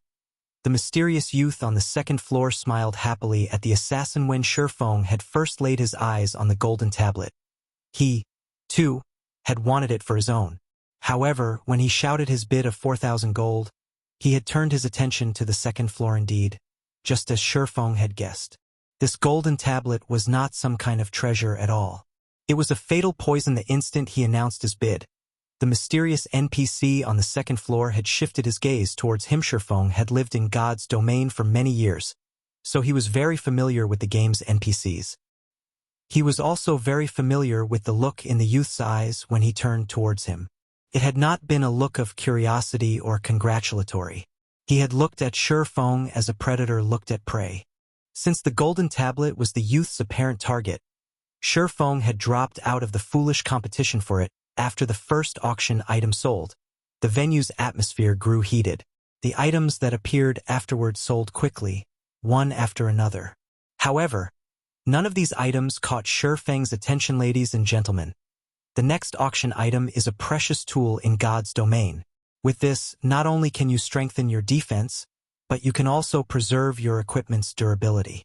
This is definitely a must-have when adventuring. The female hostess then presented the attributes of the strengthening device. When the players in the venue saw the strengthening device's attributes, they were flabbergasted, and a passionate flame began to burn in their eyes. Chapter 834. Tool of Astronomical Value. There's actually such a thing in God's domain? The strengthening device was even enough to tempt gentle snow. As players reached higher levels in God's domain, battles grew increasingly intense. Against powerful monsters, in particular, the burden on their equipment durability was massive. It was impossible for players to fight for extended periods in the fields. They had to return to towns frequently to repair their equipment. This limited their grinding and questing efficiency. Unfortunately, no one had found a tool in God's domain that could solve this problem. The only solution they had was to prepare several sets of equipment as temporary replacements. However, guilds simply did not have enough equipment to supply every member with multiple sets. It was especially true for top-tier equipment. Even a first-rate guild like Ouroboros had to rely on outside sources for equipment, not to mention other guilds. To make matters worse, as players faced higher-leveled monsters, equipment drop rates decreased. This had significantly slowed guilds' development. If guilds had a tool like the strengthening device, they could solve this problem. Although the strengthening device was somewhat expensive, compared to the cost of preparing 1 or 2 additional sets of top-tier equipment for a player, the strengthening device was a cheap solution. Gentle Snow wasn't the only person who had realized this. The representatives of the various large guilds also understood the value of the strengthening device. Unfortunately, Only one device was up for auction right now. I wish more were up for sale. Gentle Snow sighed in disappointment, although everyone shared her feelings.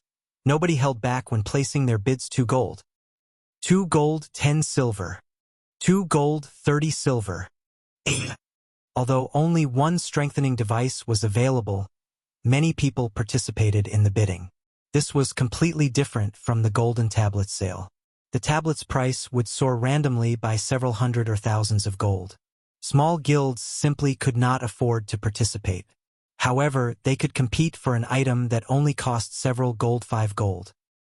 Hidden Cloud decisively raised the bid by a large margin, causing hesitation to ripple through the crowd. After all, if they call out a higher bid now, they would be challenging a super guild. They were not so desperate as to offend a super guild for a single strengthening device. Suddenly, Quiet Melody shouted, 6 gold. Melody, you think you can challenge me? Hidden Cloud sneered. He then shouted, 10 gold. Now that he had the golden tablet, the guild elders were extremely pleased with him and had marked down his contribution to the guild. Hence, he was in a very good mood. Moreover, the guild had sent him the collected money. Even after paying off his debt to both Gentle Snow and Feng, he still had around 5,300 gold. He was not afraid to compete with the Sacred Temple in the least. When the bid reached 10 gold, everyone promptly gave up. If they bought the strengthening device for 10 gold, they would lose money rather than saving it. After a moment of thought, Gentle Snow chose to give up as well. Only a single strengthening device was up for sale. Even if she obtained it, its impact was limited. After the hostess slammed her gavel 3 times, Hidden Cloud won the strengthening device. Unfortunately, before Hidden Cloud could celebrate his victory, the hostess presented another strengthening device. Unlike before, however, she displayed a stack of 100 strengthening devices. 100 devices? Gentle Snow was momentarily stunned. Immediately, joy blossomed in her heart. 100 strengthening devices would have a far greater impact than just one. It would be of great help during large-scale team quests. 300 gold. 310 gold. 500 gold. The bids continuously increased. You want to compete with your meager wealth? Hidden Cloud laughed. If he could obtain these 100 strengthening devices, he could contribute far more to the guild. He then shouted, 700 gold. 800 gold. Phoenix Rain bid 1,000 gold. Hidden Cloud raised the price without hesitation. 1,050 gold. Quiet Melody gnashed her teeth as she rose the bid. If she missed the opportunity to purchase these strengthening devices, who knew when she would get another? 1,200 gold. Hidden Cloud leisurely raised the price once more. Even to a super guild, 1,200 gold was not a small amount of money. In the end, both Quiet Melody and Phoenix Rain could only relent. However, nobody could have expected that. After the stack of strengthening devices sold, a stack of 10 strengthening devices would appear on the screen. Damn, is the system playing with us? Can't they just tell us how many strengthening devices will be up for auction? Although the various large guild representatives were excited that the strengthening device had appeared again, they also felt helpless. After all, who knew if this stack of strengthening devices would be the last available? For a time, everyone participated in another bidding war for the strengthening devices. As one strengthening device after another sold, Feng's elation grew. In the end, all 2,000 strengthening devices had been purchased with an average price of 10 gold. After deducting the 30% handling fees, Feng earned a total of 14,518 gold. This was far more than he had initially expected. With this money, he would have no problem purchasing the 5 plots of land in Snowfield City. After the auction concluded, players began to filter out of the auction house. Boss, we really hit it big this time. Not only did you get the golden tablet, but you also bought plenty of strengthening devices. It won't be long before you secure the position of the 4th floor master. Blaster whispered his congratulations. It's still too soon to celebrate. Now that we have the rights to the tablet, as long as you guys put on a good show, it will only be a matter of time before I become the 4th floor master. Hidden Cloud laughed. He then shifted his gaze towards Feng, who walked alongside Gentle Snow, and said quietly, but that Feng cannot stay. He swindled 2,000 gold out of me. He is looking to die. Send someone to keep an eye on him. Once I'm done dealing with the golden tablet, I'll teach him that it is not that easy to earn my money. Boss, rest assured. My men are already following him. He won't escape, Blaster reported as he patted his chest. He could only feel sorry for the swordsmen throughout God's domain. There were very few people Hidden Cloud could not kill. He had even recently obtained an excellent dagger. The weapon was practically a nightmare for Hidden Cloud's targets, just as Hidden Cloud and the others left the Blackwing auction house. Everything on the street froze. What's going on? The players wandering the street were shocked. None of them could move. Not even a step. They couldn't even make their fingers twitch.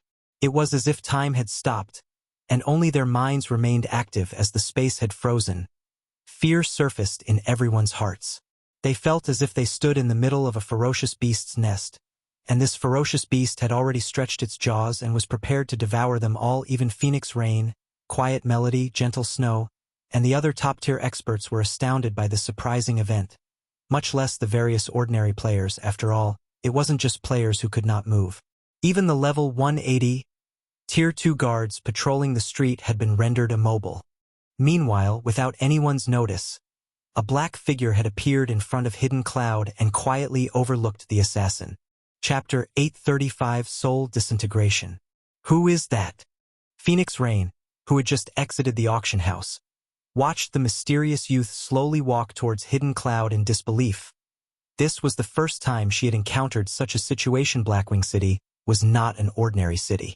Even the city patrols were far superior to an imperial capitalist, yet, despite it the daylight hour, this NPC acted so boldly. The most unbelievable part about the situation was that even the Tier 3 guard captains had been frozen in place. This mysterious youth's power was incredibly frightening. What are you trying to do? Hidden Cloud asked the mysterious youth before him. He had only managed to force these words out after an intense struggle. He could clearly feel how terrifying the man before him was. The bloody glint in the man's eyes alone made him involuntarily shiver before this man.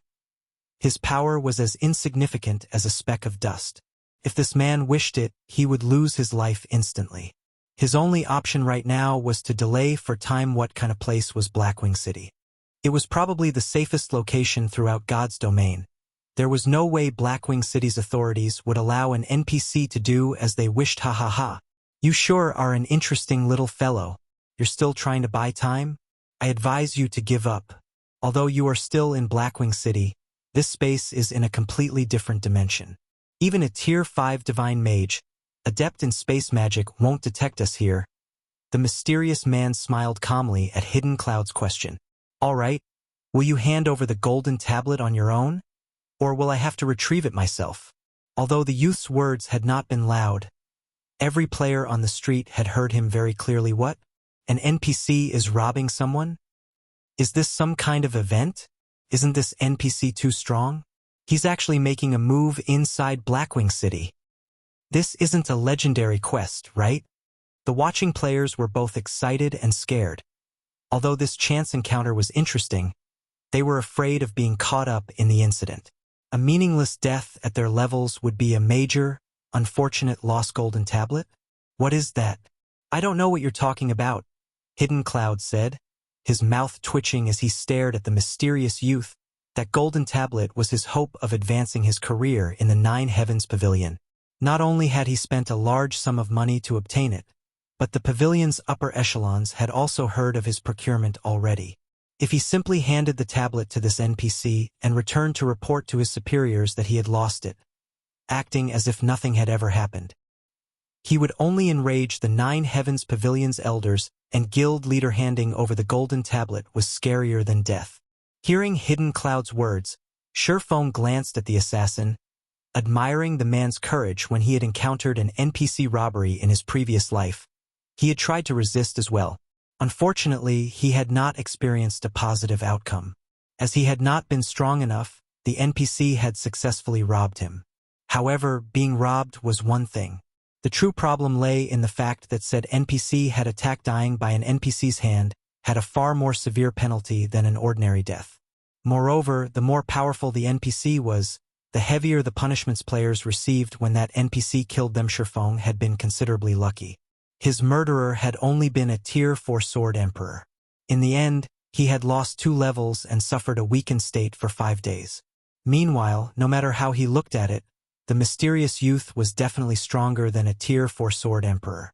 A lot stronger. "You're not gonna hand it over?" The youth sighed.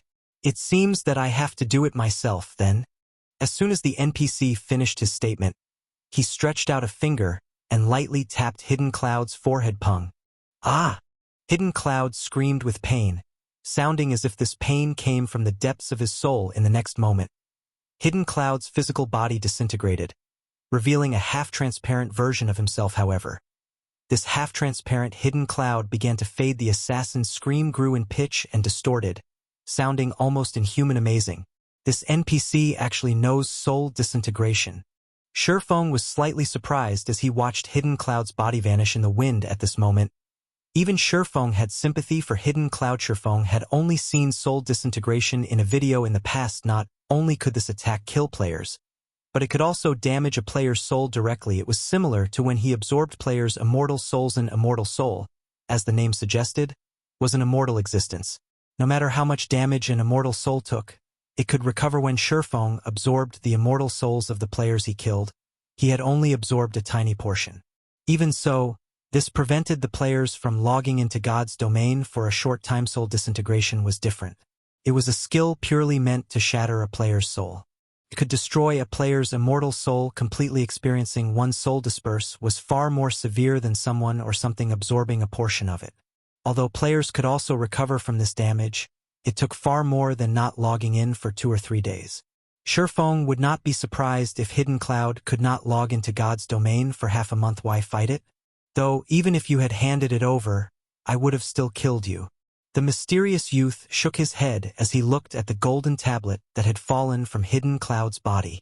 The youth then turned to the other players on the street, smiling as he stated, "Anyways, now that I've obtained the item, let's celebrate with your deaths."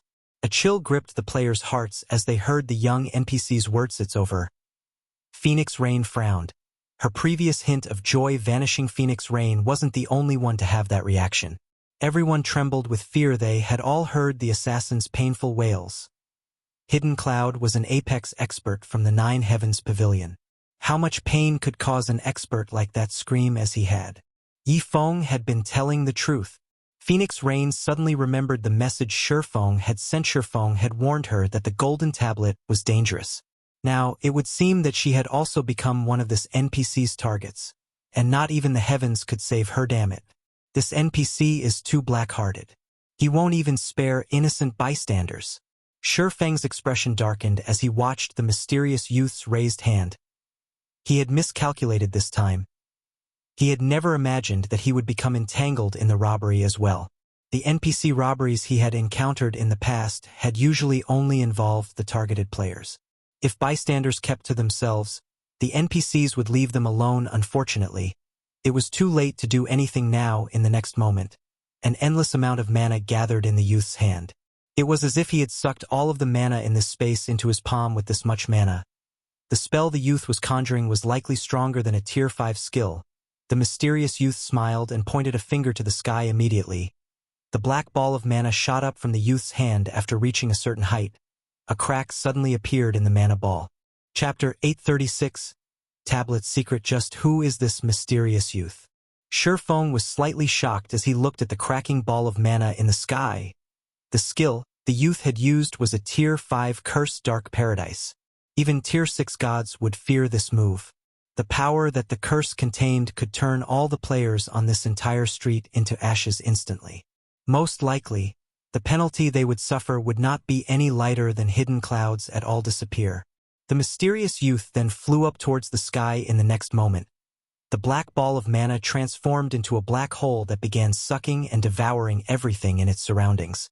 As the suction grew stronger, the black hole expanded. Players on the street were even getting pulled off the ground. Damn it. Feng abruptly activated Heavenly Dragon's power and Blade Liberation, and his strength attribute immediately surpassed that of a Lord-ranked monster of the same level. Space Freeze. The skill that the youth had used earlier was partially a control skill. After activating Heavenly Dragon's power, Feng became immune to all control skills. Unfortunately, the strength suppression as well as an extremely powerful mental suppression was still present inside the frozen space. Even without the original control effect, moving inside the frozen space remained impossible with the attributes of current players. Only by using twofold Berserk did Feng have a chance of moving. Sure enough, the strength suppression is intense. When Feng tried to shift his body, it felt as heavy as Lido. There's still someone who can move? The mysterious youth was slightly surprised as he swept his gaze towards Feng. You are the first Tier 1 class capable of moving under my domain. At this moment, Feng could already twitch his fingers. However, his body was still immobilized. Unfortunately, under Dark Paradise, even if you can move, you cannot escape. However, as soon as the mysterious youth said these words, a low shout entered everyone's ears. Shatter. As the sound of this low shout echoed throughout the entire space, the frozen space instantly shattered. You actually dare make such a huge fuss inside Blackwing City. Your courage is truly commendable. In the next moment, a woman dressed in white sacred robes appeared in the sky, overlooking the mysterious youth. Or are you saying that you intend to make Blackwing City an enemy?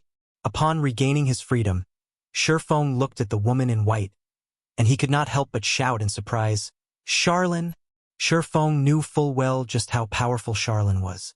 Every time he met her, the woman's strength had received a significant improvement. At the very beginning, she had been playing the role of a female bandit. Afterwards, she had transformed into a Tier 3 divine official.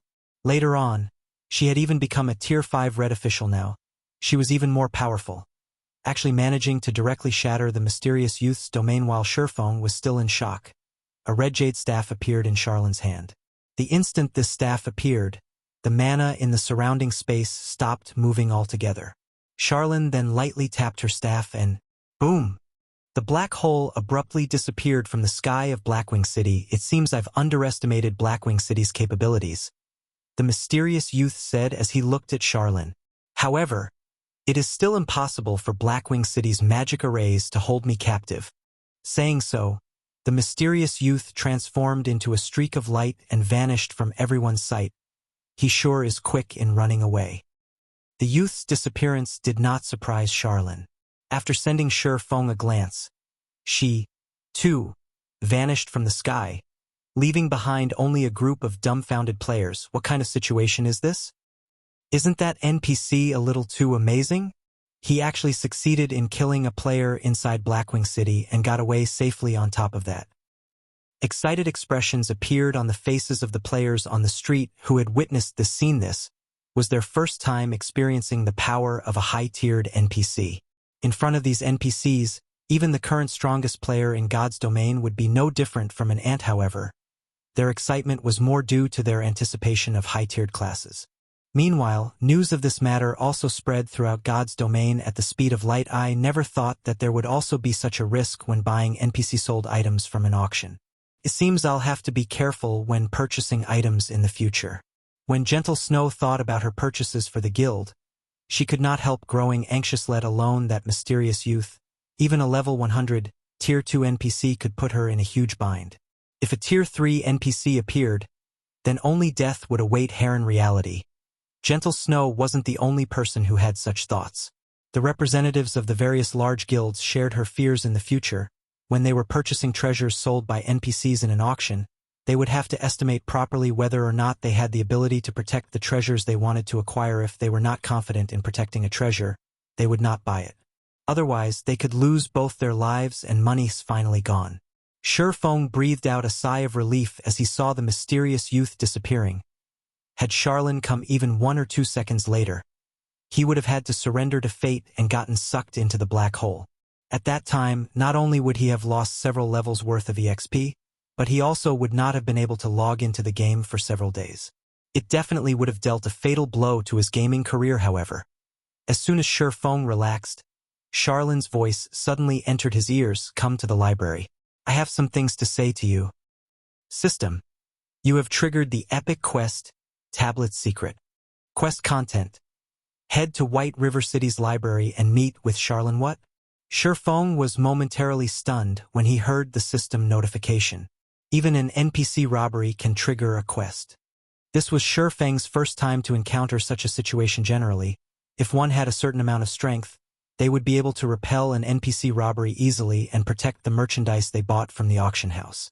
One could say that having sufficient financial power was only the first threshold to purchasing a treasure from the auction house. At the end of the day, whether one would be able to obtain the treasure depended on their own abilities. Hidden Cloud had purchased the golden tablet at a high price. If the assassin were to learn that Feng had fortuitously gotten such a chance encounter due to his sacrifice, he would most likely faint from anger. At this moment, however, Hidden Cloud had long since flown into a rage. Damn it! Damn it! That damnable NPC actually dared to steal my tablet. Hidden Cloud bellowed as soon as he exited his virtual gaming cabin, an extremely ugly expression on his face now that he had lost the golden tablet. The upper echelons of the guild would definitely be angry. This feeling of falling from heaven straight into hell maddened Hidden Cloud. After Feng had triggered the quest, he did not hurry to return to White River City. Instead, he bade farewell to gentle snow and secretly went to a private location and disguised himself. He then returned to the Blackwing auction house and placed the remaining 3,000 strengthening devices up for sale at the establishment. Rather than selling all 3,000 devices at once, he split them up into batches and scheduled them for different time slots. However, instead of selling them in stacks, he would sell anywhere from 10 to 20 individual pieces for each time slot. If he sold the strengthening device at the Candlelight Trading Firm, he could indeed earn a lot more money. After all, he would not need to pay an exorbitant handling fee. He could even increase the trading firm's fame this way. However, strengthening devices were not items that ordinary players could easily afford. Only the various large guilds gathered at Blackwing City possessed the financial reserves to purchase these items. When Feng's first batch of 10 strengthening devices went up for sale at the Blackwing auction house, it immediately triggered another commotion in Blackwing City. I sent this the strengthening device that appeared in the monthly auction? Chapter 837 Lake Heart City. Inside the Blackwing auction house. The moment the strengthening devices appeared once more, various members of large guilds, who had been idling around in the main hall of the auction house, began frantically contacting the upper echelons of their respective guilds. The strengthening device from the monthly auction held just before had already become famous. It had even caused a commotion on God's Domain's official forums. Currently, the monsters in God's Domain were growing more powerful. It would be a miracle if an ordinary player's equipment could last them over 10 hours of grinding out in the fields. If these players frequently fought elite or stronger monsters, their equipment's durability would decline even faster, generally lasting 8 hours at most. Guild elite members might be able to hold out for a little longer. However, the current mainstream grinding spots were becoming farther and farther away from cities. Just making a round trip would cost players a lot of time, so much so that their travel time might be even longer than the time they spent grinding monsters. To the elite members and upper echelons of guilds, time was money. It was especially true for the time of guild experts to develop their guilds. Not only were these experts required to maintain a strong lead in levels, but they were also required to raid field bosses and dungeons to procure equipment for the guild. Naturally, these experts could not afford to waste all their time on travel. The obvious solution to this problem was to prepare extra sets of top-tier equipment. However, this method was simply too extravagant even for guilds. While the monthly auction was still ongoing, the various large guilds had immediately experimented on the strengthening devices they acquired. As a result, they had already gained a relatively precise understanding of the item's effects. Previously, they could only make a rough guess based on the introduction of the item. Hence, upon conducting their tests, these large guilds were shocked. Although the strengthening device could only extend a player's grinding time by 3 to 4 times, the better the equipment the strengthening device was used on, the greater the effects. In addition, while battling, the bonus durability provided by the strengthening device would be the first to diminish instead of the equipment's own durability. In other words, as long as players still had strengthening devices on hand, they could devote their time to grinding. They would not have to prepare any additional equipment. Neither would they need to return to a city to get their equipment repaired. If allocated to ordinary or elite players, the 10 gold strengthening device would indeed be very extravagant. However, when assigned to an expert player, it would not be one bit extravagant. On the contrary, it would be a profit. Instead, unfortunately, the strengthening devices were sold only in the monthly auction. This situation caused many large guilds that had not participated in the auction great frustration. Now that the strengthening device had appeared in the auction house as a player-sold item, how could the members of the various large guilds not grow frantic? Just a few minutes after the strengthening device's appearance, The price for a single unit broke past the 9 gold threshold. Moreover, the price was still increasing rapidly. Even Feng had not expected the strengthening device to be this popular. When he exited the auction house, he saw group after group of players rushing into the building. Why is Phoenix Rain suddenly contacting me? Just as Feng was preparing to leave Blackwing City, he suddenly received a call from Phoenix Rain. However, the person she was contacting was not Yi Feng but Black Flame Guild leader Black Flame. Have you heard? There is a player selling strengthening devices at the Blackwing auction house right now. Phoenix Rain said through the video chat, smiling yes. I've also just heard about it. Feng nodded, having already changed to his Black Flame guise. But why is Phoenix Pavilion Master contacting me? I want to purchase a large number of strengthening devices, so I wish to borrow some money from you.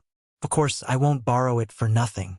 3 days later, I'll return it to you with 30% interest, or you can buy a high-potential land in one of the Black Dragon Empire's major cities from me. Phoenix Rain smiled as she extended a tempting proposition. Originally, she had not wished to borrow money from Feng. However, with the appearance of the strengthening device, and based on her newfound knowledge regarding the item, she had a great opportunity for the Phoenix Pavilion to surpass the Heavenly Dragon Pavilion. Level 40 was an important turning point in God's domain. With the strengthening device, she could rapidly raise a group of experts to level 40. At level 40, even using only common mounts would still bring about explosive improvements to their leveling speeds. They would be able to develop new maps earlier than other guilds. However, she had already spent a large part of her funds to purchase other items during the monthly auction. She did not have enough to contest for the strengthening devices, not to mention needing money to buy mounts.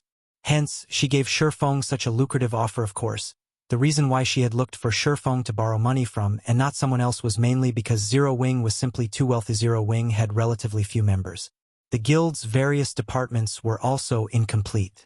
The guild's expenses were not particularly high either. Moreover, Zero Wing was the proud owner of Star Moon Kingdom's wealthiest trading firm, the Candlelight Trading Firm. The guild also possessed the enviable Stone Forest town. The guild's daily profits were in no way inferior to even those of a super first-rate guild like the Dragon Phoenix Pavilion. Due to these reasons, the wealth Zero Wing possessed could make even her envious. Just from the bid Yi Feng had placed earlier on the golden tablet, one could tell how rich Zero Wing was. Alright, but I want to purchase land at the Black Dragon Empire's Lake Heart City. Feng inwardly cheered upon hearing Phoenix Rain's words. He had never imagined that the woman would be so desperate. However, I'll say this first. I still have other uses for my coins. I won't buy it if your price is too high. Although he had previously purchased some potential land in the Black Dragon Empire and subsequently established the Candlelight Trading Firm at these locations, there was a limit to his funds currently. Large guilds within the Empire had long since bought up the majority of the potential land in the Empire's major cities. Even if Zero Wing could afford to purchase them now, nobody would be willing to sell any of their lands. Now that Phoenix Rain was willing to sell potential land, he naturally had to take advantage of the opportunity. In the future, the value of these plots would increase manifold. It was especially true for the land in Lake Heart City. Lake Heart City was a small island city located within the Black Dragon Empire. The island itself was situated in the middle of Mist Lake, the Black Dragon Empire's largest lake. Lake Heart City was also a producer of one particular item, and that item was the Ice Jade on its own. The Ice Jade was an item that could raise a player's ice resistance temporarily. It could also be processed into ice resistance gemstones, which could be inlaid into equipment, similar to regular gemstones, and greatly increase a player's ice resistance. During the initial stages of the game, this item was not particularly valuable. After players reached level 50, however, the value of ice jades would multiply.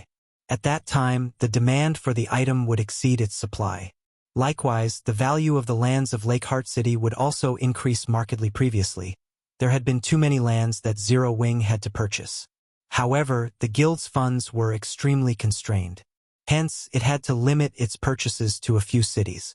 Although it had earned enough money later on, by then, the potential lands of Lake Heart City had long since been bought clean.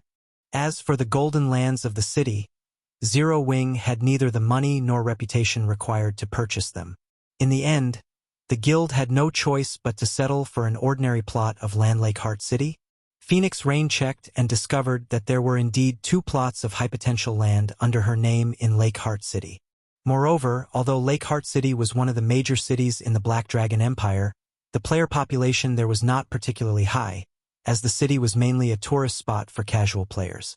She had never imagined that Feng would actually be interested in such a location.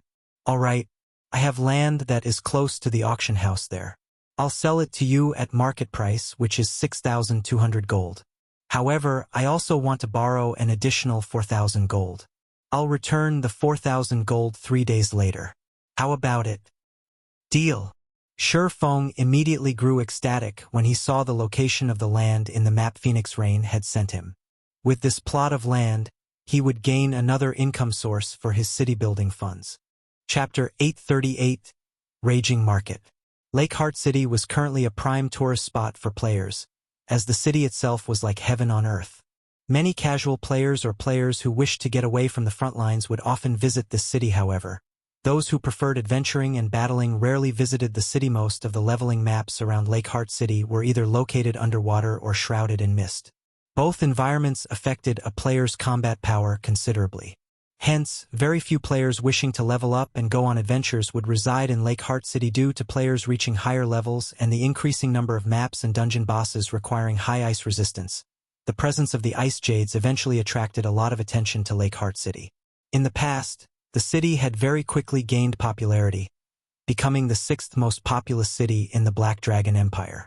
The prices of land there had skyrocketed overnight. Feng never imagined that he would receive such a fortunate offer as a result from selling the strengthening devices. After agreeing on the trade conditions, Feng and Phoenix Rain decided to meet up in White River City. If one wanted to trade lands, they needed to do it through a city hall through either of 2 methods. The first method was a relatively fast but troublesome process, while the second method was simple but time-consuming. Feng usually left the responsibility of purchasing lands to Aqua Rose and Melancholic Smile. They would then transfer the ownership of these lands to him through a random city hall. This way, he didn't need to make a trip to the city hall.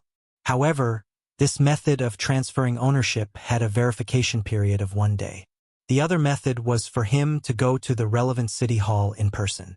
By doing so, he could complete the transfer procedures immediately. Currently, Feng was in no hurry to obtain the land in Lake Heart City. Hence, there was no need for him to travel there personally to complete the transfer of ownership. During the time Feng and Phoenix Rain were chatting with each other, one notification after another popped up in Feng's system notification window system. The 20 strengthening devices you placed on auction have been sold. After the deduction of the processing fees, a total of 164 gold, 85 silver has been added to your bag space system. The 20 strengthening devices you placed on auction have been sold. After the deduction of the processing fees, a total of 165 gold, 64 silver has been added to your bag space. During the short time since Feng left the auction house, the amount of money in his bag had increased by over 1,000 gold. The rate at which he was earning money was just staggering. This handling fee is simply usurious.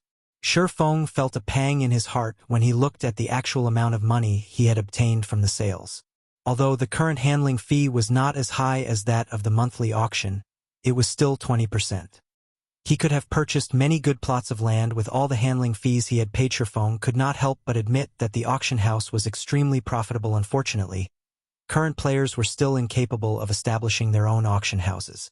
The precondition for doing so was having a city of their own following, which Feng teleported back to White River City and prepared to head to the library. The Golden Tablet held a great temptation for Feng. A secret technique was a treasure that could allow players to learn advanced combat techniques directly.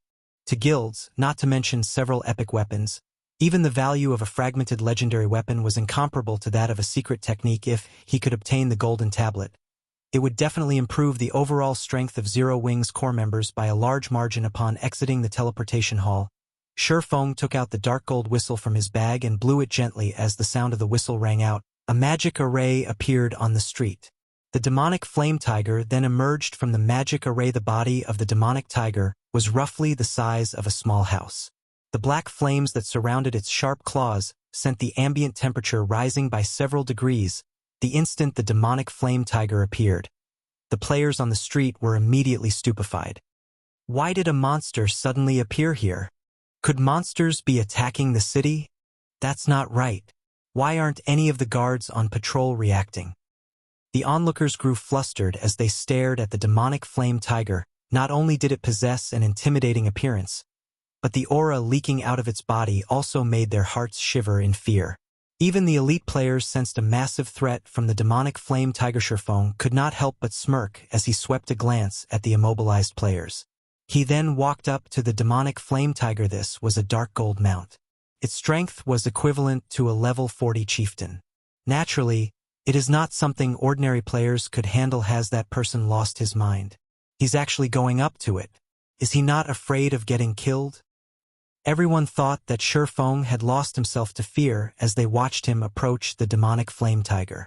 However, when they saw the demonic flame tiger obediently lie down before Feng and enjoy Feng's caress agreeably, their mouths fell wide open. However, an even more shocking scene occurred in the next moment as Feng mounted the demonic flame tiger. Let's go. Feng shouted lowly. Suddenly, the demonic tiger let out a loud roar and took a step forward. It then transformed into an afterimage that disappeared before everyone. What? That's a mount. I'm not seeing things, right? Who is that person? That giant tiger mount looks so cool. No one dared believe what they just saw. Riding a mount was still a faraway dream for them. Even if they managed to reach level 40 eventually, amassing a fortune of 40 gold was not that easy. It would be even more impossible for them to ride a bronze or mysterious iron mount. While Feng was rapidly making his way towards the library, the players present on the street outside the teleportation hall went into a frenzy. Every one of them was madly posting on the official forums, "A hero riding a giant tiger has appeared in White River City." Many people initially did not believe the words written in this post. After all, the number 1 players on the various Empire ranking lists were only at level 39. These players were still a long way off from reaching level 40. How could there possibly be someone capable of riding a high-ranking mount right now? After watching the recorded video, everyone was shocked. There were some who felt admiration, some who felt jealousy, and some who felt pride. There were also many people trying to guess at Feng's identity. Just who was actually capable of riding such a mount? Unfortunately, as Feng had hidden his face using the black cloak, nobody could discern his identity. A dark gold mount sure is fast. Even an advanced horse carriage is far inferior to it. This was also Feng's first time riding a dark gold mount. The speed of the mount was simply incomparable to fine gold mounts. The demonic flame tiger speed was at least 20% or 30% faster than an advanced horse carriage. Just as Feng was quickly approaching the library, he suddenly received a call from Autumn Goose. When Feng accepted the call, the image of an anxious Autumn Goose appeared before him. What happened? Feng could not help but ask after seeing her apprehensive expression. Feng, gunfire contacted me just now, saying that a group of players that had suddenly appeared is hunting Rain and Blue. These players are very powerful and are capable of doubling the death penalty of the players they killed. Moreover, they also have a means of jamming a player's communications. However, I'm currently not in Starmoon Kingdom. Can you please go save them? Autumn Goose asked worriedly after reaching their level. Even a single death was a painful loss. If their death penalties were doubled, the cost of dying once would be devastating. However, she could not come up with a good method to save thoughtful Rain and the others at the moment. The only person she could think of right now who might be of help in this situation was Feng. Where are they now? Feng was initially stunned, but he immediately said in a hurried tone, "I'll head over there right away." Feng had never imagined that there would actually be people who would still dare to take action against Zero Wings members within the boundaries of Starmoon Kingdom at this point. Chapter 839, Crystal Maze. Hearing Feng answer without hesitation, Autumn Goose was touched. She also felt slightly envious. The reason why she had joined an independent organization like the Wind God Spear was precisely how the people within the organization treated each other like family. If one of them got bullied, they would fearlessly help out their companions regardless of the cost. They did not behave like guild members, who had to worry about various aspects even when helping out a companion. Generally, players in the upper echelons of guilds, like Feng, were even less likely to make a move casually. People in his position would usually ascertain what kind of enemy they were going up against first and make a decision only after determining the potential profits and losses. However, Feng had not done any of this. Instead of asking who their enemy was, The first thing Feng wanted to know was the whereabouts of Thoughtful Rain and Blue Bamboo. Such a situation generally would never happen in a guild. Some experts ambushed Rain and the others at the Crystal Forest. The enemies were wearing black cloaks, so they did not find out anything about those experts. Moreover, their ambushers operated silently. Fortunately, Rain and Blue managed to use the instantaneous movement scrolls you gave them before to escape. However, based on what Gunfire told me, those people were there specifically to kill Rain and Blue. They definitely will not let them get away.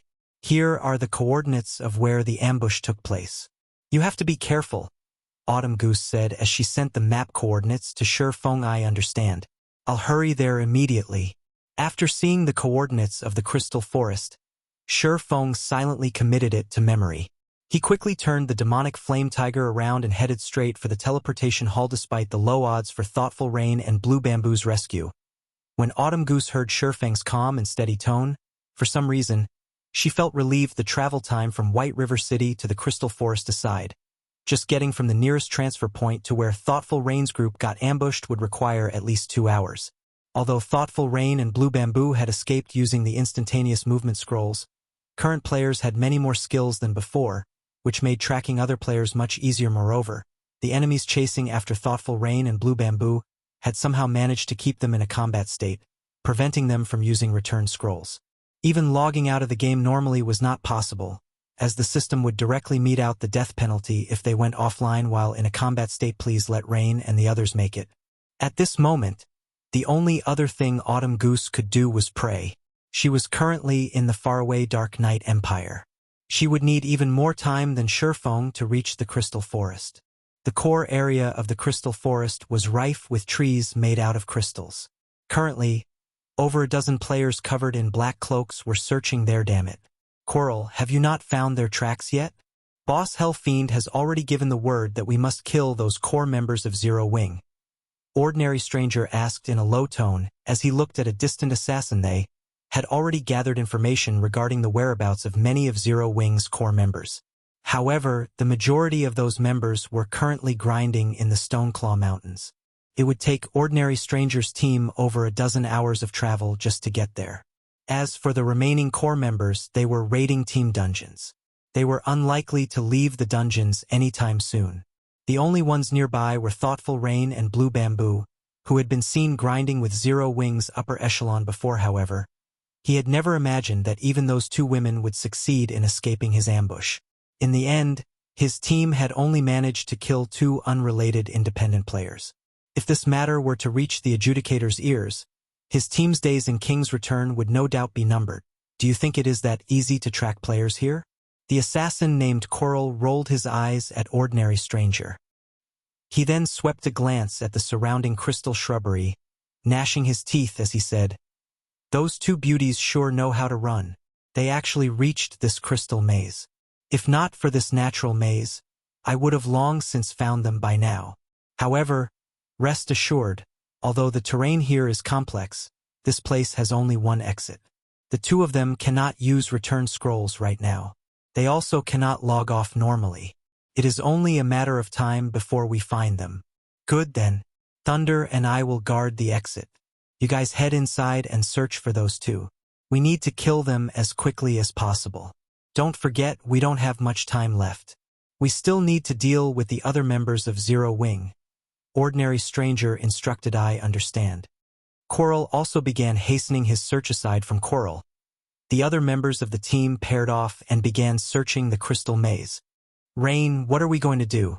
Those people are still chasing after us. If we head in any further, we will arrive at the lair of the Crystal Wolves." Blue Bamboo's heart began palpitating as she looked at the patrolling pack of crystal wolves some distance away. These crystal wolves were incomparably powerful.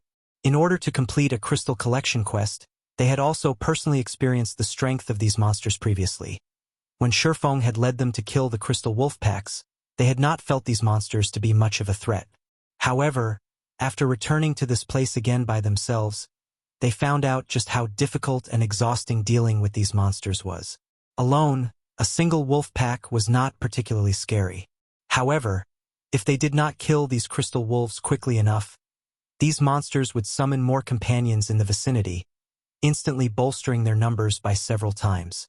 Sometimes, the Crystal Wolves would also draw special elites, or even chieftain-ranked monsters. Fortunately, when the chieftain appeared, they had Deathwind to tank it.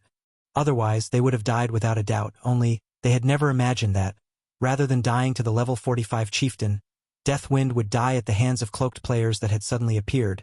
Instead, if not for Deathwind and gunfire delaying those people, they would not have had a chance to use the instantaneous movement scrolls that Feng had given to them for emergencies. Currently, there were Crystal Wolves all around them. If they moved deeper into the maze, the possibility of discovery by a wolf pack would increase as well. In which case, by the time those cloaked players caught up to them, these Crystal Wolves would have long since killed them already. We can only give it a shot. We'll use an invisibility potion and continue forward. Hopefully, these wolf packs can buy us enough time. Thoughtful Rain gritted her teeth as she looked at her own status window. She then took out 2 invisibility potions and gave one of the bottles to Blue Bamboo. Both of them were currently afflicted with the Soul Lock debuff. As long as they were out in the fields, they would not be able to contact anybody for 5 hours. Their attackers had also forced them into a constant combat state, which prevented them from using their return scrolls. Arbitrarily logging out of the game would result in them suffering the death penalty immediately. While Thoughtful Rain and Blue Bamboo snuck deeper into the crystal maze, Feng had already arrived at the Crystal Forest. I finally caught up. Feng tapped on the demonic flame tiger, storing it away as he looked at the Crystal Forest before him. He then opened the map for the Crystal Forest. Even now, Autumn Goose had yet to contact him again. This silence meant that Thoughtful Rain and Blue Bamboo were still alive. The enemy is extraordinary. The fact that Rain and Blue have remained at large suggests that they entered the Crystal Forest's core area, the Crystal Maze. Hopefully, I can make it in time. After taking a glance at the map, Feng used space movement. The activatable skill of the aura of space movement allowed him to cross up to 600,000 yards instantly. He could easily traverse the entire Crystal Forest or move to any location within the map. If not for this skill, he would not have made it to the Crystal Forest so quickly, either. Now that the skill's cooldown was over, he could use it once again. In the blink of an eye, Feng appeared at a location close to the Crystal Maze's entrance, guarding the entrance as well. It seems you guys really are targeting Zero Wing. The instant Feng appeared in the area, he immediately noticed the cloaked Ordinary Stranger and Thunder Tiger keeping watch at the entrance of the Crystal Maze, their eyes radiating cold killing intent. Chapter 840 Magic Staff.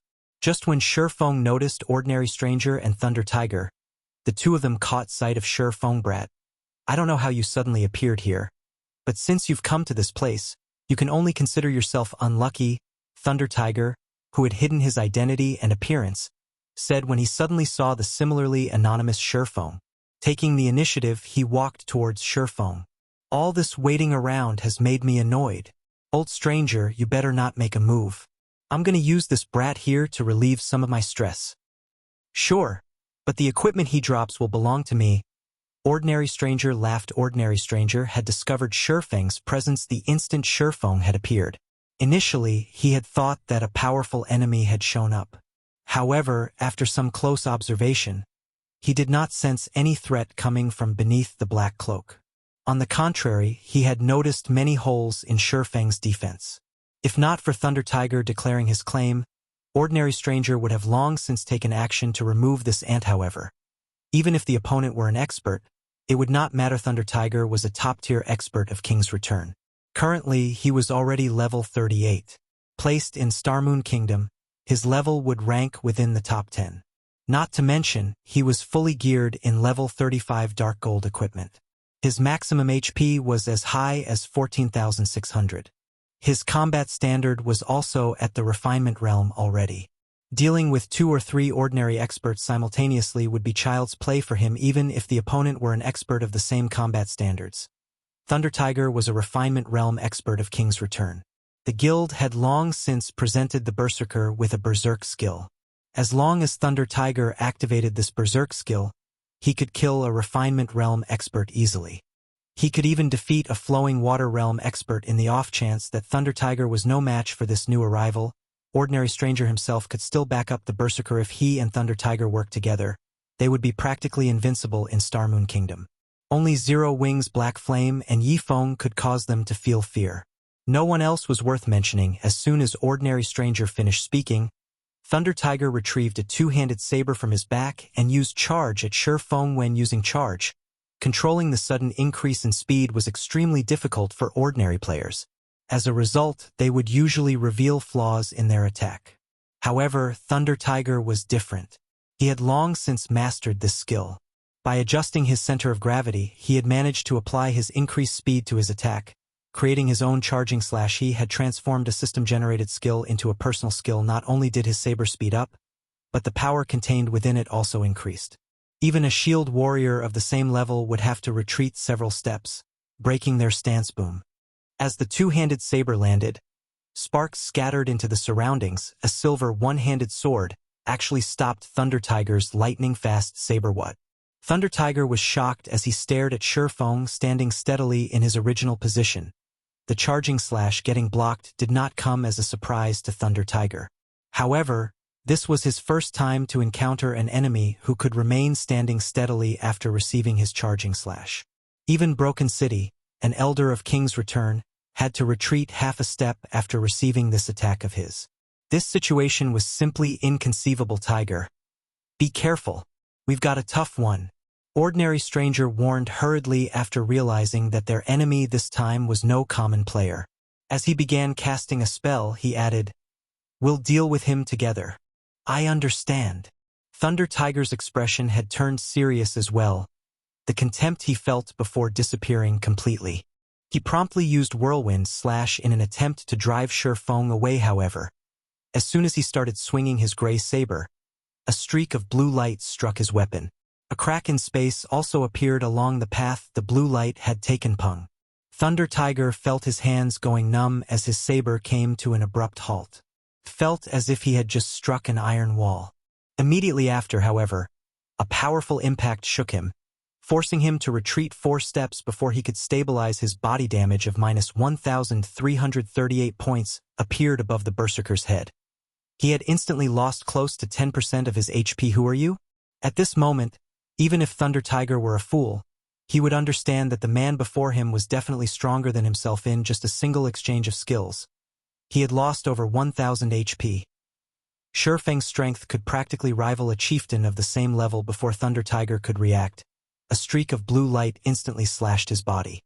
Although the Berserker had tried to defend himself with his saber, he was simply no match for the speed of the sword. Light 7:151. The lightning effect having triggered, Feng's attack instantly took away half of Thunder Tiger's HP. The Berserker himself also went flying over 10 yards away. Who am I? At this time, Feng laughed. You dared to come and find trouble with Zero Wing, yet you still ask who I am. Hearing Feng saying so, whether it was Thunder Tiger or Ordinary Stranger, both of them immediately shuddered as a name appeared in their mind. Sword King Black Flame. Why is he here? Ordinary Stranger's expression darkened, his heart roiling with confusion. Their operation this time was top secret. They had even placed a soul lock on the targets of their ambush. The two women should have no way of contacting anyone from Zero Wing. Hence, the possibility of them encountering Black Flame here was practically non-existent. Yet, now, Black Flame had appeared before them. However, Ordinary Stranger gave no further thought to this matter. Since Black Flame was here, there was only one thing they could do right now: escape.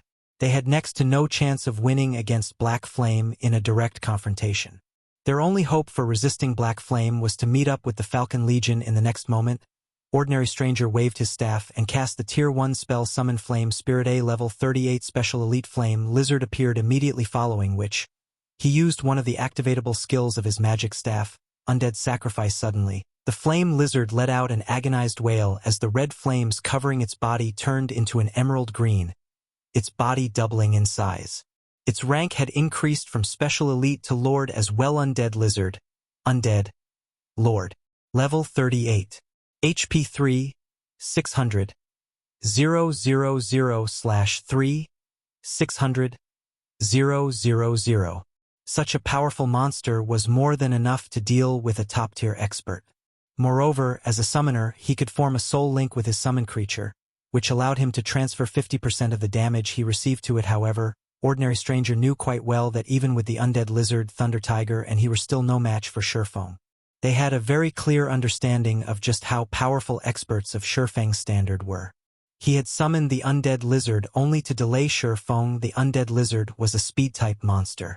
At the same time, it possessed multiple control skills. Could surely pin down Feng and give them an opportunity to escape retreat.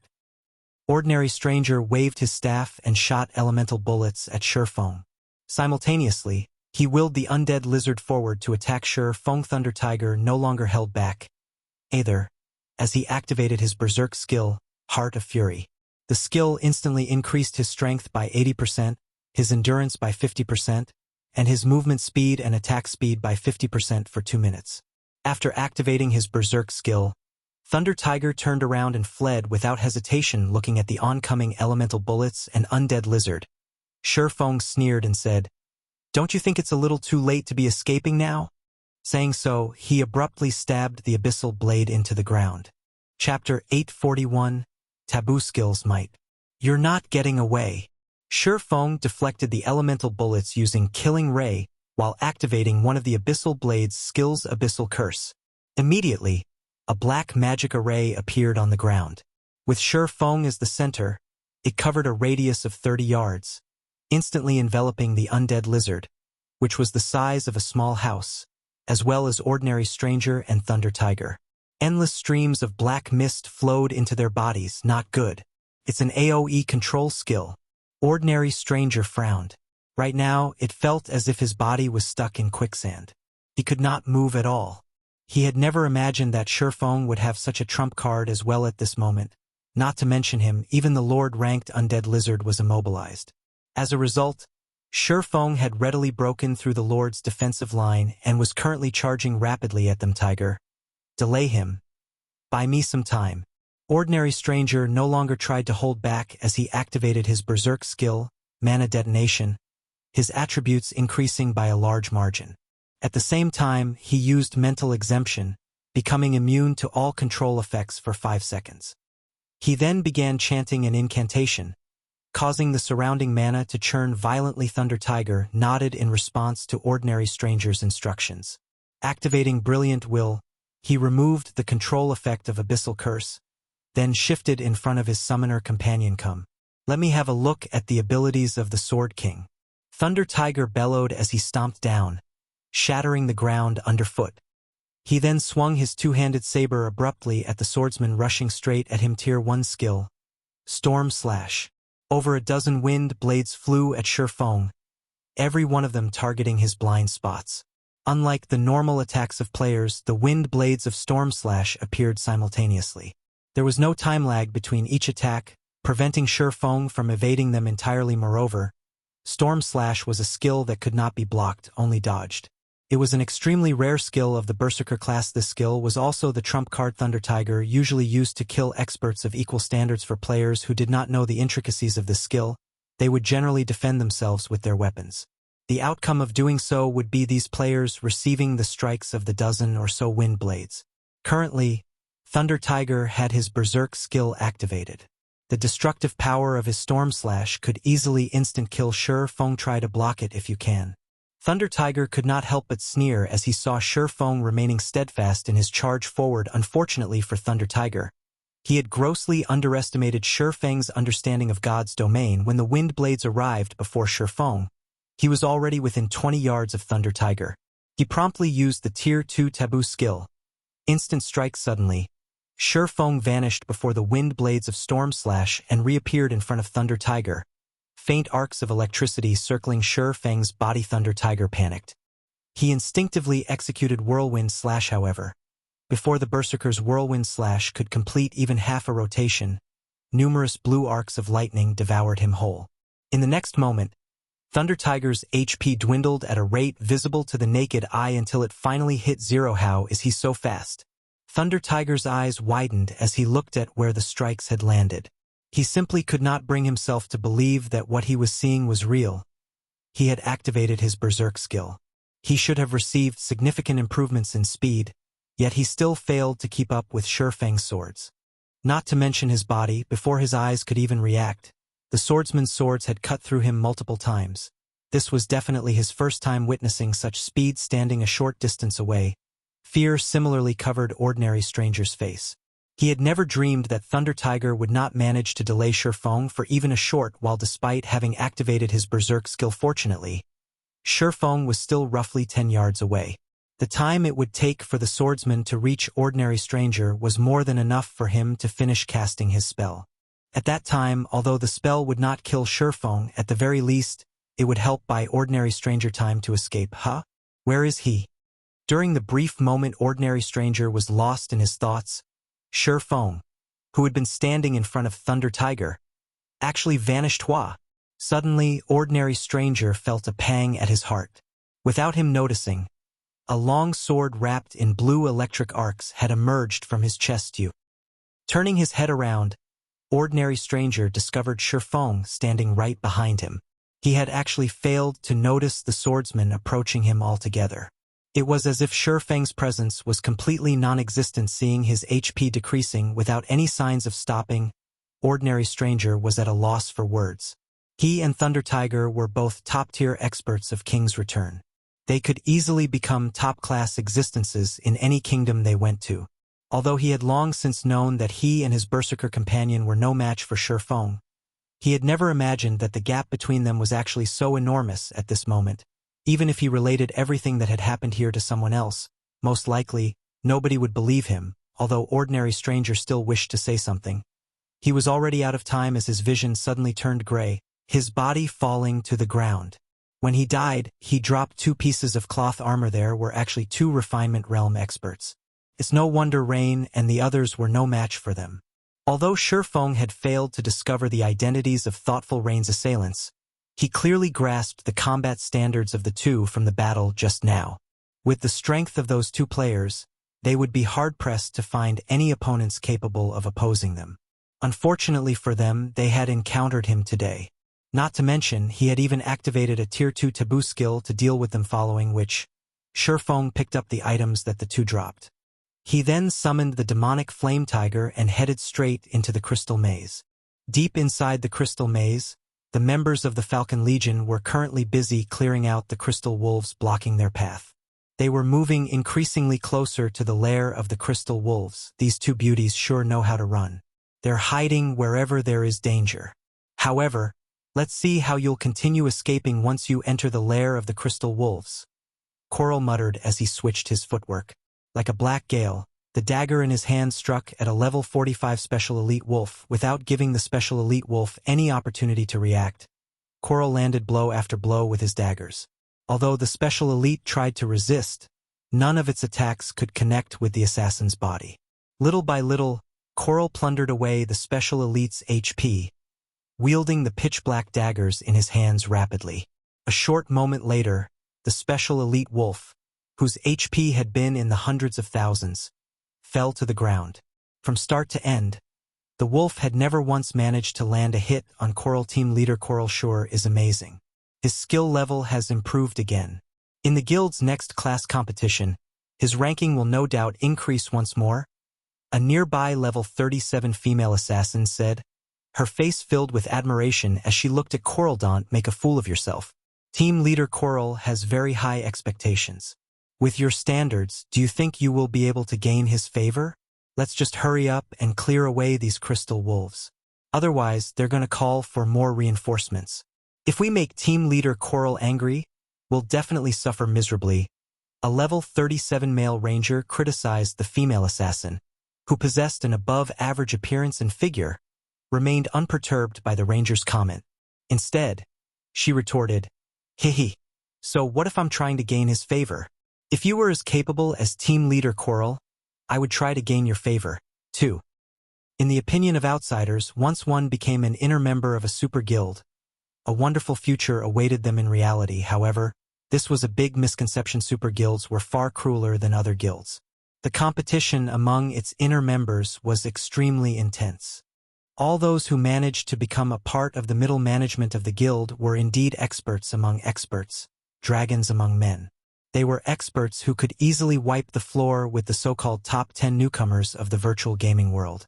This strength was also the reason why the various super guilds paid no particular attention to the super newcomers of each year. Meanwhile, as long as Coral improved just a little bit more, he could enter the middle management of King's Return. At that time, he would become a celebrity-level character, enjoying endless fame and glory. Team leader Coral. Something happened. Ordinary Stranger and Thunder Tiger are dead. Chapter 842. Yi Feng arrives. They died.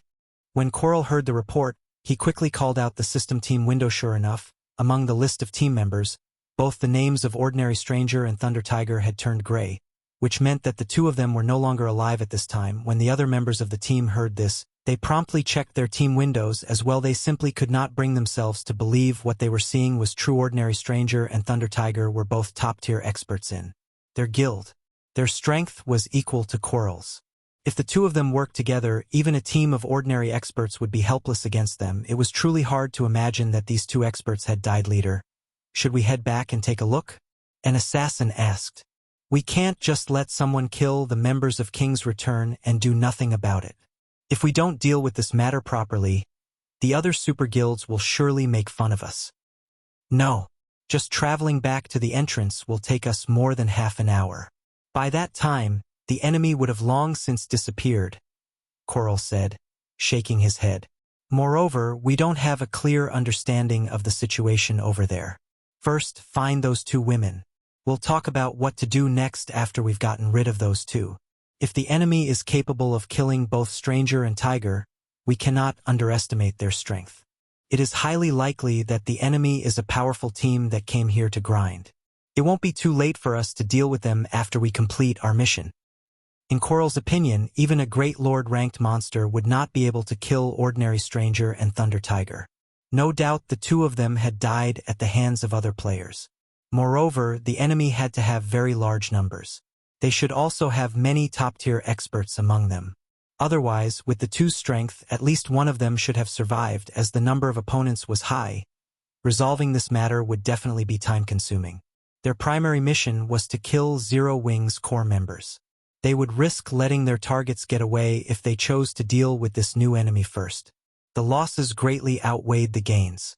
Now that they were close to completing this mission, they naturally could not give up halfway, following which, Coral and the other members of the Falcon Legion continued to move deeper into the lair of the Crystal Wolves, defeating one pack of Crystal Wolves after another. Leader, I found the two women's footprints up ahead.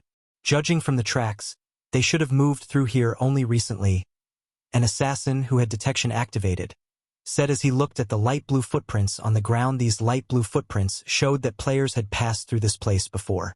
However, these footprints were visible only to players using the detection skill. One could make rough judgments based on the size and brightness of these footprints. The brighter the footprint, the more recently it was left behind. Good. We can finally put an end to this game of hide and seek. Coral revealed a cold smile as he looked at his map. As Coral said so, the members of the Falcon Legion began slowly walking in the direction indicated by the assassin Rain. What should we do now? Blue Bamboo, who was hiding in a crack in a rock wall, asked nervously as she looked at the slowly approaching Falcon Legion. Her hands tightly clenched around her staff. They were currently level 39. If they died now, it would take several days of hard work to make up for the loss. There's nowhere else to hide. When the time comes, we can only make a last stand. Thoughtful Rain was also out of ideas. Previously, they had used up their instantaneous movement scrolls to escape from the sudden ambush. Afterwards, to shake off the pursuit of their ambushers, they had no choice but to hide inside the crystal maze. Now, however, it seemed that all their efforts were still in vain. As the 18 members of the Falcon Legion moved increasingly closer, Thoughtful Rain and Blue Bamboo began casting their respective spells, resolved to fight to their very last breaths. Roar. When the Falcon Legion was roughly 100 yards away from Thoughtful Rain and Blue Bamboo, a roar suddenly resounded throughout the cave. The members of the Falcon Legion halted their steps as they turned to look for the origin of this roar. One after another, they immediately discovered a tiger the size of a house slowly approaching them. Step by step, the paws of this tiger covered in pitch-black flame. Surprisingly, there was actually a person sitting on top of this giant tiger. However, as this person wore a black cloak, the members of the Falcon Legion could not discern this person's appearance or identity. They could only tell that this person was a mana player. A hint of fear woke in Coral's heart as he looked at this cloaked man riding the giant tiger. He had already used an identification skill, which confirmed that the man on the tiger was indeed a player. Then, this situation could only mean one thing: the mysterious player before them was at least level 40. As for the giant tiger, needless to say, it was this player's mount. Moreover, its quality should be very high. Currently, in God's domain, the top 10 players on the ranking list of empires were only level 39. Coral had yet to hear of anyone reaching level 40. Since this mysterious player had managed to attain such a level, needless to say, his strength was extremely extraordinary. Leader, that person is coming over. What should we do? A level 37 ranger asked somewhat anxiously. The ranger could feel significant pressure coming from the demonic flame tiger before them. However, the player capable of possessing such a mount was definitely even more powerful. For a time, the members of the Falcon Legion were at a loss as to what to do. Let's find out what his goal is for now. Coral did not hurry in making a decision, although they had the advantage in numbers. The fact that the other party dared to walk over all by himself showed that he had no fear of them whatsoever. Otherwise, he would have long since turned around and left. When dealing with such an expert, making rash decisions was not wise. Ascent that big brother Yifeng's mount. The giant tiger gave Blue Bamboo a great sense of familiarity. However, she was also somewhat uncertain. After all, the likelihood of them encountering Feng at this place was abysmally low. That's right. That is indeed the demonic flame tiger. Thoughtful Rain's eyes flickered with joy. She had never thought that they would be able to meet Feng here. However, after a brief moment of joy, her heart filled with anxiety. After all, she could tell that the Falcon Legion was specifically targeting the core members of Zero Wing. Meanwhile, Feng was someone important in Zero Wing's upper echelon. He was sure to be one of the Falcon Legion's targets. If they found out Feng's identity, they would immediately jump him. For sure, every member of the Falcon Legion was an expert. Many in the Legion were capable of defeating Gunfire and Deathwind in a one-on-one. Among them, the leading assassin, Coral, was incomparably powerful, trouncing even the experienced Deathwind in just a few moves. Feng would definitely end up in an extremely dangerous situation if these 18 experts surrounded him. Just as Thoughtful Rain was thinking of a way to warn Feng. Seated atop the demonic flame tiger, Feng looked down at Coral, who stood at the head of the team, and asked, "So you're the ones looking for trouble with Zero Wing?" When Coral heard Feng's question, his expression suddenly changed. He immediately understood Feng's objective. Moreover, he was very certain that ordinary strangers and Thunder Tiger's deaths had something to do with Feng. Kill him. Coral abruptly retreated and activated stealth. Hearing his command, the members of the Falcon Legion sprang into action. The 3 shield warriors of the team abruptly shifted to the forefront. The healers retreated, the assassins entered stealth, and the magical classes began chanting their spells. Everyone reacted with practiced motions. What is Big Brother Yifeng trying to do? Blue Bamboo could not help but gape when she witnessed this scene. "Let's give him a hand. I'll help open a path for him." "Blue, you heal him?" Thoughtful Rain said hurriedly. However, as the two of them rose from their hiding place, a gigantic crimson magic array appeared on the ground where the Falcon Legion stood. This skill was none other than the aura of Fire's skill, Firestorm. Suddenly, flames devoured the Falcon Legion. Despite the 3 shield warriors of the team reacting very quickly and activating shield wall the instant the flames appeared, when bathed in the violent flames, the 3 of them still lost over half of their HPs in the blink of an eye. Naturally, the other classes fared much worse. By the time the flames dissipated completely, the entire area had turned into a scorching hell. Just like that, 13 out of the 18 players died all at once. The situation of the Falcon Legion took an abrupt turn. Chapter 843, Showing Off One's Trivial Skills Before a Master. At the sight of his companions reduced to ashes, Coral's mouth twitched slightly. This large-scale destruction spell came all too suddenly. Evidently, Feng had long since been prepared to cast the spell while he was approaching them.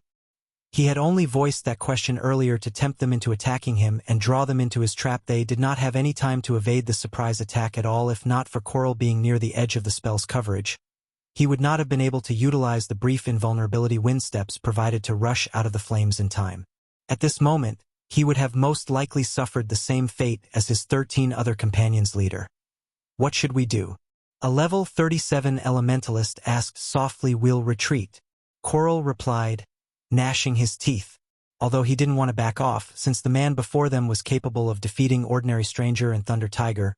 Just the 5 of them would not be able to do anything to him at all previously. They had 18 players on their side, enough hands to activate a magic array to suppress their opponent. Now, however, that plan was no longer viable. If they remained to fight, the only outcome would be a complete team wipe. Don't think you can escape that easily. Feng smirked slightly as he looked at Coral and the others gradually moving away from himself.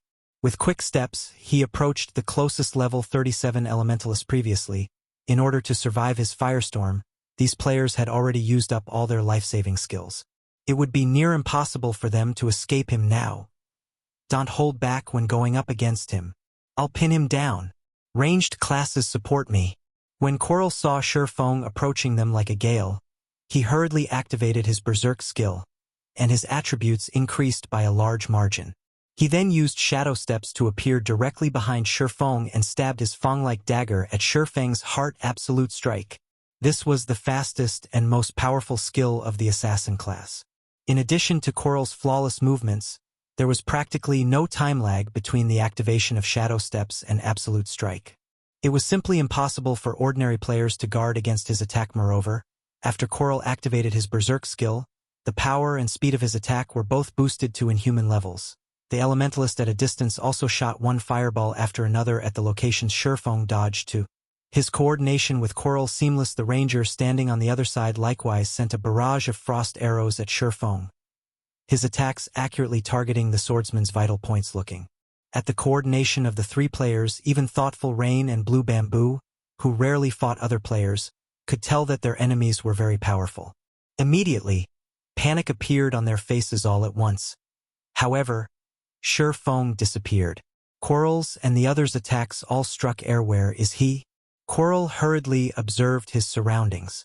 Suddenly, his eyes widened as he rushed at the distant elementalist, shouting, "Dodge! Quickly!" At this moment, Feng had already appeared behind the elementalist using silent steps. He then violently swung the sacred sword in his hand. A streak of blue light flashed. Dang. Although the blue light was fast, when it landed on the elementalist's body, it moved no further, as if it had struck an impenetrable wall-less barrier. Feng was slightly surprised when he looked at the elementalist, who was currently covered in a layer of ice. The elementalist looked just like an ice sculpture right now.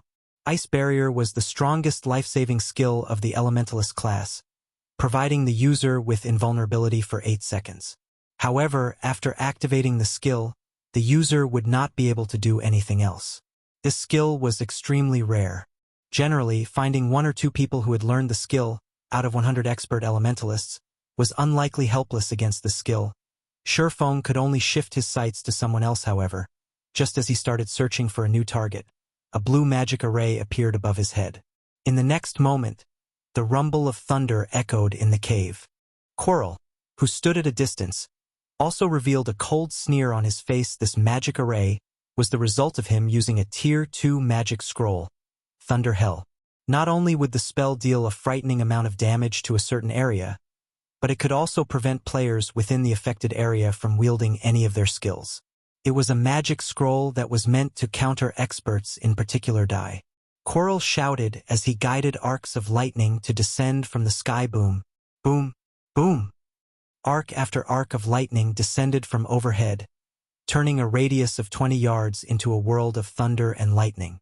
Any player caught within the region of Thunder Hell would not survive. Only the elementalist, who had activated Ice Barrier beforehand, would remain unharmed by the spell. Ha ha ha. Team leader is still the best. The ranger laughed proudly as he looked at the flurry of lightning bolts crashing before him. Players were fated to remain as only players. Even if they had extremely high attributes and combat standards, actual field battles did not rely on just these 2 things. External tools still had great influence on the outcome of a battle. Even if Feng possessed attributes rivaling those of a chieftain of the same level, if he could not use any of his skills, he would definitely succumb to the destructive power of a Tier 2 spell with the pitiful amount of HP he possessed. Seeing the lightning storm devouring Feng, Coral breathed out a sigh of relief as well.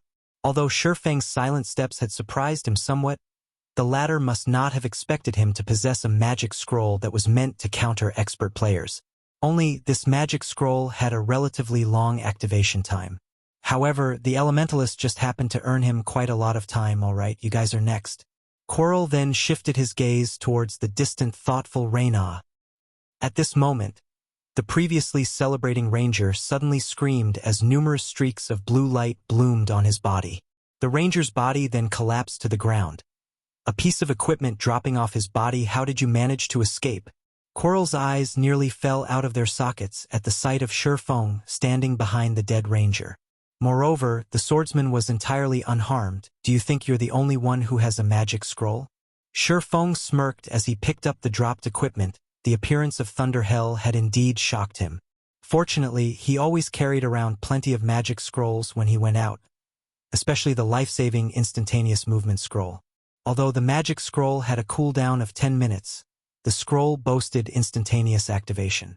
It was an item specifically meant to counter control skills. Just who are you? Why are you targeting us? Quirrell asked, his complexion deathly pale. However, while Quirrell was posing his question, he was also making subtle gestures, signaling the two other assassins in stealth to circle around and ambush Feng. The two stealthed assassins nodded silently. They then began approaching Feng with light steps. Both of them were experts capable of melding their actions with their environment. Even a top-tier expert would find it difficult to discover them while they were in stealth trying to divert my attention. Feng laughed as he shook his head. He then turned around without any warning and used thundering flash. Several arcs of lightning streaked across space. Immediately, two figures emerged in the path the lightning arcs traversed. They were none other than the two stealthed assassins whom Quirrell had signaled to before. At this moment, both their bodies fell to the ground abruptly. Both their HPs having already hit rock bottom. Feng had activated omniscient eyes as soon as the battle began. Hence, he could see the two stealthed assassins approaching him as clear as day. He had only pretended not to notice them. However, now that they were taking the initiative to present their lives to him, how could he possibly refuse their offer? You! Quirrell's complexion darkened significantly when he saw this scene. All right, now you're the only one left, Feng said in a low tone. Only me? Quirrell was inwardly confused. There was clearly an elementalist still present. Why would Feng say that he was the only one left? In the next moment, a crimson dart appeared in Feng's hand. He then threw the dart at the elementalist stuck inside the ice flame god's fury. The instant the duration of ice barrier ended, before the elementalist could even react, blazing meteor had already appeared before him. Feng's grasp on time had reached perfection. Right after, flames devoured the elementalist completely, reducing his body to a pile of smoldering ash. Just who are you? Quirrell asked. Fear painted across his face. After he had set up so many traps, even the apex experts in his guild would have succumbed to death by now. Yet, as if he had been playing in Feng's palm all this time, none of his traps had worked on Feng. Just thinking up to this point made his heart shudder in fear, a sense of powerlessness spreading throughout his entire being. Do you have any last words?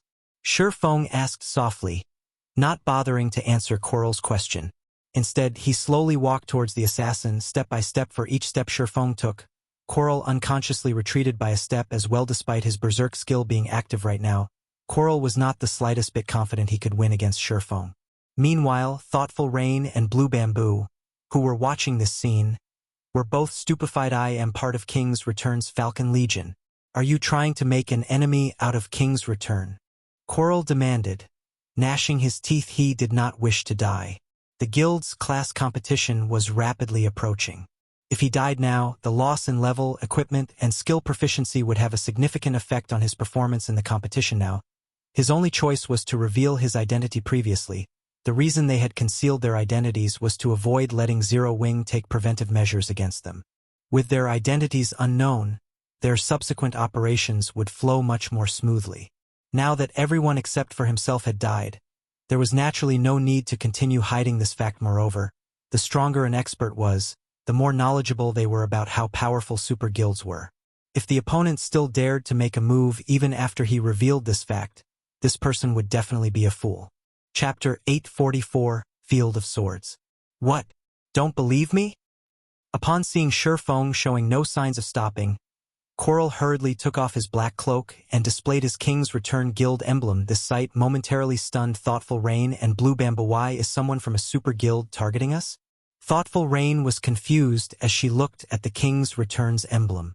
She no longer possessed her previous joy at seeing Feng defeating the Falcon Legion. On the contrary, she felt somewhat worried. Instead, although she had come into contact with virtual reality games only recently, she still knew just how powerful an existence a super guild was in current society. Virtual reality games had over a century of history already. The super guilds of virtual reality games were just like major celebrities. In the real world, one often saw news coverage of these existences. Hence, it was difficult for one not to know about them. Among them, King's Return operated slightly differently from other super guilds. The guild would occasionally recruit expert players. Regarding popularity, King's Return greatly surpassed the other super guilds. One could frequently hear news of certain powerful experts joining King's Return. Hence, Thoughtful Rain had a certain degree of understanding of the guild, and she knew just how wide the gap between Zero Wing and King's Return was. Whether it was in terms of member count or number of experts, the two guilds were on entirely different levels. If a war were to break out between their two guilds, it would be a disaster for Zero Wing. No wonder you guys dared to take action against Zero Wing's members in Star Moon Kingdom. So you're a member of King's Return. Feng finally understood what was going on. Because he had rejected King's Return's previous offer, the guild was now targeting Zero Wing's core members. However, he immediately smiled at Coral and asked, "But don't you know who I am?" Saying so, Feng stored away his black cloak and revealed his original appearance. Feng. Coral's mouth slackened when he saw Feng's appearance. He simply could not bring himself to believe this was true. Feng was not as famous as Zero Wing's Black Flame, and was an existence known only among the major powers of God's domain.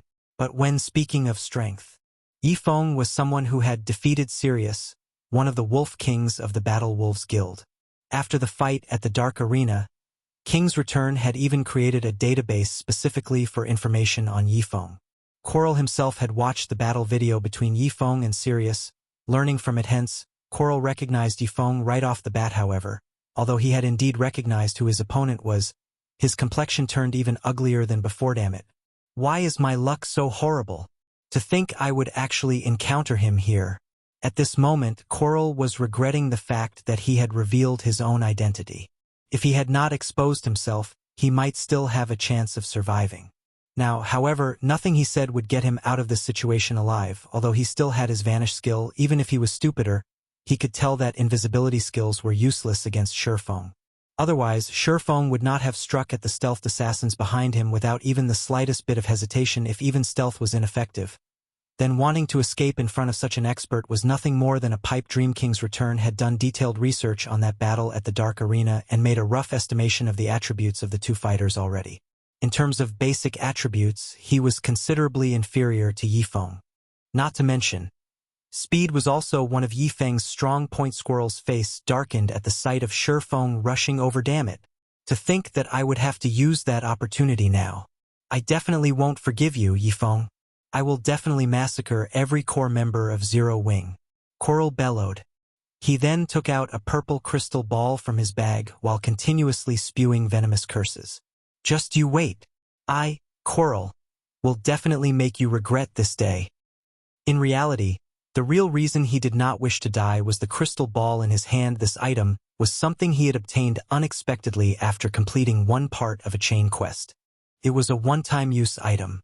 Moreover, it could only be stored in his bag and would drop upon death. This item could directly transfer its user to a special space. Based on his research, that special space should be a sacred training ground capable of allowing players to improve their combat techniques and standards. Its effects should be even better than those of a secret technique tablet his guild possessed. This item was something he had kept to himself originally. He had intended to wait until he had grown stronger and had hit a bottleneck before going to that special space, because based on the information he obtained, that space was extremely dangerous. If he went there too soon, he would only be wasting this opportunity. Hence, he had always done things with great care, avoiding dangerous situations as much as possible. He had never expected that he would actually be forced to enter that special space due to the mission this time. This crystal ball was his greatest opportunity to join the guild's upper echelon. Now, however, Feng ruined all of his plans. How could Coral not be angry? Suddenly, an endless amount of mana rapidly flowed into his body. A crack then appeared in the space behind him. Like a black hole, the spatial crack sucked the assassin towards it. You think you can get away? Feng smiled with disdain. He switched the aura of fire to the aura of time and then activated absolute time suddenly. The mana within a radius of 100 yards stilled. The mana surrounding Coral's body also dissipated abruptly, following which the crack in space started mending itself. No. Coral was momentarily dumbfounded. In the next moment, his eyes turned bloodshot as he abruptly executed unique footwork and transformed into 3 identical copies of himself. These 3 copies then charged at Feng maniacally. The 3 indistinguishable copies of Coral continuously circled Feng die. All 3 Corals bellowed as they held their daggers in a reverse grip and stabbed them at Feng like a black whirlwind. The pitch-black daggers struck at Feng from all directions. Thoughtful Rain and Blue Bamboo, who were watching this scene from afar, were stupefied. They understood clearly that the phenomenon of the black whirlwinds they were seeing right now was not a result of a system-generated skill. Instead, it was the result of a combat technique used by the player himself. This was the first time they had seen such a situation. They were utterly clueless as to how the assassin had achieved such a feat compared to Coral. The experts they had encountered before were simply weaklings. It was no wonder death, wind, and gunfire fell at Coral's hands in just a few moves. He was practically a monster in human skin, so he's finally using his specialty, Whirlwind Strike. This sudden development did not surprise Feng. After all, Coral was no stranger to him. In the past, Coral had been titled the Whirlwind Assassin. Although he had not been particularly famous during the early stages of God's domain, upon his promotion to King's Return's middle management, he began improving rapidly. In the end, he had even managed to become an Adjudicator of King's Return. His strength back then had been extremely overbearing. Not daring to be careless, Feng chose to activate Thunder God's Descent, which increased his movement speed and attack speed by 150% and damage dealt by 50%, as well as decreased all damage received by 50% facing the storm-like dagger attacks. Feng madly brandished his 2 swords immediately. Sparks scattered as the clangor of metal clashing against metal echoed throughout the surroundings multiple times. Feng had already reached the Void Realm. He had long since exerted his 5 senses to their limits. He read his surroundings like an open book. Even if it was an attack that was invisible to the naked eye, Feng could still clearly perceive it and execute a timely response. In the next moment, numerous streaks of blue and silver lights bloomed around Feng's body, forming an inviolable field. As long as the black daggers entered this field, they would immediately get repelled since Coral had his berserk skill activated. The assassin was superior to Feng in strength. Hence, Feng would lose around 200 HP following each clash of their weapons. Fortunately, with Thunder God's Descent, Feng still had a clear speed advantage, so none of Coral's attacks managed to penetrate his defense. Aside from blocking all of Coral's attacks, Feng would also occasionally strike back at the assassin, reaping a large chunk of the latter's HP. In reality, Feng could have ended the battle instantly. However, he wanted to improve his own techniques by fighting the assassin. Hence, he had not bothered using any of his berserk skills to increase his attributes. How can this be?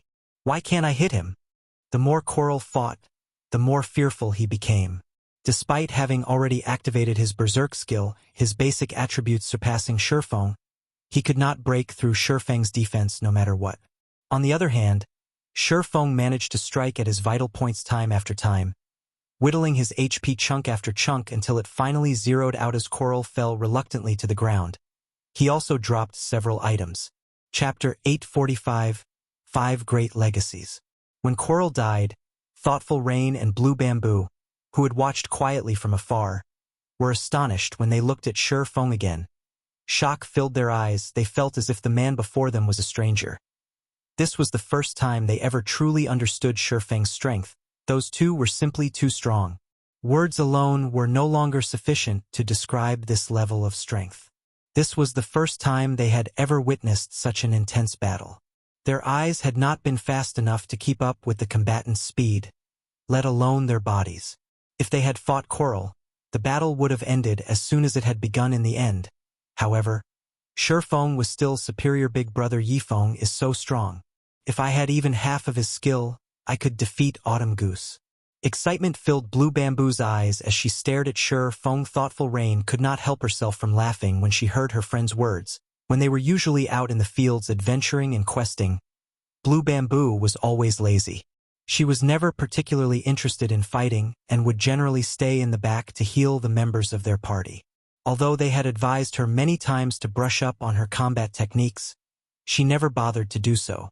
Instead, she usually replied by saying that it would be fine so long as she had good equipment and that she didn't need good combat techniques. Thoughtful Rain had never thought that the girl would be mesmerized by this one battle's combat techniques. All right, enough daydreaming. Let's head over there. It's too dangerous to stay here, Thoughtful Rain said, laughing.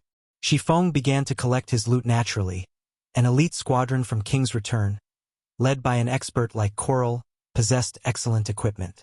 Every piece of equipment they dropped was level 35 dark gold quality. Each item was worth dozens of gold. In total, he had gained several hundred golds worth of equipment. Huh? What's this? While Feng looked over the loot he had placed in his bag, he discovered a glowing, purple crystal ball. Among the many weapons and equipment that dropped, it was eye-catching. Moreover, Feng felt a faint hint of pressure from this crystal ball. A very familiar pressure, divine might. It was a special power that only gods could wield. This is interesting. Feng took out the crystal ball and observed it carefully. Spatial transfer orb, consumable, able to send one player to a mysterious otherworld. This item can only be stored in the bag. Drops upon death. There were very few items in God's domain capable of sending players to an otherworld. Based on Feng's understanding, every item that could transfer players to an otherworld was considered an absolute treasure. Even an epic item was not as valuable in God's domain. An otherworld was the equivalent of a dungeon. Only this dungeon was a lot larger than generic dungeons. Otherworlds also offered far more bountiful rewards. The lowest reward one could obtain in an otherworld was an epic item. Some people had even obtained fragmented legendary items in the past, while others earned super skills and such. To put it simply, all of the rewards one could gain in an otherworld could significantly improve a player's strength. It's no wonder why he had tried so hard to live. He obtained a chance to head to an otherworld. I wonder what rank this otherworld is. When Feng recalled the Coral's deranged expression as the assassin fought, he could not help but chuckle. He would have fought desperately to live, too. Coral hadn't been particularly famous in King's Return during the early stages of the game, either.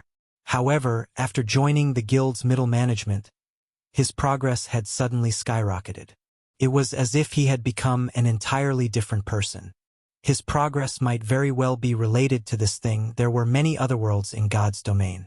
Based on the main god system's categorization, otherworlds fell into common, epic, and legendary rank, with each one being larger than the previous. Each rank also offered players greater benefits. A common otherworld alone could massively impact a player's growth.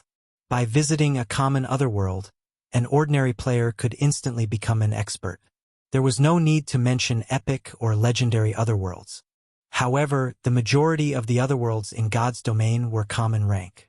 Even so, many desperately wished to encounter one, but alas, many failed in the past. When players had discovered otherworlds, the various large guilds had frantically searched for clues relating to them in the hopes of nurturing a large batch of their own experts.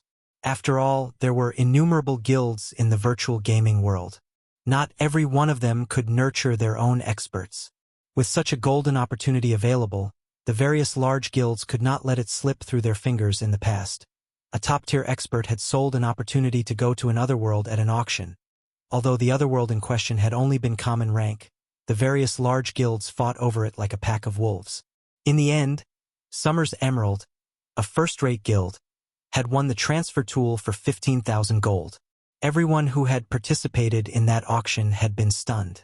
After all, during that time, a single epic item had only sold for around 2,000 or 3,000 gold. With that much money, one could easily purchase 5 or 6 epic items. One could also use 15,000 gold to purchase a good plot of land. Yet, Summer's Emerald had used that money to purchase a common otherworld, which was the equivalent of a single epic item. Wasting so much money was the epitome of foolishness, yet nobody could have ever imagined that, in the end, Summer's Emerald would profit from the exchange. The guild had only obtained a single epic weapon, which was worth roughly 6,000 gold, from the common otherworld. That had been far less than the money it had spent. However, thanks to the adventures in the otherworld, Summer's Emerald had also gained a Void Realm expert.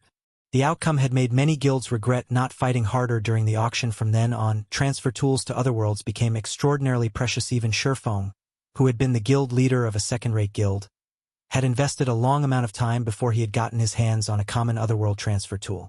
Although he had not experienced breakthrough during his visit, his combat techniques had improved significantly. What a strange transfer tool.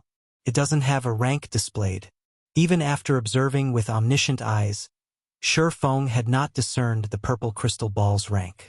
This was the first time he had encountered such a situation. However, although there was no rank displayed, the crystal ball reminded Feng of something: otherworld transfer tools. This was a good option to cultivate guild experts. The general populace had yet to learn of otherworlds. They were also not well known by the various large guilds. Hence, none of the guilds were bothering to look for clues regarding otherworlds.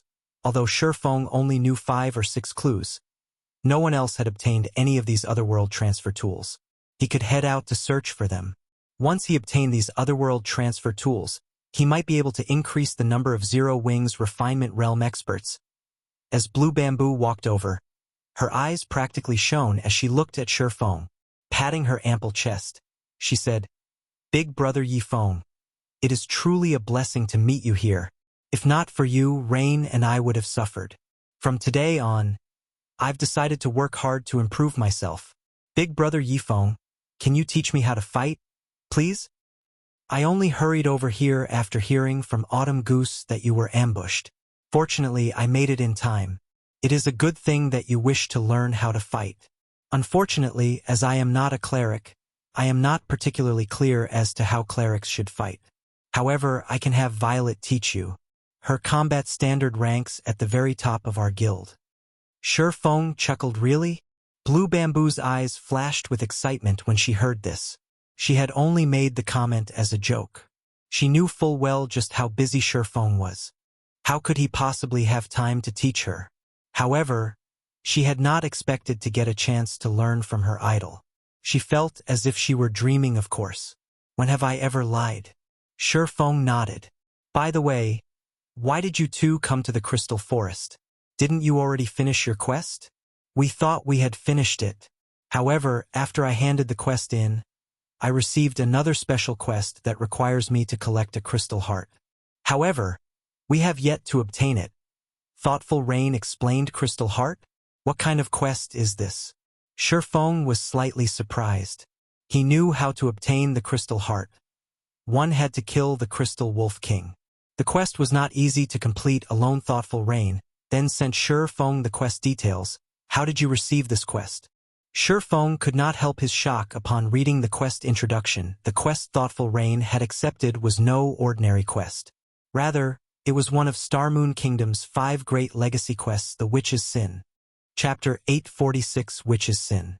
When Feng read the quest introduction, he wondered if he had read it wrong. However, after reading it a few more times, he was 100% certain that this quest was one of Starmoon Kingdom's 5 great legacy quests. "Is this quest very difficult?" Thoughtful Rain asked when she saw Feng's shocked expression. "I can't say for certain, but it should be more difficult than an epic quest," Feng explained. "Just for the first phase of your quest, you have to kill the Crystal Wolf King to obtain the Crystal Heart. There were many legacies in God's domain. However, in Starmoon Kingdom, there were 5 legacies known to be the strongest. The Witch's Sin was one of them. These 5 great legacies were all peak legacies. Unfortunately, there was no concrete method to triggering any of these 5 great legacies quests. It was highly possible for one to trigger the quest after completing an ordinary quest. Those who encountered these 5 great legacy quests were extremely lucky. They were the system's pampered children. After all, peak legacies were extraordinary.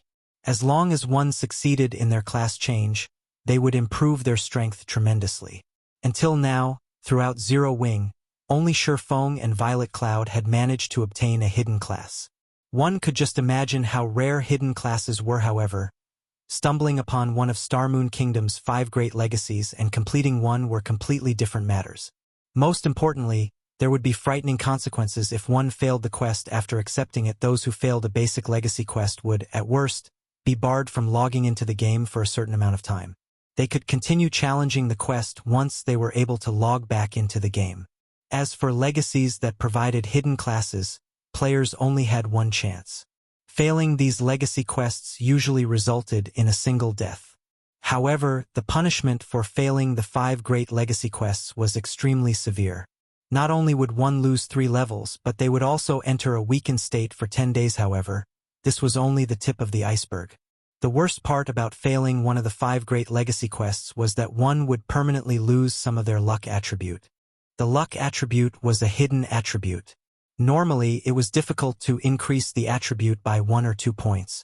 If a player permanently lost some of their luck as a result of failing the legacy quest, it would massively impact their performance in various aspects such as their drop rate when opening treasure chests and grinding monsters. Due to this, the 5 great legacies of Starmoon Kingdom had been extremely famous in the past. There was only a thin line separating heaven and hell on the surface. They were known as the 5 great legacies. Secretly, however, players knew them as the 5 great curses in the past. Many players had obtained the 5 great legacy quests of Starmoon Kingdom. However, based on Feng's knowledge, Gentle Snow was the only one who had completed one of the quests. He had never heard of anyone else. One could just imagine how difficult the quests were. Correspondingly, however, when Gentle Snow had obtained one of the 5 great legacies, she had risen to fame in God's domain instantly. In field and guild battles, she had killed plenty of top-tier experts and had even killed apex experts. Unfortunately, she had suddenly disappeared from the game, and the incident became one of God's domain's unresolved mysteries. If Gentle Snow had not left God's domain, many people speculated that she would have become a Tier 6 God-ranked expert in Starmoon Kingdom. Many players could not help but sigh at how unfortunate the situation was. Hence, when Feng saw that Thoughtful Rain had accepted the legacy quest for the Witch's Sin, he was both excited and worried. More difficult than an epic quest? Thoughtful Rain's eyes widened when she heard this, and inwardly, she smiled bitterly. Up until now, she had completed many quests in God's domain, so she understood one thing very well. The more difficult a quest was, the more difficult its punishment for failure would be. There was nothing good in accepting a quest that was beyond her abilities. A player would suffer if they failed an epic quest. If she failed a quest that was even more difficult than an epic quest, she did not dare to imagine the consequences awaiting her. There is no need to get too hung up about it. The quest has a time limit of 3 months. You still have 3 months to grow stronger and complete this quest. During this period, how do you feel about training with the guild's main force? Feng asked. Even Feng didn't know the finer details of the 5 great legacy quests. However, since it was a legacy quest, Feng was sure of one thing. Players had to rely on their own strength to pass the quest's final phase. If one were strong enough, it would not be too difficult to complete the legacy quest. Based on what Feng remembered, Gentle Snow had completed her legacy quest when she had reached the Flowing Water Realm. As long as Thoughtful Rain could also reach the Flowing Water Realm, she should have no problems completing the final test. At that time, Zero Wing would have another player with a hidden class I can join in the training. Thoughtful Rain could not help her surprise when she heard Feng's offer. The treatment Zero Wing's main force enjoyed was far from ordinary. The magic crystals they received each day alone even made experts like Autumn Goostrel. One could use magic crystals to challenge the trial tower inside the Divine Colosseum and improve their combat standards. The magic crystal was an absolute hard currency. However, its supply was low, and it was difficult to obtain. Even if one had the money, large guilds would generally supply their main force members with around 3 to 5 magic crystals each day. However, Zero Wing gave its main force members 15 crystals per day. In other words, Zero Wing's main force members could challenge the trial tower up to 15 times each day. Even the members of large guilds could not catch up to their development speed. Moreover, based on what she had heard, Zero Wing's main force members also got to watch all sorts of battle videos. These battle videos included expert battles that were not available on the internet. In addition, they could also spar against top-tier experts like Fire Dance. However, the most amazing part about being a member of Zero Wing's main force was the rumored 100-berry wine. Although she did not know the purpose of the 100-berry wine, she knew that even the main force members fought over this item like crazy. Some were even willing to trade a large amount of guild contribution points and magic crystals for it. However, those who obtained the 100-berry wine would never trade them. Instead, they consumed the beverage secretly. One could just imagine how valuable the item was. Big Brother Yifeng, can I train with the main force as well? Blue Bamboo asked sweetly as she batted her eyelashes. Sure. But let me say this first. You two are only reserve members. If you fail the exam 3 times, you'll be kicked out of the team. Feng strictly informed the women. Thank you, Big Brother Yifeng. When Autumn and the others hear about this, they will die from envy. Blue Bamboo could not help but giggle when she thought about the benefits the main force members enjoyed. Right? How long will it take before you two are released from your locked state? Feng asked. Roughly 2 hours. Thoughtful Rain replied after she took a look at her status window. Although their enemies were already dead, the soul lock debuff was in effect. They were still stuck in a combat state and could not use a return scroll to leave. Blue, have you learned the Dispel skill? Feng asked. Blue Bamboo Cleric's Dispel skill was not mainstream. Moreover, the skill was relatively rare. Very few clerics had it. However, this skill had a miraculous effect when raiding certain bosses. Dispel could remove a positive buff from an enemy. To bosses who loved buffing themselves, this was the equivalent of yanking out their fangs and claws. The Crystal Wolf King was one such boss. I bought one from the auction house and learned it already, Blue Bamboo said and nodded strangely good. Has it reached tier 1 yet? Feng had dealt with the Crystal Wolf King many times before. If one used a tier 0 Dispel, at most they could remove a few tier 2 buffs. Only a tier 1 Dispel could remove buffs from tier 3 skills. This, not yet. I don't use this skill very often, Blue Bamboo answered awkwardly. Take these magic scrolls. When the time comes, use them before you use Dispel, Feng said. He then took out 5 golden tier 1 magic scrolls from his bag and handed them to Blue Bamboo. These 5 magic scrolls were spell amplification scrolls. Each one could upgrade a spell up to tier 1. Big Brother Yifeng, what am I supposed to do with these? Blue Bamboo was even more confused now. We're getting ready to kill the Crystal Wolf King. Of course. Feng responded casually. Kill the Crystal Wolf King? Blue Bamboo was stunned. Thoughtful Rain was also at a loss for words. They had already seen the Crystal Wolf King. It was a level 50 Great Lord. With just the 3 of them, challenging it would be tantamount to suicide. However, ignoring the 2 women's shock, Feng retrieved 2 contracts from his bag and began to chant an incantation. Emerge. Immediately, 2 teleportation magic arrays appeared on the ground following a flash of silver light. 2 figures, a man and a woman, emerged from the 2 magic arrays. These 2 were none other than Kite and Anna, Feng's personal guards. Chapter 847 Strength that Surpasses Tears. NPCs? Thoughtful Rain and Blue Bamboo were surprised when Kite and Anna suddenly appeared. Both Kite and Anna radiated an intense aura. They felt suffocated as they stood so close to these 2 NPCs. After not seeing them for some time, they sure have grown a lot. Feng was quite satisfied when he looked at the handsome Kite and charming Anna. Both are level 60 now, as expected of Dark Gold guards. Their growth rate sure is fast. It was especially true for Anna's improvement speed. Despite having become his personal guard a little later than Kite, she had caught up to her companion's level. Moreover, she had become a tier 2 summoner in God's domain. It was not that easy to nurture a powerful personal guard. First and foremost, one required a large sum of money. As personal guards were NPCs, they required far more EXP to level up than players. If players frequently brought their personal guards when they went out to grind, this would only hold back the NPC's growth rate. If players wanted to let their personal guards level up and improve quickly, they had to let these personal guards accept quests at the Adventurers Association on their own. However, money was required when personal guards accepted a quest. Moreover, depending on the rank of the quest, the fee would also change. Although these personal guards would receive money, EXP, and other rewards after completing the quest, the player would receive none of it. This was because personal guards would use the money they earned to purchase their own equipment and items. Unlike players who had to obtain powerful equipment by raiding dungeons, personal guards could purchase such items from the Adventurers Association or NPC-run weapons and equipment shops. However, personal guards could only use the money they earned themselves. Hence, The first step to nurturing personal guards was to increase the amount of money they possessed, and they had to complete a lot of quests to obtain that money in the Adventurers Association. The quests personal guards could accept were categorized into bronze, mysterious iron, secret silver, fine gold, dark gold, and epic rank. The higher the rank the quest was, the more abundant the rewards were.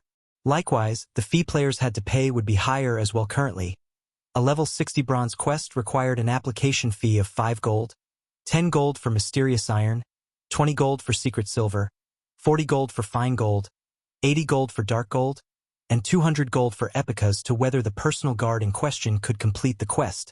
That depended on the personal guard's strength. For example, a bronze guard would have a 70% chance of completing a bronze quest, but they would only have a 40% chance to complete a mysterious iron quest and 10% chance for a secret silver quest. However, one could increase a personal guard's combat power through their equipment, increasing their quest success rate. Unfortunately, one needed time to gather the required resources. However, Anna and Kite were different. Their innate potential was dark gold rank. Even in basic equipment, they had a 50% chance of completing a dark gold quest. As long as their equipment was up to date, their success rate for completing a dark gold quest could easily exceed 80%. After their strength reached a certain degree, they could even challenge an epic quest only.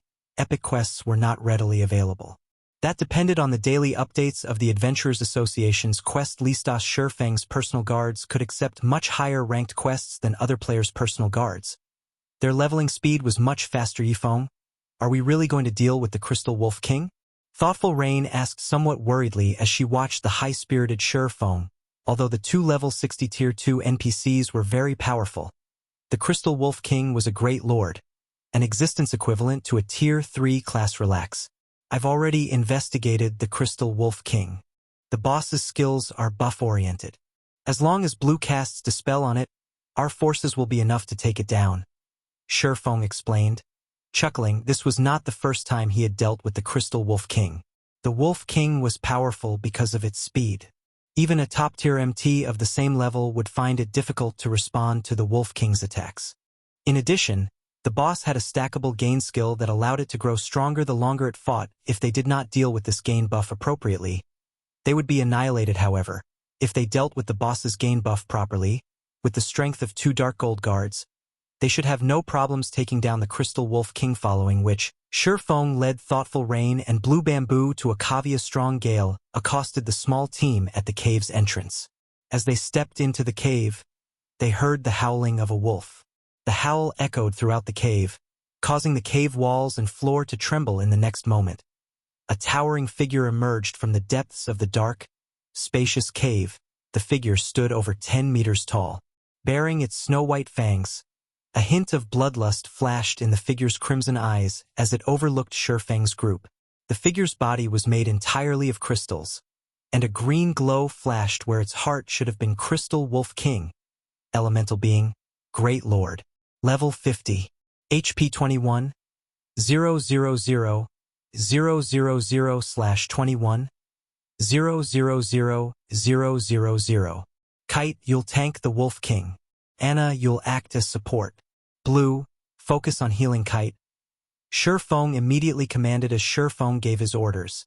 The tall and robust Kite transformed into a gale as he dashed towards the Crystal Wolf King. Kite only had 750,000 HP. Compared to the Great Lord, that was practically nothing. The Crystal Wolf King swung its razor-sharp claws, sending numerous streaks of silver light flying at the Sword Master. The silver lights were so fast that no ordinary player would have time to react. However, rather than dodging, Kite unsheathed his 2 swords and brandished his weapons. Pung, pung, pung. The guard shattered the flying, silver lights. Kite released a low growl, and the 2 swords in his hands released a dazzling, blue glow. He then swung the weapons forward violently. Tier 2 skill, Wind Fang. The 2 massive, blue fangs transformed into 2 streaks of light, instantly piercing the Crystal Wolf King's body. Oh! The Crystal Wolf King screamed in pain and retreated by 2 steps, 2 damages of over -100,000 points appearing its head. However, Kite was not done with his attacks. Immediately, he appeared before the Great Lord. The Crystal Wolf King was furious. Bearing its fangs, It swung its massive paw at Kite so fast that one could only see black shadows move towards the sword master boom. The earth shook, however. The Wolf King's paw never made contact with Kite's body. Instead, Kite blocked the attack with one hand. Kite then countered with a slash towards the giant paw's joint. A streak of blue light struck the Wolf King's paw, causing the boss to lose over 20,000 HP. Big brother Yifeng, your personal guard is so strong. Blue Bamboo's eyes widened with surprise as she watched the fight. She had seen many powerful personal guards before. However, all of the Tier 2 personal guards she had seen had even struggled to deal with a lord, not to mention a great lord. They also required players' assistance, yet Kite could block this great lord's attack with a single hand. Feng was similarly shocked. He had never thought that Kite would be this powerful. The NPC had already grown to be capable of withstanding a Tier 3 monster's attack. He even had slightly higher strength than the Crystal Wolf King. Only now did Feng understand why those super guilds in the past had been so desperate to obtain a dark gold guard. If Kite was this strong right now, how powerful would he be when he reached Tier 5? While Feng watched, astonished, Anna, who stood a short distance away from the Crystal Wolf King, also began to attack. When her chanting came to an end, suddenly, a brilliant light filled the dark cavea. Massive, golden magic array had enveloped over half of the cave. Anna's aura also grew by multiple times. Even Feng, who stood far away from the summoner, had trouble breathing in the dense aura. Chapter 848, Frightening Dark Gold Guard. What is this spell? Feng could feel the aura around Anna strengthening. Right now, it felt as if a Tier 3 NPC was standing before him. This was the first time Feng had seen such a spell. Tier 3 NPCs were generally tasked to defend a city. Even in a major city like White River City, they would be considered top-class individuals. Players would find it difficult to meet one. Feng immediately called out Anna's skill menu. What? She's grasped a Tier 2 curse already? Feng was extremely shocked when he saw the list displayed on the skill menu. Anna's growth potential was incredible. Previously, Feng had checked Kite's skill menu. Although the Swordmaster had learned quite a number of Tier 2 skills, he had picked up just one Tier 2 Taboo skill. Moreover, he had obtained this Taboo skill only after completing many quests. In contrast, Anna actually already possessed two Tier 2 curses right now. Moreover, one of them was even a curse Feng had never heard before. Song of Summoning. Not only would the curse forcefully upgrade the caster to Tier 3 temporarily, but it would also summon a golden giant, a Tier 3 creature in the next moment. An endless amount of mana began gathering at the center of the golden magic array. After roughly 3 seconds, the large supply of mana condensed into a golden giant over 10 meters tall. The giant was fully equipped with golden armor, and it carried a giant golden axe on its back. Golden giant. Elemental being. Great Lord. Level 60. HP 30. 000. 000/30. 000. 000. Feng was ecstatic when he saw the golden giant. Anna's performance was simply terrific. Despite being only a Tier 2 NPC, she was already capable of summoning a Tier 3 creature. Moreover, Anna herself had also reached the standard of a Tier 3, albeit temporarily. With this, dealing with a Tier 3 monster of the same level would be child's play for Heron. The next moment, the golden giant charged at the Crystal Wolf King and swung its golden axe. However, the speed of the giant's axe was not particularly fast. As a result, the Wolf King managed to block the weapon in time using its paw boom. The impact of the collision sent the Wolf King flying, and then its body slammed heavily into the ground. The paw it defended itself with trembled uncontrollably as well. At this moment, when the Wolf King looked at the golden giant, its eyes were filled with fun. Not only had the Crystal Wolf King gone flying from this frontal clash, but it had also suffered over -5,000 damage from the resulting impact. If the Wolf King had not blocked the golden giant's axe, the damage it received from the golden giant would have definitely exceeded the damage Kite had inflicted. A single golden giant was already more than enough to deal with the Crystal Wolf King. After including Kite's targeted strikes at the Wolf King's weak points, the Crystal Wolf King immediately fell into an absolute disadvantage. In the end, it could only accept its fate. Serving as a punching bag. It seems my plans were unnecessary. Feng laughed involuntarily as he looked at the Crystal Wolf King's constantly decreasing HP. He finally got to experience how those players had felt when they obtained a dark gold guard of their own. Initially, he had still planned on taking action himself. Now, however, it would seem that his plans were utterly superfluous. If he were to join the fray as well, he would be bullying the Crystal Wolf King. However, he had to admit that it indeed felt awesome to have a dark gold guard. He could practically level up even while lying down and doing nothing. Even if he were a player who did not know how to fight, he could simply rely on his personal guard to help him level up. It's no wonder those players back then had invested all their money into nurturing these dark gold guards. Feng could not help but think back to those players who had been lucky enough to obtain dark gold guards in the past. It turns out that the difference in strength is actually so massive logically. If one possessed such a powerful guard, grinding, leveling up, and earning money should be a piece of cake. After all, field bosses were practically walking ATMs to players with dark gold guards. Generally, guilds would have to organize large expeditions to raid these powerful field bosses. They even had to make enormous sacrifices to take down these bosses. On the other hand, the only task players with dark gold guards had to do was search for field bosses. They could leave everything else to their personal guards to handle, even if it took 2 or 3 days to locate a single field boss. Once they killed the boss, its loot would be all theirs for the keeping. Their income would definitely be far above that of experts of God's domain. Yet, in the past, any player that possessed a relatively good personal guard in God's domain was extremely poor. This was because these personal guards were no different from a bottomless pit. If the equipment and skills of a personal guard did not improve along with the increase in their levels, then raiding field bosses of the same level would become much more dangerous. After all, unlike NPCs, monsters didn't need equipment. As long as their levels increased, their attributes would increase significantly as well. In contrast, a personal guard's strength was not dependent on just their attributes. They also relied heavily on their equipment and skills. They needed to continually improve themselves in order to go up against bosses of the same level. When players died, at worst, they would lose a single level and a piece of equipment. However, the death of personal guards was different. Not only would they lose many levels, but their revival would also take a very long time. Not to mention, the cost of reviving personal guards could sting even top-tier experts. Hence, to reduce the possibility of their guards dying, players in the past would try to increase the strength of their personal guards as much as possible. Time flowed by quickly. While under the observation of Feng and the others, since Blue Bamboo had dispelled all the gain buffs cast by the Crystal Wolf King on itself, its HP quickly fell to 30%. Right just then, the Wolf King's crimson eyes suddenly gave off a bloody glow, its half-transparent crystal body gradually turning crimson as well. Blue, hurry up and use the scroll. Rain, you and I will join the battle. Feng instructed hurriedly. Once the Crystal Wolf King's HP fell below 30%, it would stop using the Tier 2 buff skill and start using the Tier 3 gain skill.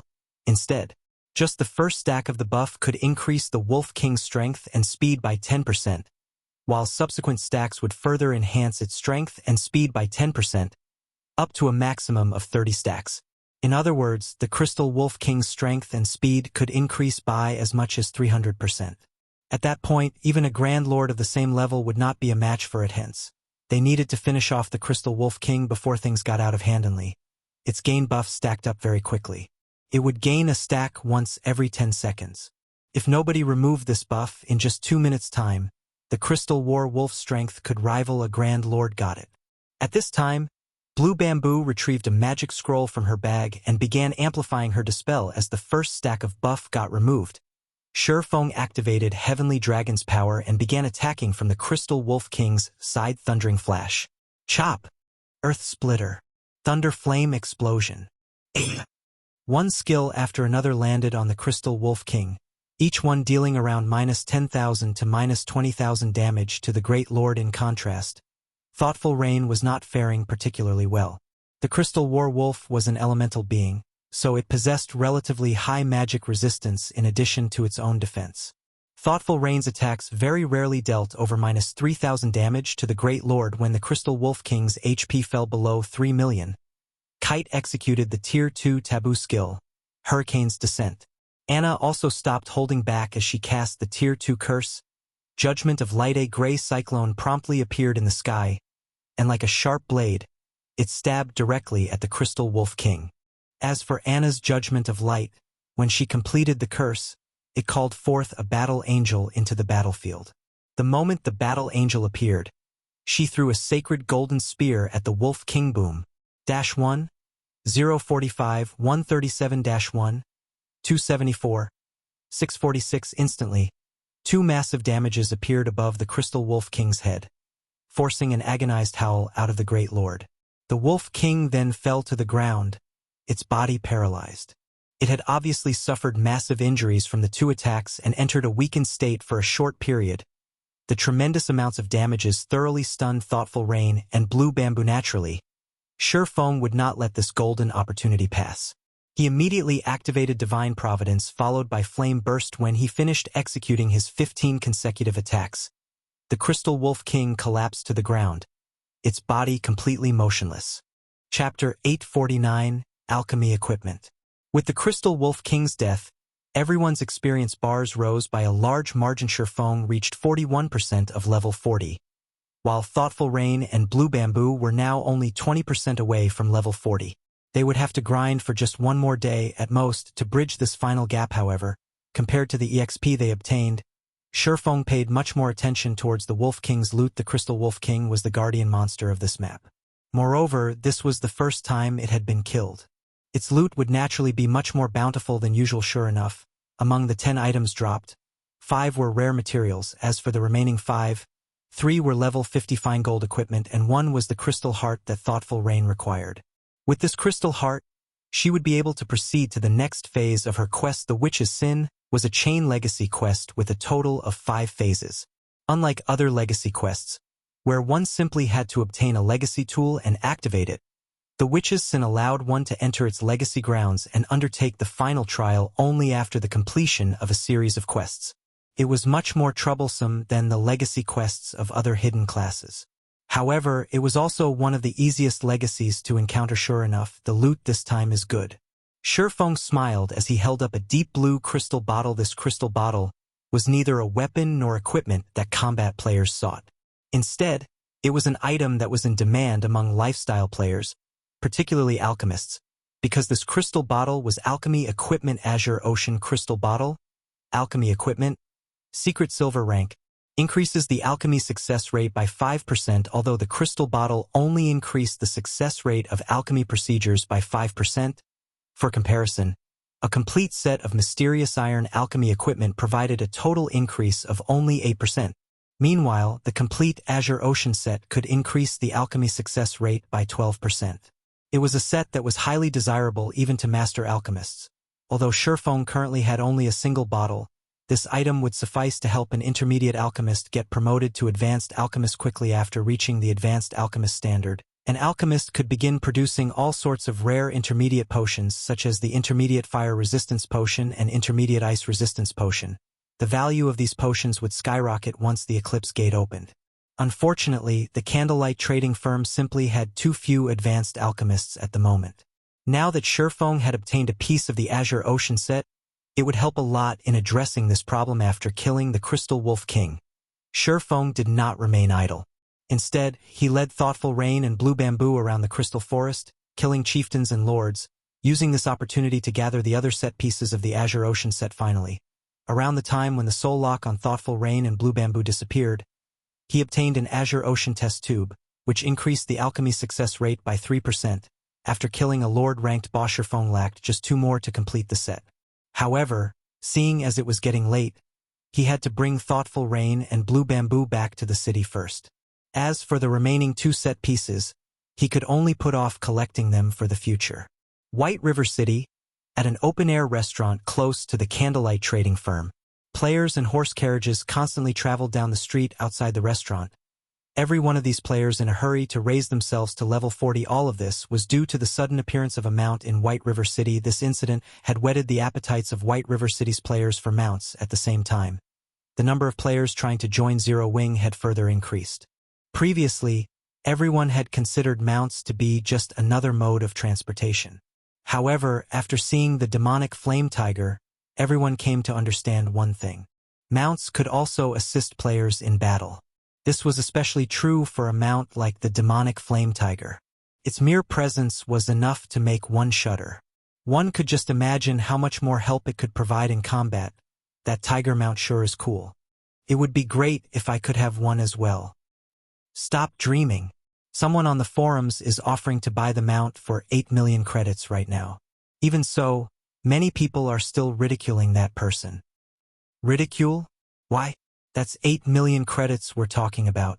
If I had that much money, I wouldn't have to work for the rest of my life. If I were the owner of the tiger mount, I would definitely sell it. Do you think that mount is worth only 8 million? Although some guilds have managed to get their hands on mounts as well, those mounts are just bronze rank, with very few being mysterious iron rank. Currently, rumor has it that the tiger mount might be a dark gold mount. If that's true, it's the highest ranked mount currently known in God's domain. Instead of it being just a mount, it is a symbol of one's identity. Most likely, 8 million credits isn't even worth 10% of that mount. These people are just insane. I'm having a headache just trying to earn 40 gold. Who knows when I'll be able to save up that much money. It would be great if the mounts were cheaper. Of course, there is a cheaper alternative. A guild mount costs only 25 gold. However, you'll need to join a guild with a stable first. Currently, Zero Wing is the only guild in God's domain that has a stable. The number of players trying to join Zero Wing every day has nearly filled up Zero Wing's residence to the point of bursting. If I had known something like this would happen, I would have tried to join Zero Wing sooner. Zero Wing really is amazing. Right now, even super guilds have yet to construct their own stables, but Zero Wing has done so already. In a few years' time, Zero Wing might even become a new super guild.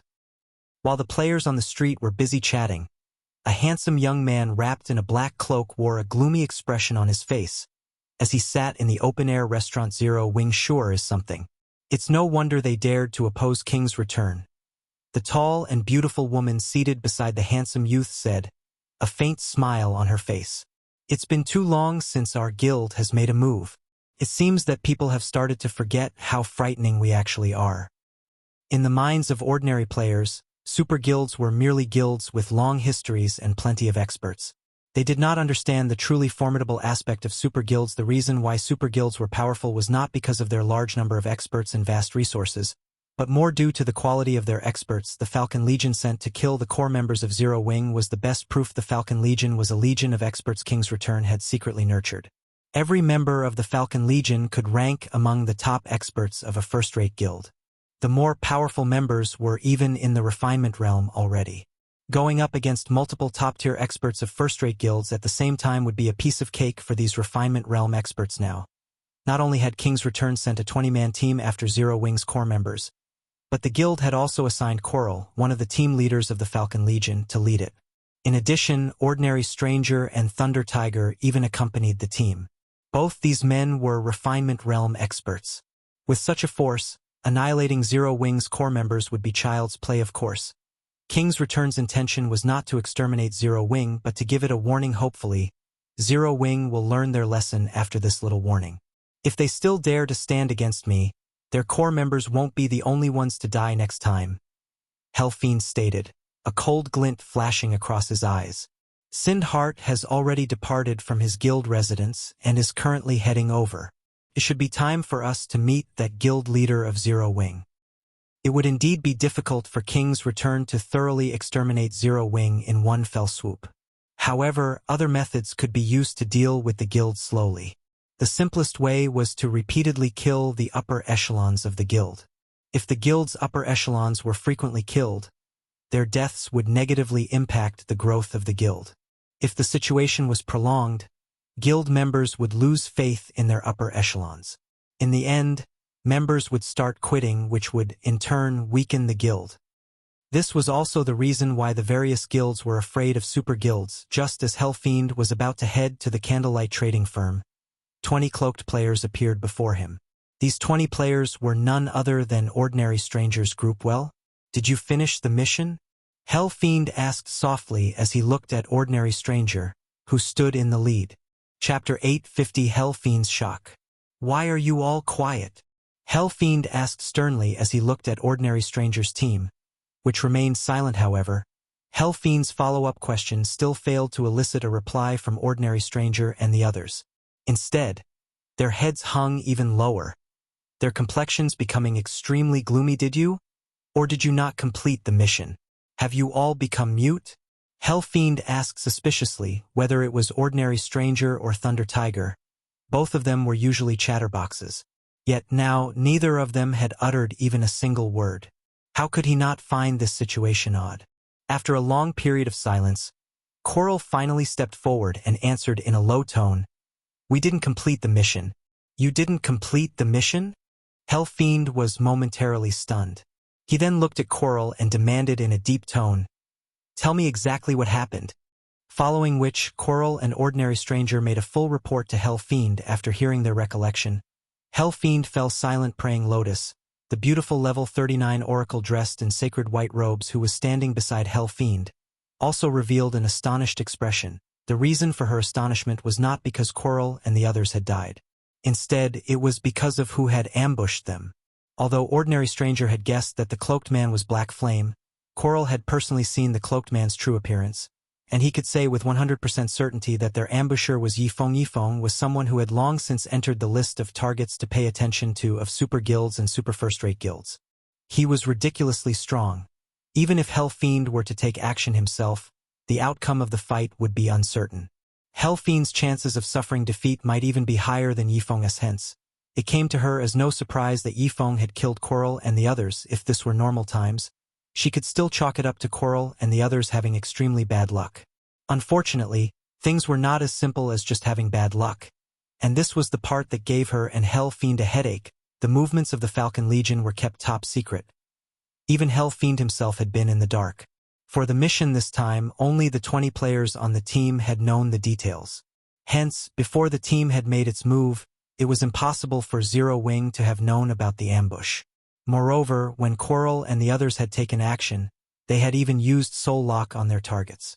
Their ambush targets had no way to get news out unless they died and logged out of the game. As for Yifeng appearing at that location by coincidence, that was also impossible. After all, Yifeng had ridden around White River City on his mount for a long time, causing a huge commotion in the city.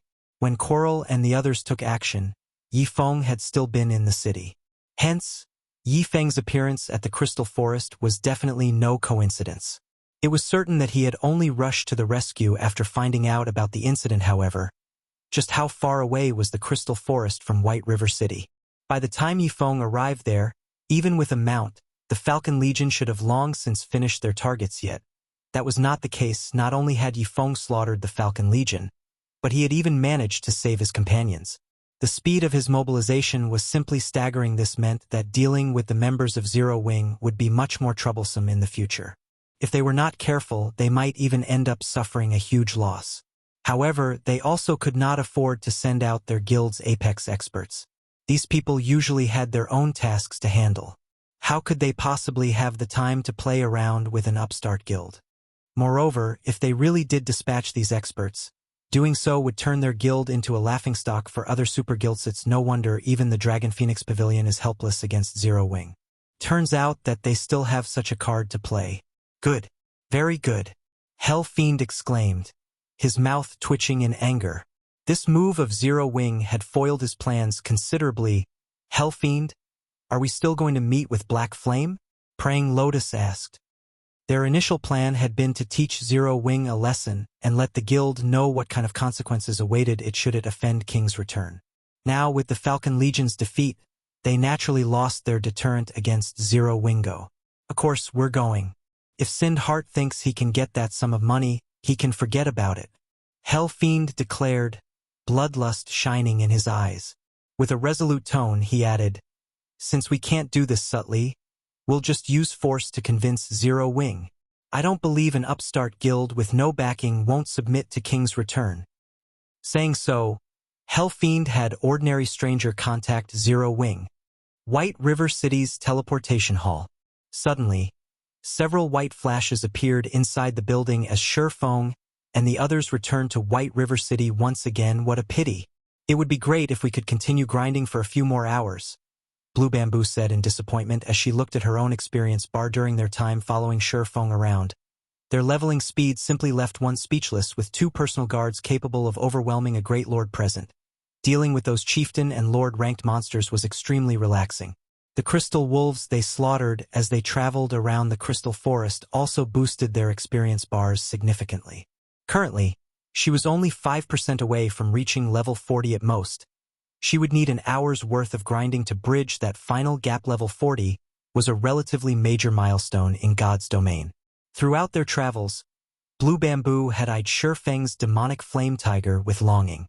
Unfortunately, she had yet to reach level 40, so she could not even give riding Feng's mount a try. In God's domain, mounts could generally carry 2 people at the same time. If a mount was of a sufficiently high rank, it could even accommodate 3 people at once. A dark gold mount like the demonic flame tiger could bear a maximum of 3 people. However, the riders had to be level 40 or above. After exiting the teleportation hall, Feng summoned the demonic flame tiger once again. The demonic flame tiger's cool and massive body immediately attracted the gazes of the passers-by. I still have something to take care of, so I'll be leaving first. If you encounter any problems in your quest again, just contact me or Aqua and the others, Feng said as he jumped onto his mount. He gave the demonic flame tiger a tap and then sped towards the candlelight trading firm. After Feng departed, the players on the streets promptly shifted their gazes towards Thoughtful Rain and Blue Bamboo. Are those 2 beauties members of Zero Wing? I saw them talking to that mount riding person just now. Could that expert be a member of Zero Wing? All sorts of ideas started popping up in people's minds. Many beautiful female players also started looking at Thoughtful Rain and Blue Bamboo with eyes filled with envy and admiration. Although they were acquainted with many experts, compared to Feng, those experts were simply noobs. On the other hand, Thoughtful Rain and Blue Bamboo actually managed to make friends with an expert like Feng. It would be great if I can get a mount that's as cool as Big Brother Yifeng's. At that time, my classmates will definitely die of jealousy, Blue Bamboo said as she looked at Feng's departing figure admiringly. However, Thoughtful Rain, who stood beside Blue Bamboo, did not have such thoughts in her mind. Instead, she was currently pondering how she could go about improving her strength. Feng's battles had truly widened her horizons. She had never imagined that there would actually be such a huge difference between players. Candlelight Trading Firm, 2nd floor reception room. Hell Fiend, are you really going to do it? Praying Lotus asked, a frown on her face. If you do so, we'll suffer significant losses as well. I've already said that I absolutely will not let Sindheart get that money. If Black Flame is really resolute in opposing me, I will let him know what regret tastes like. Let's see if he thinks opposing me just for a stranger like Sindheart is worth it or not. Hell Fiend sneered and nodded decisively as Hell Fiend and Praying Lotus were waiting quietly. The doors to the room opened suddenly. Feng, who was currently in the guise of Black Flame, slowly walked up to Hell Fiend and Praying Lotus. Chapter 851, Book of Disaster. So he is Black Flame. Hell Fiend began carefully observing Feng as the swordsman approached him, although the general public did not have a clear grasp of Black Flame's strength. Practically all experts from super guilds knew just how powerful the man was, ranked 51st on God's Domain's experts list. Although the rankings on this list did not measure the exact strength of an expert, they were still useful as a reference. Someone ranked 51st on the list was unquestionably an expert who could rank at the top in any super guild. Moreover, the fact that Black Flame had managed to develop an upstart guild like Zero Wing to its current state showed that he was strong in more than just fighting. While Hell Fiend and Praying Lotus were observing Feng, Feng was also observing the 2. Whether it was Hell Fiend or Praying Lotus, both of them had been very famous experts in the past. It was especially true for Hell Fiend. During the initial stages of God's Domain, he had already become an Adjudicator of King's Return. The title of Adjudicator was not just for show. It represented King's Return's apex combat power. Even the weakest Adjudicator was a Void Realm expert. In addition, there was also an age restriction. Candidates for Adjudicator could not be over 30. In other words, no one over 30 years old could take part in the exam to become an Adjudicator. Hell Fiend had managed to become one at such a young age. 10 years later, he had even become a Tier 6 mage god that everybody knew. Ophis for the female oracle, Praying Lotus. She was similarly very amazing, although she could not compare to Hell Fiend. She had similarly been promoted into one of King's Return's Adjudicators a year or so later. In the end, she had even become a Tier 5 Red Priest. Her combat power back then had reached the peak of Tier 5. She had been in existence that countless experts looked up. Feng had never imagined that the two people looking to talk to him would be them. What business do you have with me? Feng asked in a deep tone as he looked at Fiend. You can't be trying to get me to give up on the trade, right? Actually, we are. The reason we've come looking for you this time is indeed to have you give up on that exchange. If you give up now, our previous agreement will still take effect. Fiend nodded. He then took out a tattered old book from his bag. Smiling confidently, he said, You can take a look at this thing here. If you are not willing to give up on the exchange, it won't be the Falcon Legion taking action the next time. Instead, I'll make use of this item. You don't wish to see any accidents happening to the stone forest town that you've arduously developed, right? This ancient book was very old. There didn't seem to be anything special about it. Its cover had long since been ruined. However, if one tried hard enough, one could still make out the faint words written on the book's cover: Abyss Summoning. The instant Feng saw these words, his heart involuntarily shook. This book was a nightmarish item in God's domain. This book itself was a disaster in God's domain. The human race was constantly at war with the Abyss. However, it was not that easy for the Abyss to invade the continent of God's domain. Abyssal monsters needed to travel through an Abyss passage to enter God's domain en masse. It was extremely difficult to open an Abyss passage. Nevertheless, this ancient book could simply do so. This ancient book was an item monsters from the Dark Abyss had specifically sent over. The reason for doing so was to have the people residing on the continent of God's domain use it. The book would then act as a marker that allowed abyssal monsters to open a passage to God's domain much more readily. The opening of an abyss passage would mean that endless abyssal monsters would surge into God's domain. At that time, many kingdoms and empires would fall to the invasion. Feng had never dreamed that Fiend would actually possess this item. No wonder he's so confident. So he still has such a trump card. Feng was momentarily at a loss for words as he looked at the ancient book on the table. If an abyss passage opened close to Stone Forest Town, it would indeed bring about the destruction of the town. However, opening an abyss passage was no laughing matter. In the past, a player had similarly used one such ancient book to open an abyss passage. The abyssal monsters that came out had ended up destroying an entire kingdom and even spreading to several neighboring kingdoms. The Glory Empire was only a short distance away from Star Moon Kingdom. With the scope of the Abyss Passage, the Glory Empire would naturally suffer from the invasion. In such a case, King's Return would not escape unscathed. Either, however, this ancient book had one more secret that was not mentioned by the system. If you don't mind losing Stone Forest Town, you can go ahead and trade with Sind Heart. Fiend laughed. This ancient book was extraordinarily precious. Originally, he had not intended to use it for such a matter. After all, it could be used to deal with other super guilds in the future. Now, however, with the situation as it was, he couldn't care less about wasting the book. However, he did not believe that Feng would be so foolish. How could a measly 5 plots of land possibly compare to Stone Forest Town? Contrary to Fiend's expectations, however, Feng shook his head and said very seriously, Sorry, but I still refuse.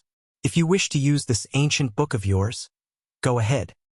When Praying Lotus heard Feng's reply, she stared at him with an expression of disbelief on her face. Thinking that the man did not understand the severity of the situation, she hurriedly exclaimed, Guild Leader Black Flame, you have to think this through carefully. That Stone Forest Town we're talking about, not an NPC city. Do you think you can fend off an endless wave of abyssal monsters? This ancient book was extraordinary. Just the price to activate the Abyss Passage would cost them significantly. It would be a complete waste to use it on a small guild like Zero Wing. IV considered this very clearly. If you don't have anything else, please leave. I still have many things I need to tend to, Feng said. Then he stood up and left. At this time, both Fiend and Praying Lotus were stunned. A lunatic. Black Flame clearly had a mental problem. Or did he think they would not actually carry out their threat? Good. Black Flame, I applaud you. You are the first person to have earned my admiration since entering the virtual gaming world. Since you insist on doing so, I'll fulfill your wish then. I will definitely make you regret your decision today. Black Flame. Fiend laughed maniacally as he looked at Feng's receding back. We're leaving. Following which, Hell Fiend and Praying Lotus departed the candlelight trading firm guild leader. Will helping Sindheart really be worth it?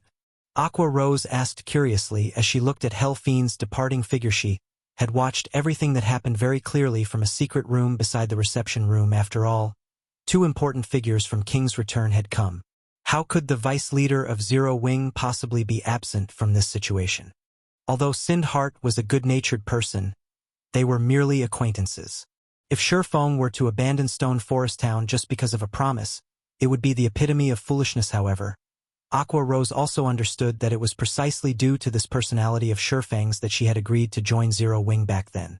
If Feng were someone who readily bowed to threats, he wouldn't have so many people placing their trust in him right now. Do you think I'm doing it just because of Sindheart? Feng could not help but laugh. If Hell Fiend really does open up an abyss passage near Stone Forest Town, then I would have to thank him. Thank him?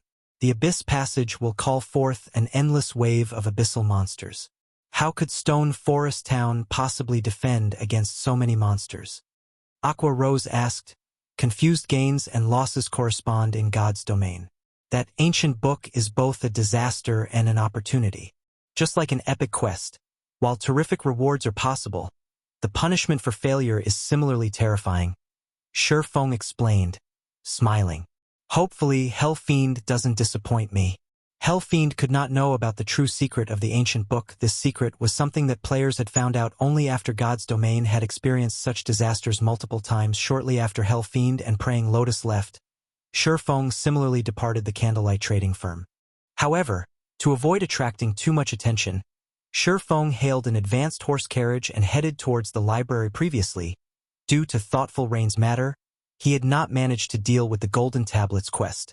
Now that he was done with that matter, he naturally could not leave the tablet quest alone. However, after arriving at the library, before Feng could head to the entrance of the building, a beautiful figure suddenly intruded into his path. Blocking him. Taking a closer look, Feng discovered that the person blocking him was actually Yulan of Underworld Guild leader Black Flame. You really are difficult to find. May I know if you have time for a private chat? Yulan asked softly, smiling as she looked at the cloaked Feng. Chapter 852, Sacred Grounds. Your ability to find someone is really amazing, Feng said. However, his attention was currently not on Yulan. Instead, he was surveying his surroundings. However, even after careful observation, nothing in particular drew his eye.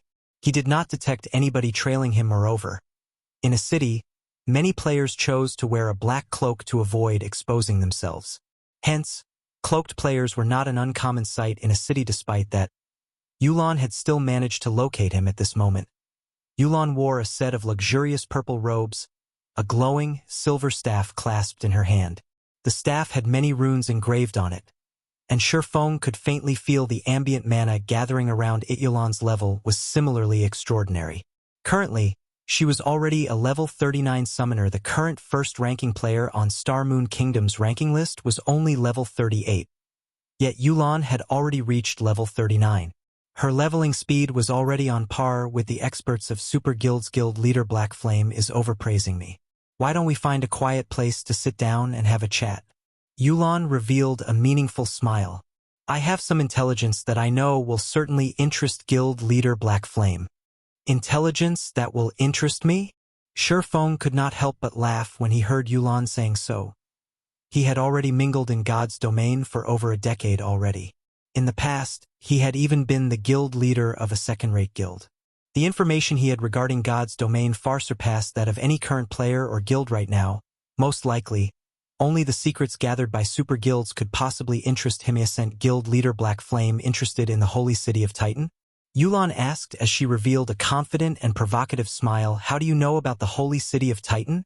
Feng was greatly shocked as he looked at Yulan. The holy city of Titan was one of God's domain's major secrets. Even in the past, not many players had known about the holy city.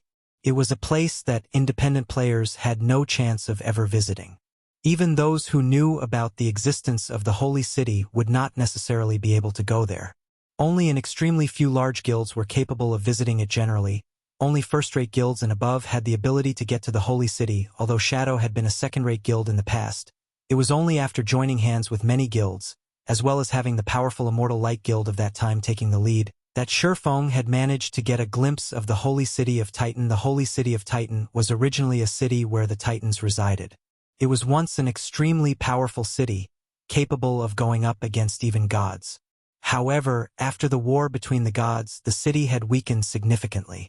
Even so, it was still much more powerful than the current 4 great empires of God's domain, and was roughly Blackwing City's match and greatly respected by the various kingdoms and empires of God's domain. However, the Holy City of Titan was different from Blackwing City. Blackwing City was more of a place for players to conduct trade at. Titan City, on the other hand, was a place meant for nurturing players. It had been titled a sacred training ground by many players. The reason for this was because the mana density at Titan City was much denser than in most locations in the outside world. Aside from being a sacred training ground for combat players, Titan City was also a sacred ground for lifestyle players. Due to the excellent environmental conditions there, lifestyle players would have their production success rates improved considerably. In addition, the chance of obtaining lifestyle designs at the grinding spots around Titan City was much higher than at other locations. Hence, many lifestyle players yearned to visit the Holy City of Titan. However, Titan City was not a place that just any player could visit. Similar to Blackwing City, one needed to obtain a pass. However, the drop rate for Titan City's pass was much lower than Blackwing City's. Moreover, only level 30 100-man large-scale team dungeons or above had a chance of dropping the pass. Although Feng had thought of going to Titan City, until now not a single team in Zero Wing had managed to obtain a pass for Titan City. In Feng's opinion, though, this was a very normal occurrence. The drop rate for that item was simply too low. Obtaining it in level 30 or level 40 dungeons was practically impossible. Only after reaching level 50 would 100-man team dungeons have a slightly higher possibility of dropping the pass. Even so, the probability was only 1 in 1,000. In other words, one had to raid 1,100-man team dungeons to obtain a pass to Titan City. Moreover, the drop rate for the pass was unaffected by one's luck attribute. Hence, Feng had excluded the Holy City of Titan when thinking of ways to nurture guild experts. That method simply relied too heavily on luck. It seems guild leader Black Flame really does know about Titan City. That will make the following discussion easier. Yulan smiled. I have a pass to go to that place. Have I managed to catch your interest now? You've got me. Feng could not help but laugh. He had never imagined that this woman before him would actually be so capable. A pass to the Holy City of Titan. The value of this item far surpassed that of an epic weapon. In the past, some guilds had even been willing to pay 20,000 gold just for a pass. Unfortunately, no guild was willing to sell this item. After all, the value of going to Titan City was far above 20,000 gold, following which, Feng followed Yulan to a high-class restaurant. The restaurant was located in the Nobles District, so the prices here were way beyond the means of independent players. As a result, Feng and Yulan were the only players within the restaurant. Inside a quiet VIP room on the second floor, Feng and Yulan quietly sat facing each other. Miss Yulan, I'm very curious. With Underworld's power, you guys should have a high chance of getting through the entrance trial. Why have you come looking to cooperate with me? Feng asked curiously. Guild leader Black Flame, surely you jest. Underworld has existed for a long time already. Like those super guilds, the power structure inside the organization is very complicated. Everyone has their own opinions and motives. For example, Feng Shenyang and I are under different superiors. How could Underworld possibly compare to a straightforward organization like Zero Wing? Yulan laughed. This Titan City's pass is something I just happened to chance upon. Nobody in the guild has found out about it yet. However, with my own abilities, it is very difficult to get through the entrance trial. In addition, I only have 3 chances to challenge the trial. I won't gain anything if I fail all 3 chances. Hence, I thought of asking for your help, Guild Leader Black Flame. So that's the case. Feng found Yulan's words readily convincing. After all, if even Ouroboros had faced such problems, what more an organization like Underworld? Then, what kind of remuneration are you prepared to give me in return for my help, Miss Yulan? Since Guild Leader Black Flame knows of the Holy City of Titan, you should also know of the value of a pass to the city. As long as we get through the entrance trial, I'll give 30 slots to you. How about it?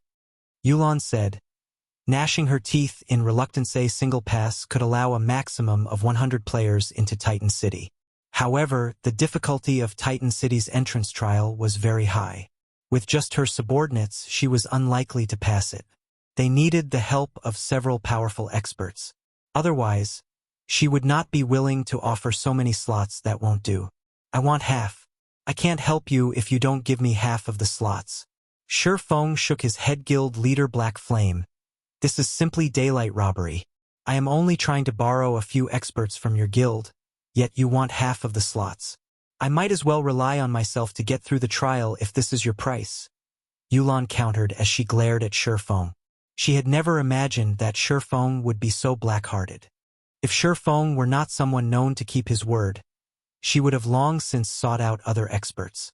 Then, she wouldn't have to give away any of her limited slots. Just paying some coins would suffice. Chapter 853 Entrance Trial. Yulan took a deep breath. In a very determined tone, Yulan said, I'll offer 5 more slots at most. Based on her investigations, Titan City was an excellent location to nurture lifestyle players nowadays. The impact lifestyle players had on the game was increasing. The various large guilds were all investing heavily in lifestyle players in the hopes of nurturing many more powerful lifestyle players. It was especially true for forging and alchemy lifestyle players. In addition, enchanting, tailoring, engineering, and other fields were also becoming increasingly important in the game. If she could nurture a group of high-ranking lifestyle players, she could use them to earn large sums of money in the future. Hence, every slot to Titan City was of utmost importance, as these slots would become the capital for stabilizing and elevating her position in Underworld. I believe that Miss Yulan should have challenged the entrance trial once already. Otherwise, you wouldn't have come looking for me.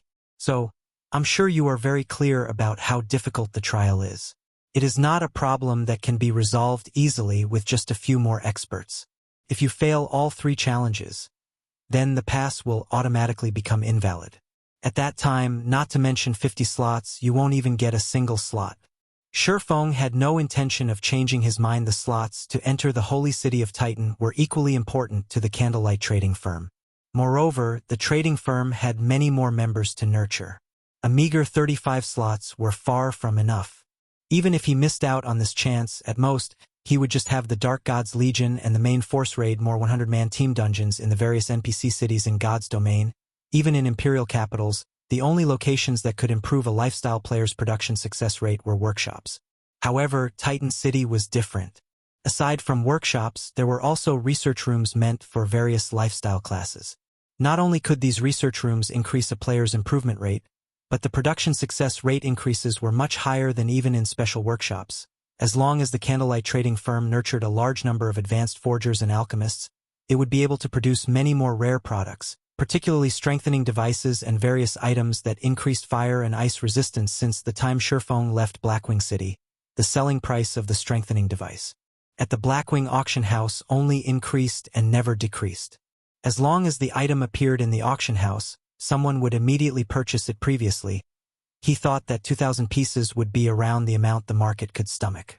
Now, however, it seemed that even the additional 3,000 pieces he had scheduled to sell would not be enough to satisfy the market's appetite. Even before these 3,000 strengthening devices sold out, he had already accumulated over 30,000 gold. He was earning far more than his initial projections at this moment. Feng could not help but wish he could make more strengthening devices. Obtaining the design for the item was not much of a problem. After all, he only needed to raid level 50 or above Great Lords to get them. With a godly skill like Divine Providence, 1 out of every handful of Great Lords he killed would definitely drop the design. The problem was that, even if he managed to obtain a large number of designs, the Candlelight trading firm did not have that many advanced forgers to learn them. Are you absolutely confident of clearing the entrance trial? Yulan frowned.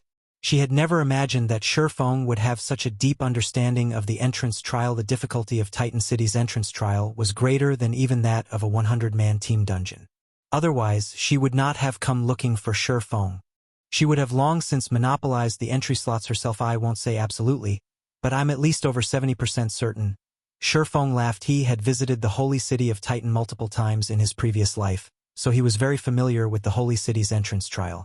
The system set the difficulty of the trial based on the levels of the players undertaking it, so players would always feel that the trial's difficulty was the same, regardless of when they challenged it. Getting into Titan City depended on the overall strength of the team. With Zero Wing's current strength and his understanding of the trial, he was far more than just 70% certain of making it to Titan City. Yulon fell silent upon hearing Feng's words. Even with Underworld going all out, its chances of getting through the entrance trial was far from reaching 70%. Worse, if she were to attempt it with just her own team, her success rate would be 20% at most. Moreover, the pass gave only 3 chances to challenge the trial. She had already failed once. If she relied on her own team, it was simply impossible for them to get through it. Indeed, just as Feng had said, if she could not clear the trial, then this pass of hers would be worth nothing. Moreover, looking at Feng's calm and confident behavior, he did not seem to be boasting. Demand for advanced lifestyle players was continuously increasing nowadays. The sooner she could nurture more advanced lifestyle players, the greater the advantage she would hold in the future. She could not afford to sit still and wait for her team to grow stronger. In the end, Yulon could not help but sigh as she conceded, "All right, as long as you manage to clear the entrance trial, I'll give you 50 slots. However, I also have a condition. You need to clear the trial within 3 days." "Deal. I'll have to make some preparations first. I'll contact you when the time comes." Feng's thoughts paralleled Yulon's. The sooner they entered Titan City, the better. Moreover, many rare designs were obtainable only at the holy city of Titan and nowhere else, following which, the two of them established a contract between themselves. Shortly after Feng left, an assassin youth entered the VIP room fully garbed in silvery gray leather armor. This assassin should be roughly 18 or 19 years old, based on his appearance. However, his level was extremely high. He was actually level 38, far beyond the reach of ordinary experts right now. Big sis Yulon, aren't we giving Zero Wing a little too much? That's 50 advanced lifestyle players we're talking about. Who knows how much money we'll have to spend to nurture that many advanced lifestyle players. Won't it be fine if we look to Heaven's Burial or the Star Alliance for help instead? These two guilds aren't beneath Zero Wing in terms of strength. Moreover, we also wouldn't have to pay such a huge price if we employ their help. The assassin youth was very furious about the conditions Feng proposed. The Star Alliance and Heaven's Burial more or less possess a connection with Underworld. If we get them to help us, the possibility of the others from Underworld finding out about Titan City is very high. However, we won't have such a problem with Zero Wing, Yulon said, shaking her head. Besides, Zero Wing is filled with experts. They'll have a much higher possibility of clearing the entrance trial. Being able to enter Titan City securely is much more important than saving a few more slots for ourselves. Although the assassin youth did not make any further retort to Yulon's words, he inwardly still felt very dissatisfied. Back when they had entered the entrance trial, they had all been brimming with confidence. They had all thought that the trial was just a small matter. However, once the battle began, they found out that their thoughts had been too optimistic. The entrance trial was not something a 100-man team dungeon could compare to. The two were on entirely different levels. Even if Zero Wing's experts challenged the entrance trial, the outcome would be the same. White River City's library. After Feng entered the library, he immediately made his way to the top floor of the building. Compared to the last time he had come here, the security in front of Starmoon Hall was much stricter. Tier 3 knights filled the place. Even his identity as a demon hunter would not have gotten him entry into the hall. If not for his identity as a Count of White River City, the most he would have been able to do now was stand at the entrance of the hall. Walking inside, Feng was immediately greeted by the sight of the white-robed Charlene sitting before a table and quietly observing a floating crystal ball. Magic arrays encircled her as she radiated an incredibly powerful aura. Even Feng found himself paralyzed when bathed in this aura fourfold magic array. An expression of disbelief appeared on Feng's face. It would be understandable if this pressure he was feeling was due to a domain released by an NPC. However, Charlene did not have her domain out right now. This pressure he was currently experiencing was only a side effect of the mana gathered at the magic array. Just what kind of spell is this? It is actually this strong. At this moment, there was an image displayed inside the crystal ball. Meanwhile, this image was none other than the scene of the Blackwing auction house. Under the effects of space freeze, the crystal ball had completely locked on to the appearance and aura of the mysterious youth back then. His every action was clearly replicated in the crystal ball. However, when the mysterious youth vanished from Blackwing City, the crystal ball suddenly cracked and shattered into countless tiny pieces. In the end, the broken fragments of the crystal ball ignited into silver flames before disappearing into nothingness. Chapter 854, Ancient Spell. Soul Fire. Feng's expression immediately tensed when he saw the burning flame. This was not his first time to encounter this flame. Soul Fire was a flame capable of causing great damage to players, inflicting extremely severe death penalties. Even more severe than having their immortal soul absorbed. To put it simply, Soul Fire was a flame that players should avoid coming into contact with at all costs. As the crystal ball disintegrated into nothingness, the silver flames immediately transformed into a leopard, over 2 meters tall. Burning silver flames covered the leopard's entire body, and wherever its 4 paws stepped, the stone floor underfoot became molten magma. Anyone seeing this scene would feel their hearts shudder and would try to get as far as possible from the silver leopard. However, Feng could not run away even if he wanted. To the oppression of the fourfold magic array aside, the leopard itself was an extraordinary level 200 mythic monster, the equivalent of a level 200 tier 4 NPC. Such a monster could instantly kill any current player even if Feng were at his peak during his previous life. The only thing he could have done if he encountered such a monster was run away as fast as he could. Fortunately, this leopard formed from soul fire did not seem interested in Feng. Instead, its pitch-black eyes stared at Charlene, who was lounging on a reading chair. In the next moment, the leopard transformed into a streak of silver light as it pounced at Charlene. The leopard was so fast that Feng did not even manage to react before it appeared in front of her. A feisty little cat you are. I was just looking into your owner's movements, yet you actually came all this way to pick a fight, Charlene said, eyeing the silver leopard pouncing at her, as if she was just looking at a cute little animal. Suddenly, her left arm turned into a blur as she grabbed the silver leopard by the scruff of its neck. In the next moment, something unbelievable happened. The silver leopard, which was originally over 2 meters tall, actually began shrinking at a rate visible to the naked eye, until it was no larger than a little kitten. No matter how hard it fought, it couldn't escape Charlene's grasp. The only thing it could do was bare its tiny fangs and swipe its puny paws at her, while emitting threatening hisses, following which, Charlene took out a crimson crystal ball and did a short chant. The silver leopard then transformed into a streak of light and entered the crystal ball. Trapped inside the crystal ball, the silver leopard still tried struggling, but its efforts were all for naught. It couldn't escape the bindings of the crimson ball. Feng was incomparably stunned as he witnessed this scene from a distance. Charlene had actually just played around with a level 200 mythic monster as if it were a toy. Rather than a tier 5 red priest, she seemed more on the level of a tier 6 god. So you've come. After Charlene was done dealing with the silver leopard, her golden eyes slowly shifted towards Feng. Smiling faintly, she said, "After not meeting you for some time, I see that you've landed yourself in yet more trouble. Before you have even dealt with the matter of the Lord of Balrogs, you have earned yourself yet another curse. I really don't know whether you've been blessed by the goddess of fate, or fancied by the goddess of misfortune." Cursed? Feng frowned. He then gave himself a thorough look as well as checked his status window.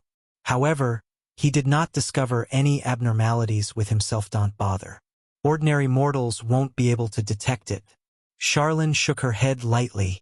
She then walked up to Feng. Stretching one of her flawless fingers towards him, she began drawing one line of divine runes after another like golden ribbons. The glorious, golden divine runes wrapped around Feng. As the number of divine runes increased, the mana fluctuations surrounding him began weakening. After a short moment, his surroundings were devoid of mana. This form of mana nullification was different from the silencing skills used by players, which only froze the flow of mana. What Charlene used thoroughly erased the existence of mana with the absence of mana in his surroundings. Feng felt as if his brain was suffering from oxygen deficiency. Momentarily, his vision blurred a bit. His mind grew somewhat dizzy as well, his control over his body dulling slightly. But in the next moment, a silver chain with the thickness of a finger appeared, extending from Feng's chest. When this chain went beyond the mana nullification field, it quickly became invisible once again as if it had never existed. What's this? Feng could not help his surprise. This was his first time seeing such a situation.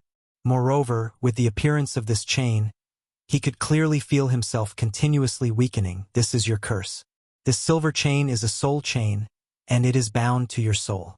You can consider this a parting gift that mysterious youth left for you when he escaped, Charlene said, her cherry-red lips hooking up into a smile. Chuckling softly, she continued, "How about it? Are you feeling a little anxious now?" Feng could not help but roll his eyes at Charlene. Even if he were stupid, he could tell that this curse was no trifling matter. A single mistake could very well send him to the netherworld. Problems related to the soul were the most frightening thing to players. After all, failure to deal with such problems would not end with just suffering a simple death.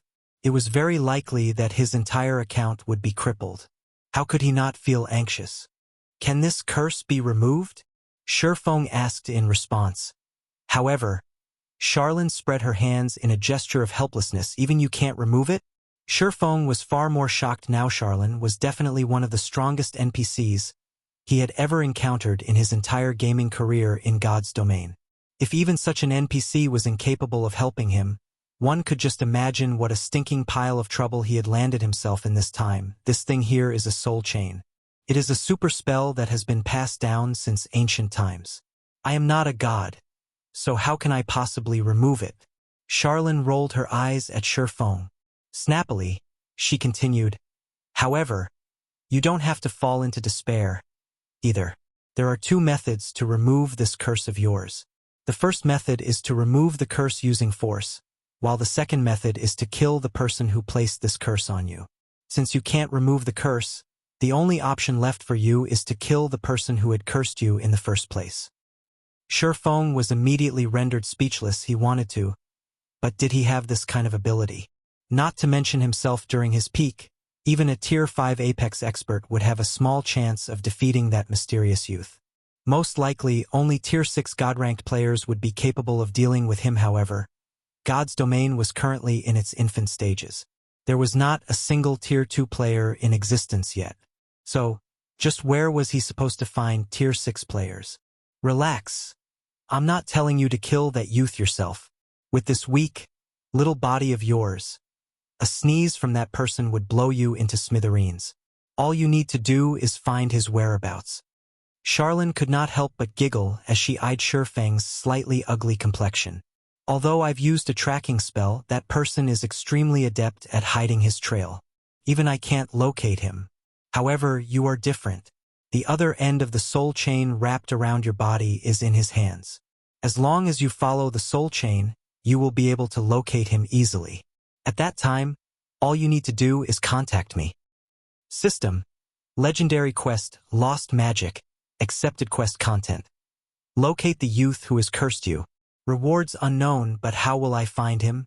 If I'm not inside this magic nullification field, I won't be able to see the chain at all. Feng was inwardly at a loss for words after hearing the very simplified system notification. Chapter 855, Absorbing Soul Fire. Upon hearing Feng say so, as if she had long since prepared for this, Charlene promptly handed the crimson crystal ball with the silver leopard inside it to him. "With your current standard, sensing the soul chain is naturally impossible for you. However, this thing here can help you," Charlene said as she pointed at the imprisoned silver leopard. "This thing is a soul beast formed using soul fire. As long as you absorb its soul fire, you will naturally be capable of seeing the soul chain." "Will I be able to control soul fire if I absorb it?" Feng could not help but grow excited as he looked at the imprisoned leopard. "But how can I possibly absorb it? It's a sentient Tier 4 being, not a mysterious flame." Soul fire. It was the nightmare of countless players back at the Dark Den.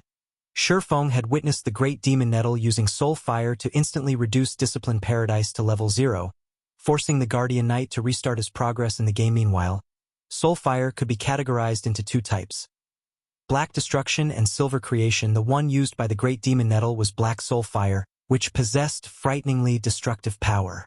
As for the soul fire before Feng, it was of creation. Although it was not as powerful as Black Soul Fire in terms of attack power, it possessed the ability to alter and mend souls. Both of these two flames were mysterious flames that were exceptionally hard to come by as far as Feng knew. No player had managed to control either kind of soul fire, Even after a decade had passed in God's domain, if a player truly managed to control a soul fire, regardless of which type it was, they would become the nightmare of all other players. They would become an existence much more frightening than even a player capable of absorbing immortal souls. Now that Feng had a chance to absorb such a flame, how could he not get excited? Absorb a soul beast? Charlene laughed involuntarily. Are you tired of living? With your body, aren't you afraid of exploding? I'm having you absorb only the soul fire this soul beast is releasing right now. However, even if it is just radiated soul fire, there's no way you can absorb it with your current standard. The outcome will be the same even though you possess an immortal soul.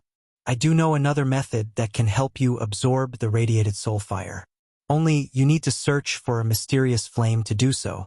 Moreover, it needs to be a Tier 2 mysterious flame at the very least. Otherwise, you won't be able to suppress the power of the soul fire and will end up burned to ash hence. The only one thing you need to do now is find a bunch of Tier 2 mysterious flames. If you manage to absorb the soul fire, you will also be able to weaken the corrosion effect the soul chain has on your soul. That will buy you time to search for that mysterious youth.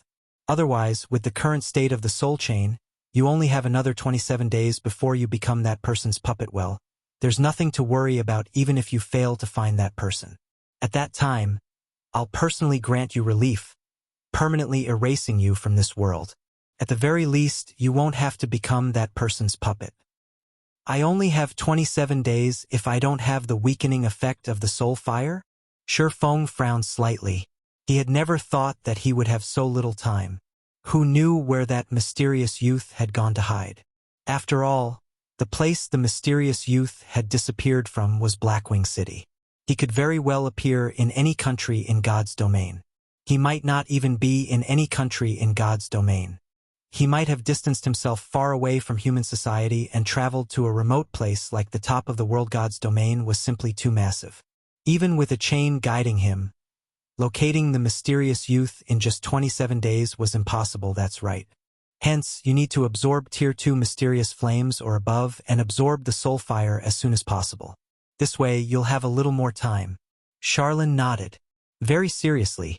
She continued, all right, hurry up and go search for Tier 2 or above mysterious flames. When you've managed to absorb one, come and find me. I'll tell you how you can absorb the soul fire. It's fine as long as it is a Tier 2 mysterious flame. Saying so, Feng summoned the ice blue devil flame. A dark blue flame immediately manifested above his right palm, its appearance causing the ambient temperature to decrease gradually. To forgers and alchemists, mysterious flames were priceless treasures. Unlike top-tier weapons and equipment, which could be obtained easily through raiding dungeons and field bosses or completing quests, one needed to investigate every map carefully to locate a mysterious flame. Finding one within a short span of time was not a feasible task, besides which, a Tier 2 mysterious flame was something capable of inciting a great war between various large guilds. It was not something that could be found in just 20-odd days. Even super guilds would barely be capable of such a feat. Fortunately, Feng had known the exact whereabouts of the ice blue devil flame and had secured it for himself as soon as possible. Otherwise, this quest would truly be his doom. Thinking about it now, he had indeed made a wise decision to secure the ice blue devil flame. Back then, when Charlene saw the deep blue, burning flame, an expression of surprise appeared on her face. The ice blue devil flame, a Tier 2 mysterious flame. This is a flame that only places filled with death are capable of producing. Just how did you manage to obtain it? Charlene asked, greatly surprised as she looked at Feng. I just happened to discover it when I was traveling by the 100 Ghost Forest. Feng gave a casual reply. You really have been blessed by the goddess of fate. The 100 Ghost Forest was cursed by the legendary Black Witch. That Black Witch was a considerably amazing existence, and only a step away from becoming a god. The curse on the 100 Ghost Forest might not be a problem to a weakling like you, but to powerhouses, that place is an absolute forbidden ground due to the curse. Charlene could not restrain her laughter. Since you already possess the ice blue devil flame, then you indeed possess the qualifications to absorb the soul fire. There are two things you need to do when absorbing the soul fire. The first thing is control the ice blue devil flame and have it wrap around the radiated soul fire. You need to envelop the soul fire completely. There must not be even the tiniest of leaks. If you fail to do so and get contaminated by the soul fire, even though you are a heaven-blessed individual, you will similarly suffer. The second thing you need to do is the most crucial part when absorbing the soul fire. After you have completely contained the soul fire, you have to absorb it into your body. Afterwards, you need to fuse the ice blue devil flame with the soul fire. However, the soul fire is too strong. The fusion needs to be a certain ratio. If the proportion of soul fire is too high, the merged flame will damage you. If it is too low, you won't be able to display the power of the soul fire. Balance is a must. As for how to achieve that balance, you will have to depend on yourself. For that, I will set up a magic array to carry out this fusion for you. While inside this magic array, you'll have an easier time guiding this fusion. Once you grasp that sensation, you'll have a much easier time wielding the soul fire's power in the future. After saying so, Charlene began reciting incantations as her hand drew line after line of divine runes continuously. A short moment later, the several thousand lines of divine runes drawn transformed into a golden fourfold magic array, brightly illuminating the entire hall. Right? Give it a try, Charlene said as she pointed at the golden magic array on the ground, an exhausted cast to her face. Evidently, forming this fusion magic array had not been as easy as she made it look. Chapter 856, Basic Control. Star Moon City, Teleportation Hall. A group of cloaked players suddenly appeared inside the building. Standing at the head of this group were an uncloaked young man and woman. The instant these two appeared, they immediately attracted the attention of many players. Aren't they Hell Fiend and Praying Lotus, experts of King's Return? Why would they appear here? As expected of a super guild, their levels and equipment are simply too amazing. Both of them are fully equipped in level 35 dark gold equipment. That staff Hell Fiend is carrying is actually epic ranked. The difference between us is just too massive. I wonder when I'll be able to wear a full set of level 35 secret silver equipment? Could King's Return be looking to develop in Star Moon Kingdom? Experts of King's Return were practically big-time celebrities in the virtual gaming world. Not to mention, neither Hell Fiend nor Praying Lotus had bothered to hide the special effects of their equipment. Hence, many players quickly managed to determine the ranks of the two's equipment, which immediately prompted a discussion among the onlookers as they cast envious gazes at the two experts. Currently, mainstream players had yet to reach even level 35. Only the elite players of large guilds had mostly attained this level. Being able to have a complete set of secret silver equipment was also a very amazing achievement already. Yet these two experts from King's Return, a super guild, had already reached level 39. They even sported the current best weapons and equipment from head to toe, an epic weapon. This was definitely the first time these ordinary players had seen such an item. There had been no news of such a weapon appearing in the entire Star Moon Kingdom. One could just imagine how frighteningly powerful a super guild was. Fiend and Praying Lotus paid no attention to the looks they were receiving as they walked directly towards an outgoing teleportation array. Look who it is. Hell Fiend came to an abrupt halt, his gaze shifting towards an elementalist waiting to use a teleportation array. Hell Fiend? Why are you here? The elementalist youth also noticed Hell Fiend. Suddenly, as if something occurred to him, his expression immediately darkened as he asked, "Could you be trying to threaten Zero Wing?" "Sind, it seems your luck is quite good. You actually managed to find a trustworthy ally. However, don't celebrate too soon. Your fate has long since been determined. Nothing will change no matter how much you struggle." Hell Fiend sneered in disdain. He then turned away and left. A trustworthy ally?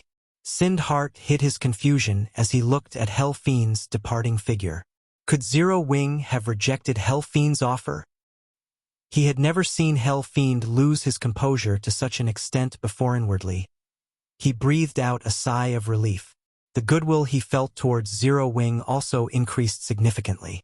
Not many people would dare to resist King's Return, much less offend the Super Guild, just for a stranger. Hell Fiend, are you really going to use the ancient book? Seeing Hell Fiend's hurried steps, Praying Lotus anxiously advised, "Don't let your anger get to your head. Even if you utilize the ancient book's power, Sindheart will still get that sum of money. At that time, you will have wasted the true value of the ancient book." "Of course, I know this. Lotus, Do you actually think I've let my anger overwhelm me? I haven't forgotten our primary goal in coming here. Although I said I was going to utilize the ancient book's power, when did I say that I was going to use it on Stone Forest Town? Hell Fiend's mouth hooked up into an evil smile. At that time, whether it is Black Flame or Sinned Heart, both of them will suffer.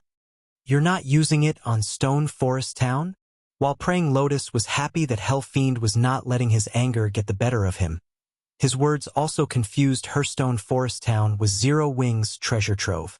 If they destroyed the town, they could undoubtedly deal Zero Wing a severe blow, wiping away one of the guild's major advantages in Starmoon Kingdom. But if Hell Fiend was not planning on using the ancient book on Stone Forest Town, just what was his intended target? You'll see when the time comes. Hell Fiend smirked. Inside White River City's library, Feng continued to try to fuse the Ice Blue Devil Flame and the Soul Fire. However, the difficulty of merging two mysterious flames was extremely high. Despite numerous attempts, Feng still ended up with only failure. The first step of wrapping the Ice Blue Devil Flame around the small bundle of Soul Fire was no problem for Feng. At this point, Feng could control the Ice Blue Devil Flame like an extension of his arms and legs. Feng had already reached the Void Realm, so his perception towards his surroundings was already flawless. Hence, completely containing the Soul Fire was a walk in the park for him. However, the second step, which was the fusion of mysterious flames, was extremely difficult. Fusing the flames in the correct ratio was many times more challenging than threading a string through a needle hole. It was meaningless if Feng fused too little Soul Fire with the Ice Blue Devil Flame. However, if the proportion of Soul Fire was even a tiny bit too much, it would scorch him. At that time, not only did he suffer excruciating pain, but he also fell into a weakened soul state, causing his basic attributes to decrease. Each time he got burned by the Soul Fire, he would lose 1% of his basic attributes. Although 1% was not much after numerous failures, the accumulated amount was still very frightening. Currently, he had already failed 34 times in a row, which diminished his basic attributes by 34%. Fortunately, this reduction was not permanent, only temporary. Even so, he would have to wait 2 natural days to recover fully. This really is difficult. After experiencing many failures, Feng had more or less identified the ratio required to maintain a balance. However, knowing the fusion ratio was one thing. Accurately fusing the flames in correct proportion was another thing altogether. In the future, if he had to go through a similar process to utilize the Soul Fire without the assistance of the fusion magic array, the difficulty would be more than 10 times higher. For example, if his permitted margin of error with the magic fusion array was at 0.1%, then without it, his margin of error would only be 0.1%. It would be significantly more difficult for him to utilize the Soul Fire's power. After all, players were not machines. They couldn't achieve such precision.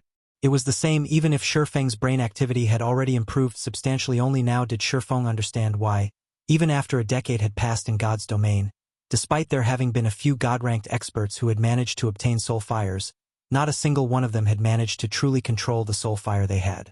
If he was already having so much trouble controlling just a strand of the Soul Fire's power, just how difficult was it to completely control the Soul Fire? However, after going through so many attempts, Feng had also gained something else, and that was control.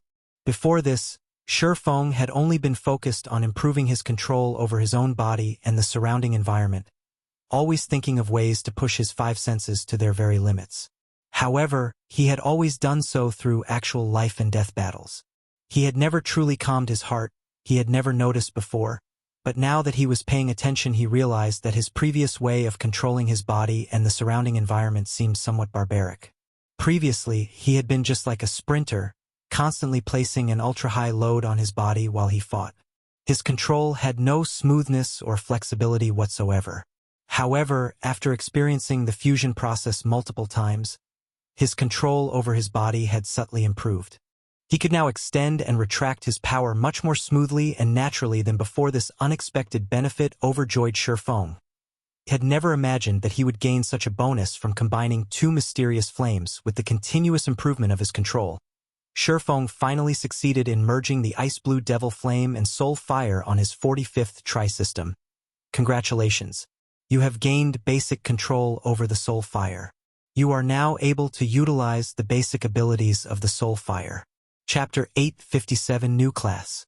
Hearing the crisp sound of the system notification, Feng let out a deep sigh of relief. He was supposed to challenge the holy city of Titan's entrance trial in 3 days. If his attributes had decreased any further, he would have to wait until he had fully recovered from the weakened soul state before he could do so. He did not wish to miss out on this opportunity to visit the holy city of Titan. With 50 slots to enter the holy city, he could get quite a number of intermediate alchemists and intermediate forgers promoted to advanced rank. If he let this opportunity slip by, who knew how much time and resources he would have to expend to nurture so many advanced lifestyle classes. Moreover, with these new advanced classes, he could greatly increase the production volumes of strengthening devices and ice and fire resistance items in the current God's domain. The importance of lifestyle players was increasing by the day. For example, large guilds such as first-rate guilds initially nurtured their own lifestyle players. Now, however, in order to increase their competitiveness, these guilds had now begun to recruit lifestyle players as well. Moreover, the conditions they offered were exceedingly munificent. Currently, even ordinary lifestyle players received benefits equivalent to those of guild elite members. If their standard was sufficiently high, they could even receive a core member's treatment. This situation was something unimaginable a few weeks ago. As a result, players who originally intended to rely on field combat to get by in God's domain had started considering switching careers and becoming a pure lifestyle player instead. After all, playing a lifestyle class had its own benefits. Only, the status of lifestyle players was not particularly high previously, and the treatment they received had only been subpar at best. Hence, most players would generally choose to fight monsters. Now that the situation had changed, players who did not excel at combat were exploring various lifestyle classes. With the large influx of lifestyle players into the market, the competition between lifestyle players had intensified further. The number of advanced lifestyle players was also much higher than before. If not for the Candlelight trading firm having a massive advantage like the special workshop, which allowed it to attract and nurture plenty of talents, the trading firm would not have been able to maintain its position as Starmoon Kingdom's #1 trading firm. Although Feng had long since anticipated this situation, he had never imagined that it would happen so quickly without the advantages the Candlelight trading firm had accumulated before, as well as its possession of popular and exclusive products. The trading firms run by other large guilds would have surpassed it already. Based on Melancholic Smile's latest report, the heavenly trading firm opened by Heaven's Burial was growing the quickest. In just a short dozen days or so, Heavenly Trading Firm had become one of Starmoon Kingdom's 6 major trading firms. Recently, it even surpassed Overwhelming Smile's Overwhelming Trading Firm to become the 2nd largest trading firm in Starmoon Kingdom. It was also precisely because of this demotion that Yulan was in such a hurry to enter Titan City. After all, when judging the strength of a trading firm, aside from products and traffic, the crucial factor would still have to be the number of advanced lifestyle players. It had not bad. Now that you have basic control over the soul fire, you should have a much easier time searching for that person, Charlene said as she walked over to Feng. After thoroughly sizing him up, she nodded and added, "Unfortunately, with just basic control over the soul fire, you can only weaken the effects of the soul chains slightly. At your current state, you have roughly 54 days to find that person. However, as your control over the soul fire improves, the weakening effect it will have over the soul chain will also increase, and you'll gain more time to find that person." "How can I improve my control over the soul fire?" Feng asked curiously, although he could tell that he had only basic control over the soul fire and hence still had room for improvement. The soul fire's introduction made no mention of how he could improve his control. "Simple. Look for other mysterious flames and absorb them. The soul fire is no ordinary mysterious flame. The power of the ice blue devil flame can only allow you to exert the soul fire's power to this extent. If you wish to improve, you'll need more mysterious flames to suppress the soul fire. The higher the mysterious flames tier, the better. However, tier 2 is the bare minimum." Charlene explained. "I need more mysterious flames to improve?" Feng was immediately rendered speechless. Mysterious flames were not bronze equipment. They were far from easy to obtain. There were indeed many mysterious flames located within Starmoon Kingdom. There were even several just within the region of White River City. However, the Ice Blue Devil Flame was the only Tier 2 mysterious flame Feng knew the whereabouts of. He had no clue where to find the other Tier 2 mysterious flames. Although Feng knew of the whereabouts of a Tier 3 mysterious flame, that place was a secret location. Moreover, it was not somewhere a player of his current standard could go to at all. At the very least, he needed to reach level 60 or 70, as well as achieve his Tier 2 class, to obtain that Tier 3 flame with just 54 days. Accomplishing such a feat was simply impossible. It seems I'll have to have Aqua notify the guild members to gather information on a few mysterious flames as soon as possible. Feng thought to himself a legendary quest was no laughing matter. Feng also did not think he was capable of finding the traces of that mysterious youth in his current state. The mysterious youth's strength exceeded Tier 5.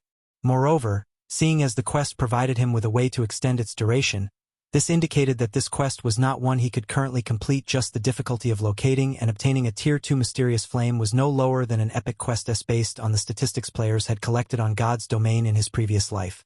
An epic quest took anywhere from a few days to 1 or 2 months to complete.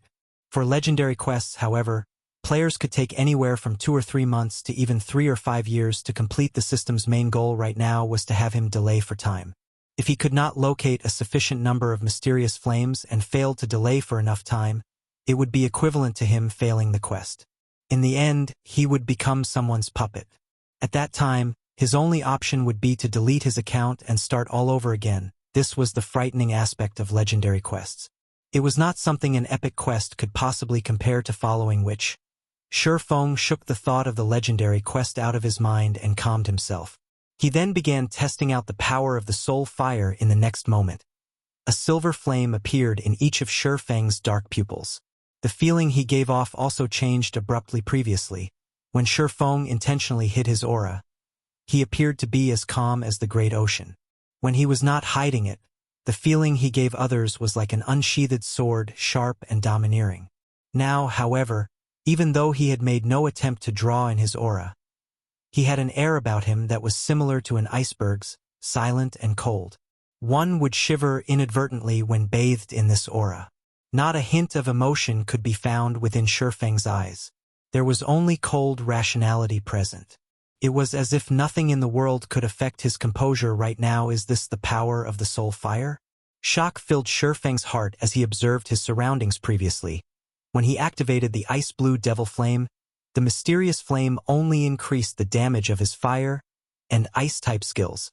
However, when he activated the soul fire, although he did not receive any improvements to his damage or attributes, his mind felt calm like never before, to the extent that he even found it frightening. Currently, everything in the world was just like data to him. Aside from absolute calm, the world before Feng had also become silver and white. He could see no other color through his eyes. Meanwhile, in this world of silver and white, he could see the soul chain wrapped around his body very clearly. He could also see it extending out of the hall and beyond. Just as Feng was thinking of testing this newfound power of his, the sound of a system announcement entered his ears. System announcement. A new